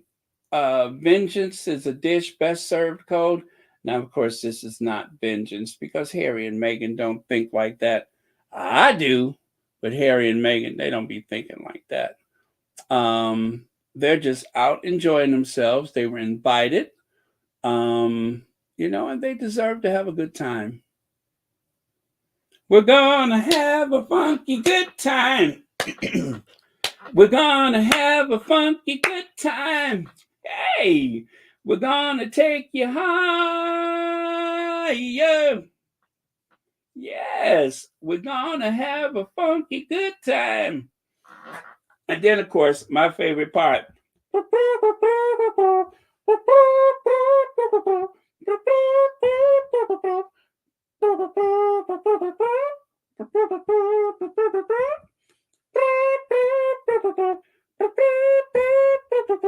We're gonna take you higher.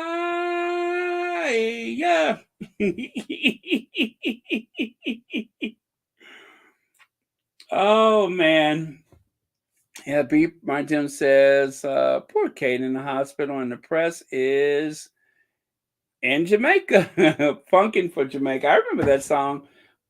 Funkin' for Jamaica. Wait a minute. Jamaica funk. That's what it is. Let it get into you.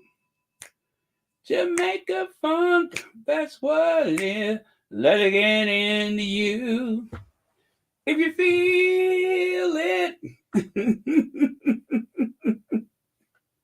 Let it get into you. All right. Let me just take one more look before I go. One more look. And then I really had to be going. Let me see here.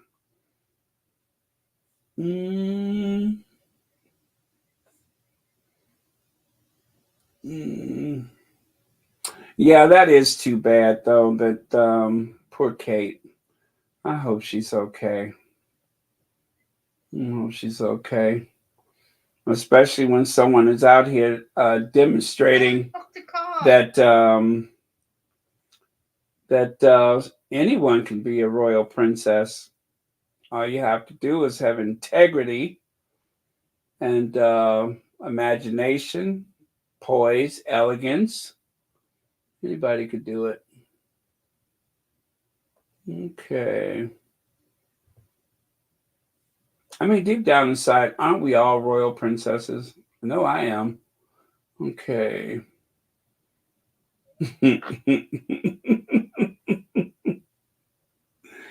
Okay.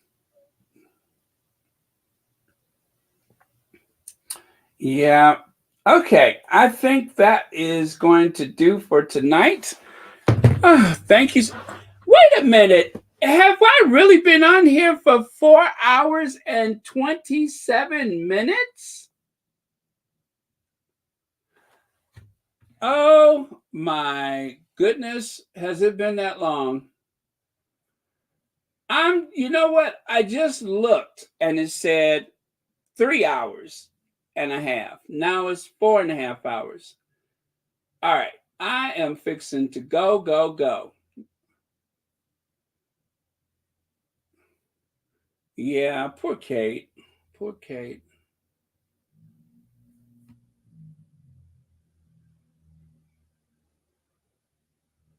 Yeah, I do too. I really do. I really do. I feel bad for Kate.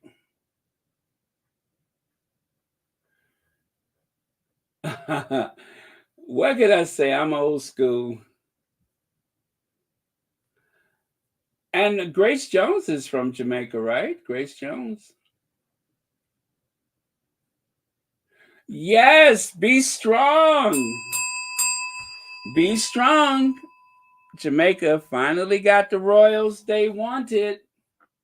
Exactly. They finally got the royals they wanted.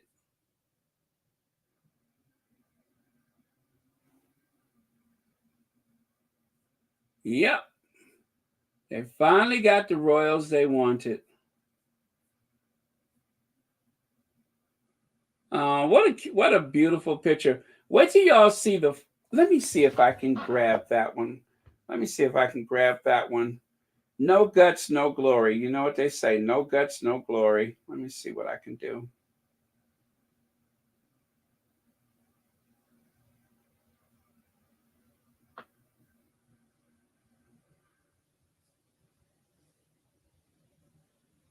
Wow, there's so many people like looking at these videos and pictures that my phone is like buffering like crazy.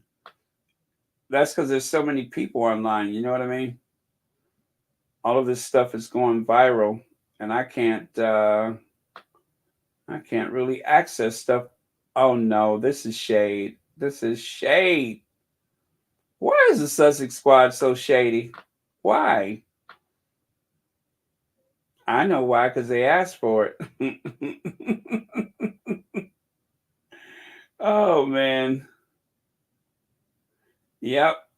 Um, I want to share that video with the hand on the chest, but it's buffering. Let me see if I can do it from my computer. I could do it here too. It just won't have any sound. It won't have any sound, but I could do it on my computer. Uh,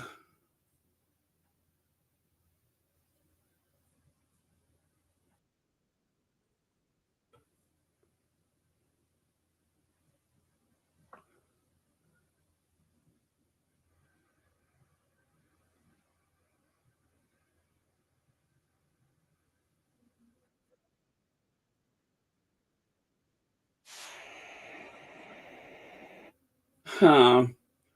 Well, that is a bit of a complication. Let me see. Yeah, at the very least, I'm gonna have to take the the caption. They got a little caption there. I got to make sure that I omit the caption that they have there, and then I think we should be okay. So I will record this. This won't take me but a moment. And let me see. Record.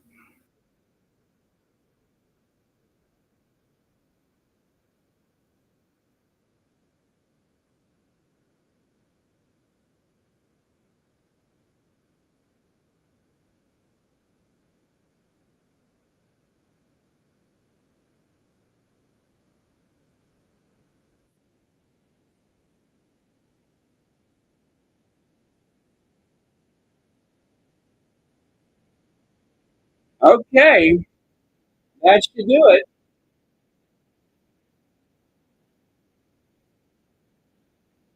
Okay, let me see if I can make this work. Let me see if I can make this work. Let me see. Oh man, stuff is coming in fast. I mean, it is a feeding frenzy online tonight. Stuff is coming in fast.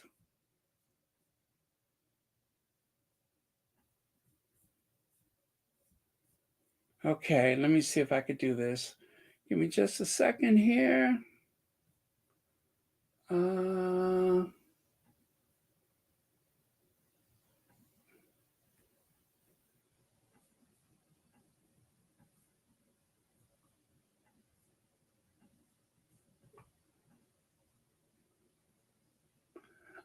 Oh, you know what? I got to turn the sound down because there's music in the background.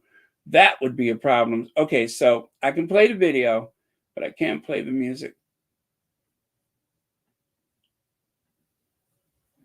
Ready?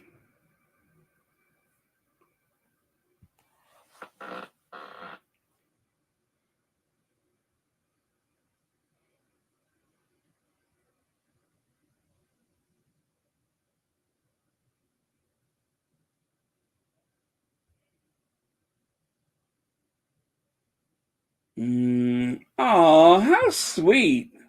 How sweet. How tactile. How, you know what I'm saying? It's almost like I'm like on honeymoon with them. I'm embarrassed. They're so loving and so affectionate with each other. I feel like I'm prying, you know what I mean? Good for them, right? How about that? How about that? Huh? See what I mean? Now just compare that to the people I showed you earlier that are supposed to be so devoted to one another. And look at how gleeful everybody is. Look how gleeful they are. It's Harry and Meghan. Oh my God, I can't believe it. It's Harry and Meghan. They're actually here. Well, well, well. Lordy, lordy, lordy. Ain't that something? Well, what could I say? Yeah, they float through the crowd, right? Me too. I'm happy for them. Golfing Mom, thank you so much. Thank you for being here on this fun night. Wow, thank you, thank you, thank you.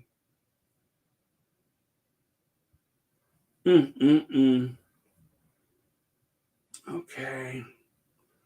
Well, you know, I thought it was going to be a fun night, but I had no idea. I mean, how could anybody have known that it would graduate into this? Certainly not me. Yeah, certainly not me. Perfect timing. Perfect timing.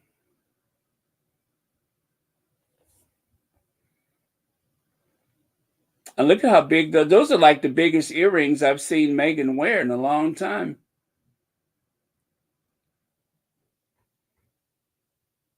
Oh, Carlene Bedford, very cool.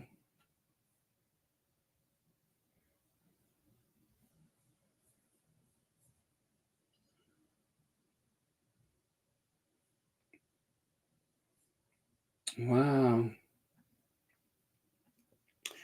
Almost paradise. Let me see.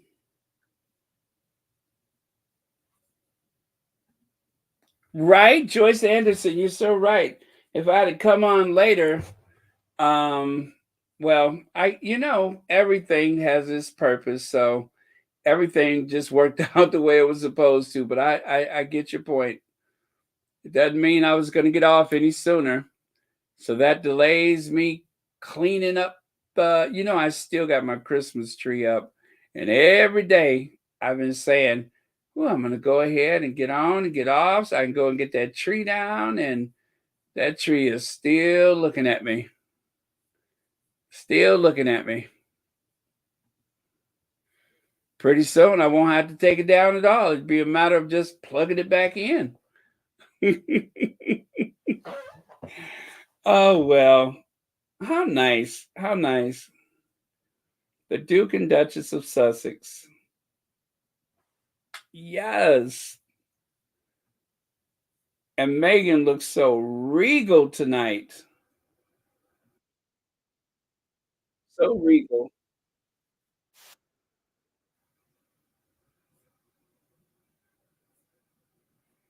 And that whoever's walking on the video I showed you guys, I had to crop it.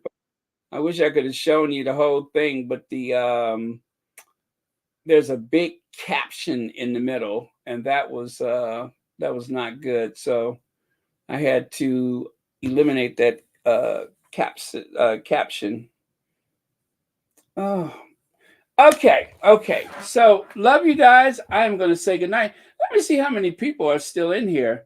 Wow, 11:42. That's shocking.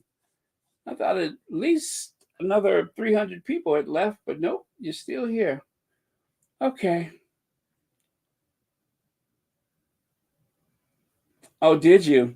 Yeah, I got to take the lights off of my Christmas wreath, and because I bought a real wreath, and I got to take the lights off of the Christmas wreath, and then the lights from outside, I brought them in, but I didn't untangle or anything. I just put them in a box. But I really do want to, separate them and everything, so they'll be much easier to go up next year. So, yeah, I have that to do, and some other things, like perhaps returning a phone call. Okay.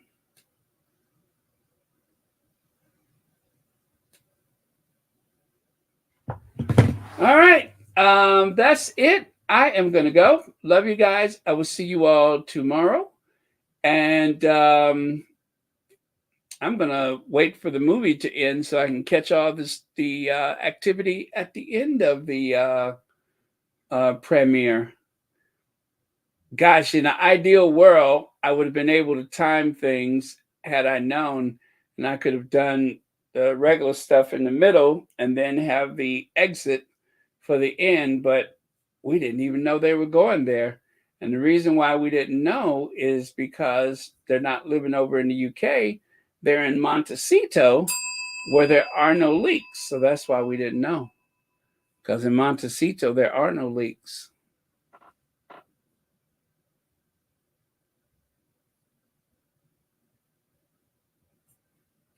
Okay.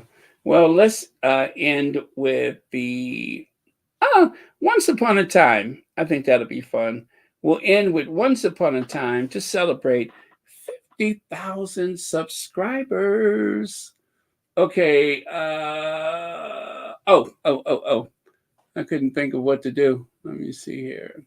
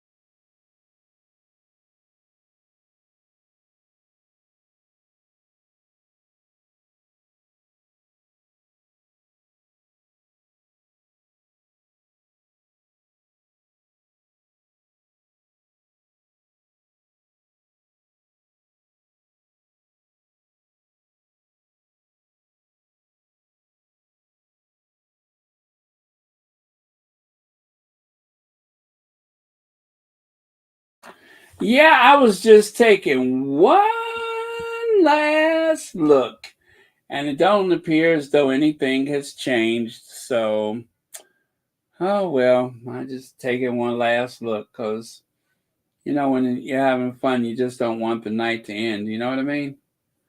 But well, we got to close it out at some point. Now, some people would say, "Well, Baron, why not just wait another 15 minutes and then it'll be a nice round number, 5 hours, 50,000 subscribers?" But I say nay.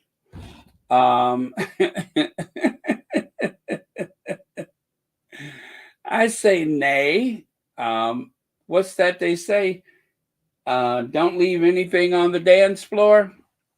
Don't want to leave anything on the dance floor.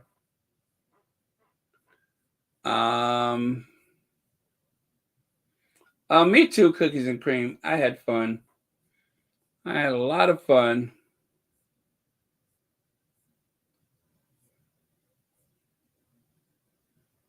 What an epic night.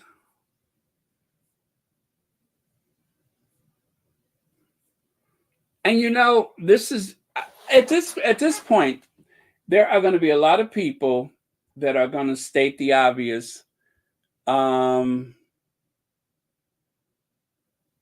that is that the royal family really needs them. The royal family needs them more than they need the royal family, but they do not have the capacity to offer them what is required, because it was one thing when there was the fear of the of the unknown, but now that we know that we can have a full life filled with universal service, right? We can do our philanthropy and all of our humanitarian work away from the shadow, from the chokehold of that institution. You need us more than we need you. A new study has revealed that Meghan Markle is more influential than Kate Middleton. The Duchess and her husband, Prince Harry, removed themselves. This is in the Scotsman Daily Express. Removed themselves from royal life a number of years ago in order to live in California. But a new study has shown that she has more influence in UK culture than the popular Princess Kate. The research conducted by Get Insta Analysis Global, Google searches, TikTok views, Instagram hashtags, and articles of numerous British royals to identify who is the most influential. And don't I always say that Harry and Meghan is the most influential royal couple? Harry and Meghan is the most popular. The late Queen Elizabeth II was ranked the most influential royal, and Prince Harry comes in at second place, with Meghan following in third place before Kate, King Charles, and Prince William. Well, now, of course, Meghan Markle is the most influential.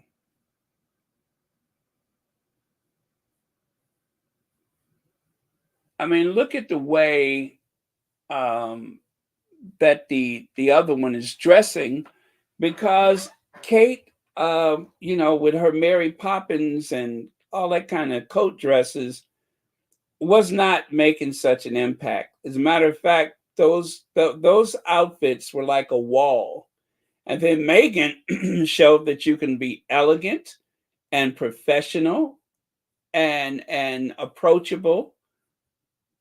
And so then all of a sudden, we've changed from wearing all of that garish garbage and moved over to real clothing. I mean, not nearly as elegant because, well, we know Meghan wears the clothes. The clothes are not wearing her. But when you look at it in that context, then you understand why Meghan is so popular. And even those people that vilify her And I'm not talking about the tabloids. I'm talking about the, the Rangers and stuff. They're really fans. They have to be a fan, because if they weren't fans, they wouldn't spend so much time trying to denigrate her. So they're fans. Like it or not, they are fans. And I really do. I'm not trying to be sarcastic, but I really do hope that, Kate is not in more trouble than what it appears to be. But something's happened to her. Um, None of these things happen by chance. Hopefully, and can't keep your fingers crossed enough, but hopefully after this, both she and William will be better people, because the people they were just a week ago or just last year was pretty terrible, and they have done unspeakable things to Harry and Meghan. And like I said, we shouldn't be more angry than they are. They're living their best life, so I don't think it's healthy for us to carry a grudge for other people like that. But however, that don't mean that we shouldn't talk about it. Roseanne Campbell, yes. Yes, I am still live.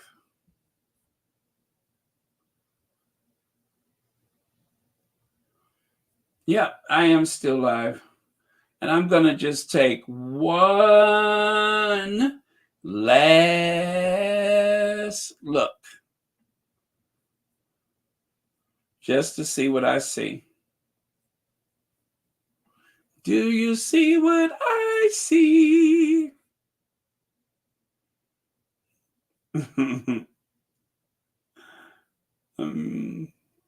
This is fun.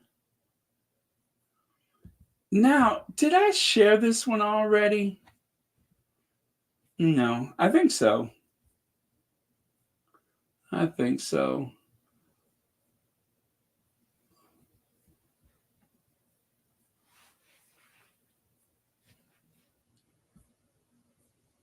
Yeah, I think everything's kind of gone quiet, if that's at all possible, because the movie is on now. So, not going to be any new photos for a minute. I think all the new photos have pretty much been put out. So, we're going to have to wait until the movie is over.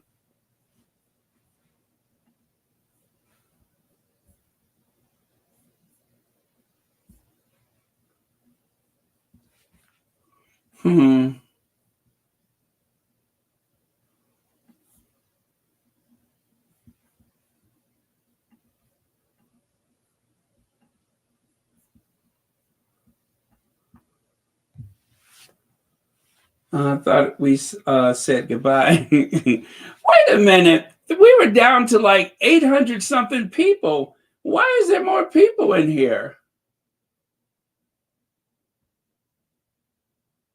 Yeah, they don't have anything to offer to Harry and Meghan. They don't have anything to offer. Harry and Meghan have some major projects in the work.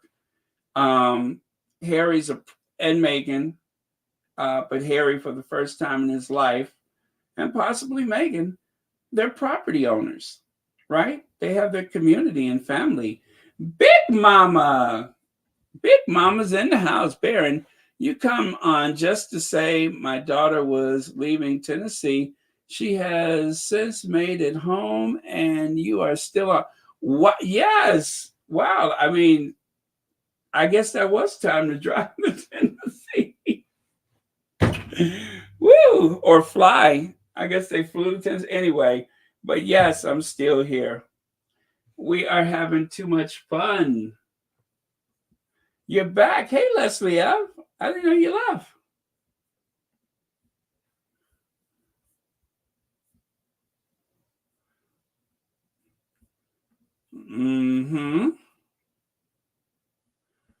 Joy and more. I am having a blast. I really am.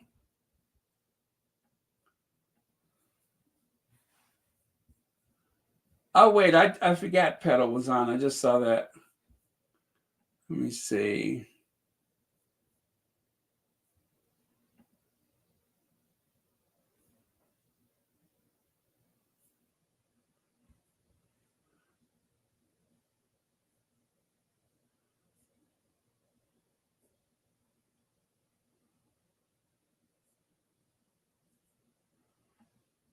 I was just looking at that picture of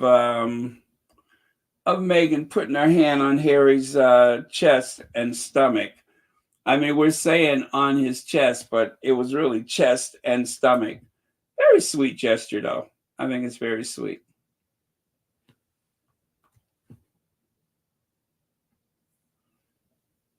So in love are we two that we don't know what to do. So in love, in a world of love, as we walk along together,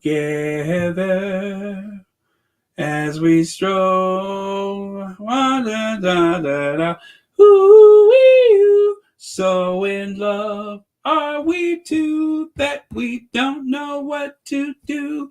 So in love, in a world of love. Yes, so in love. And look at Harry turning around like, can't you see I'm in love? Leave me alone. I'm in love. This will be an everlasting love. This will be the one I waited for. This will be the first time anyone has loved me. Oh, loving you is some kind of wonderful because you showed me just how much you care. You're giving me the thrill of a lifetime.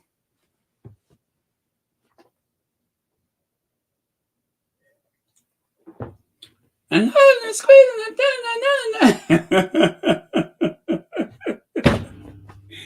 yeah.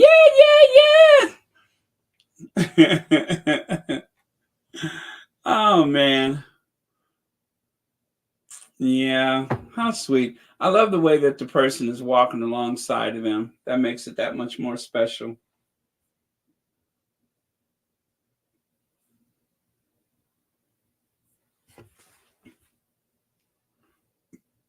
And look at Harry, just as proud and happy. I mean, this is what he always wanted, right? Harry dreamed of the day that he would have a wife of his own, a boy and a girl, all of that he wanted. Very simple things that anybody in life would want. The woman in white reaction is fire. Hear, hear. Hear, hear. You know what? I could just keep sitting here watching this over and over again. I could just sit here and watch this. Oh, sorry about that. Over and over again.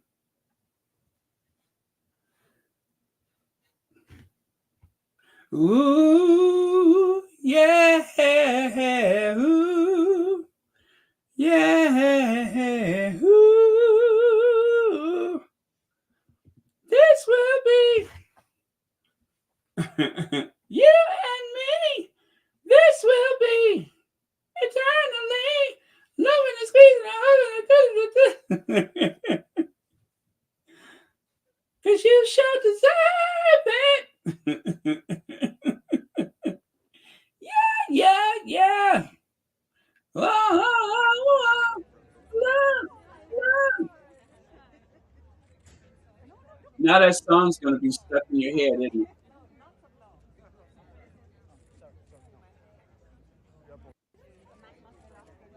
Now that song is going to get stuck in your head.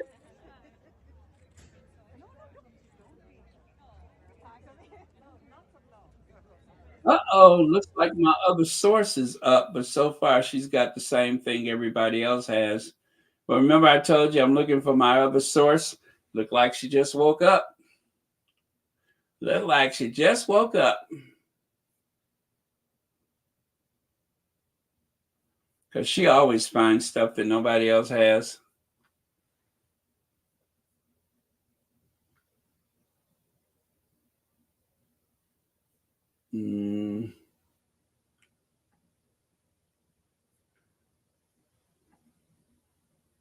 Okay, I got that one.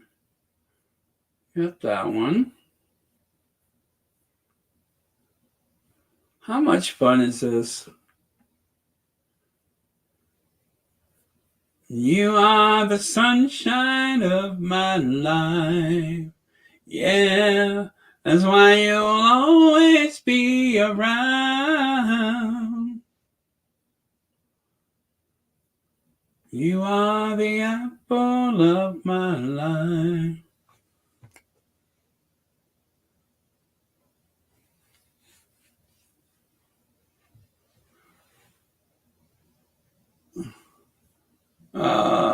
Let me see. Put that video to my first, my last, and everything. But yeah, right.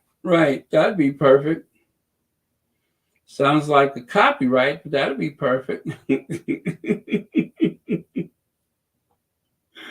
Oh man.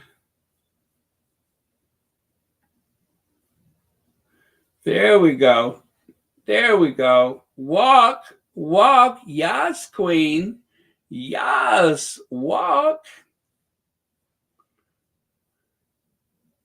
Aha. 4 hours, 59 minutes, and 52 seconds. All right. That is a nice round 5 hours. Good night, everybody. Love you. See you tomorrow.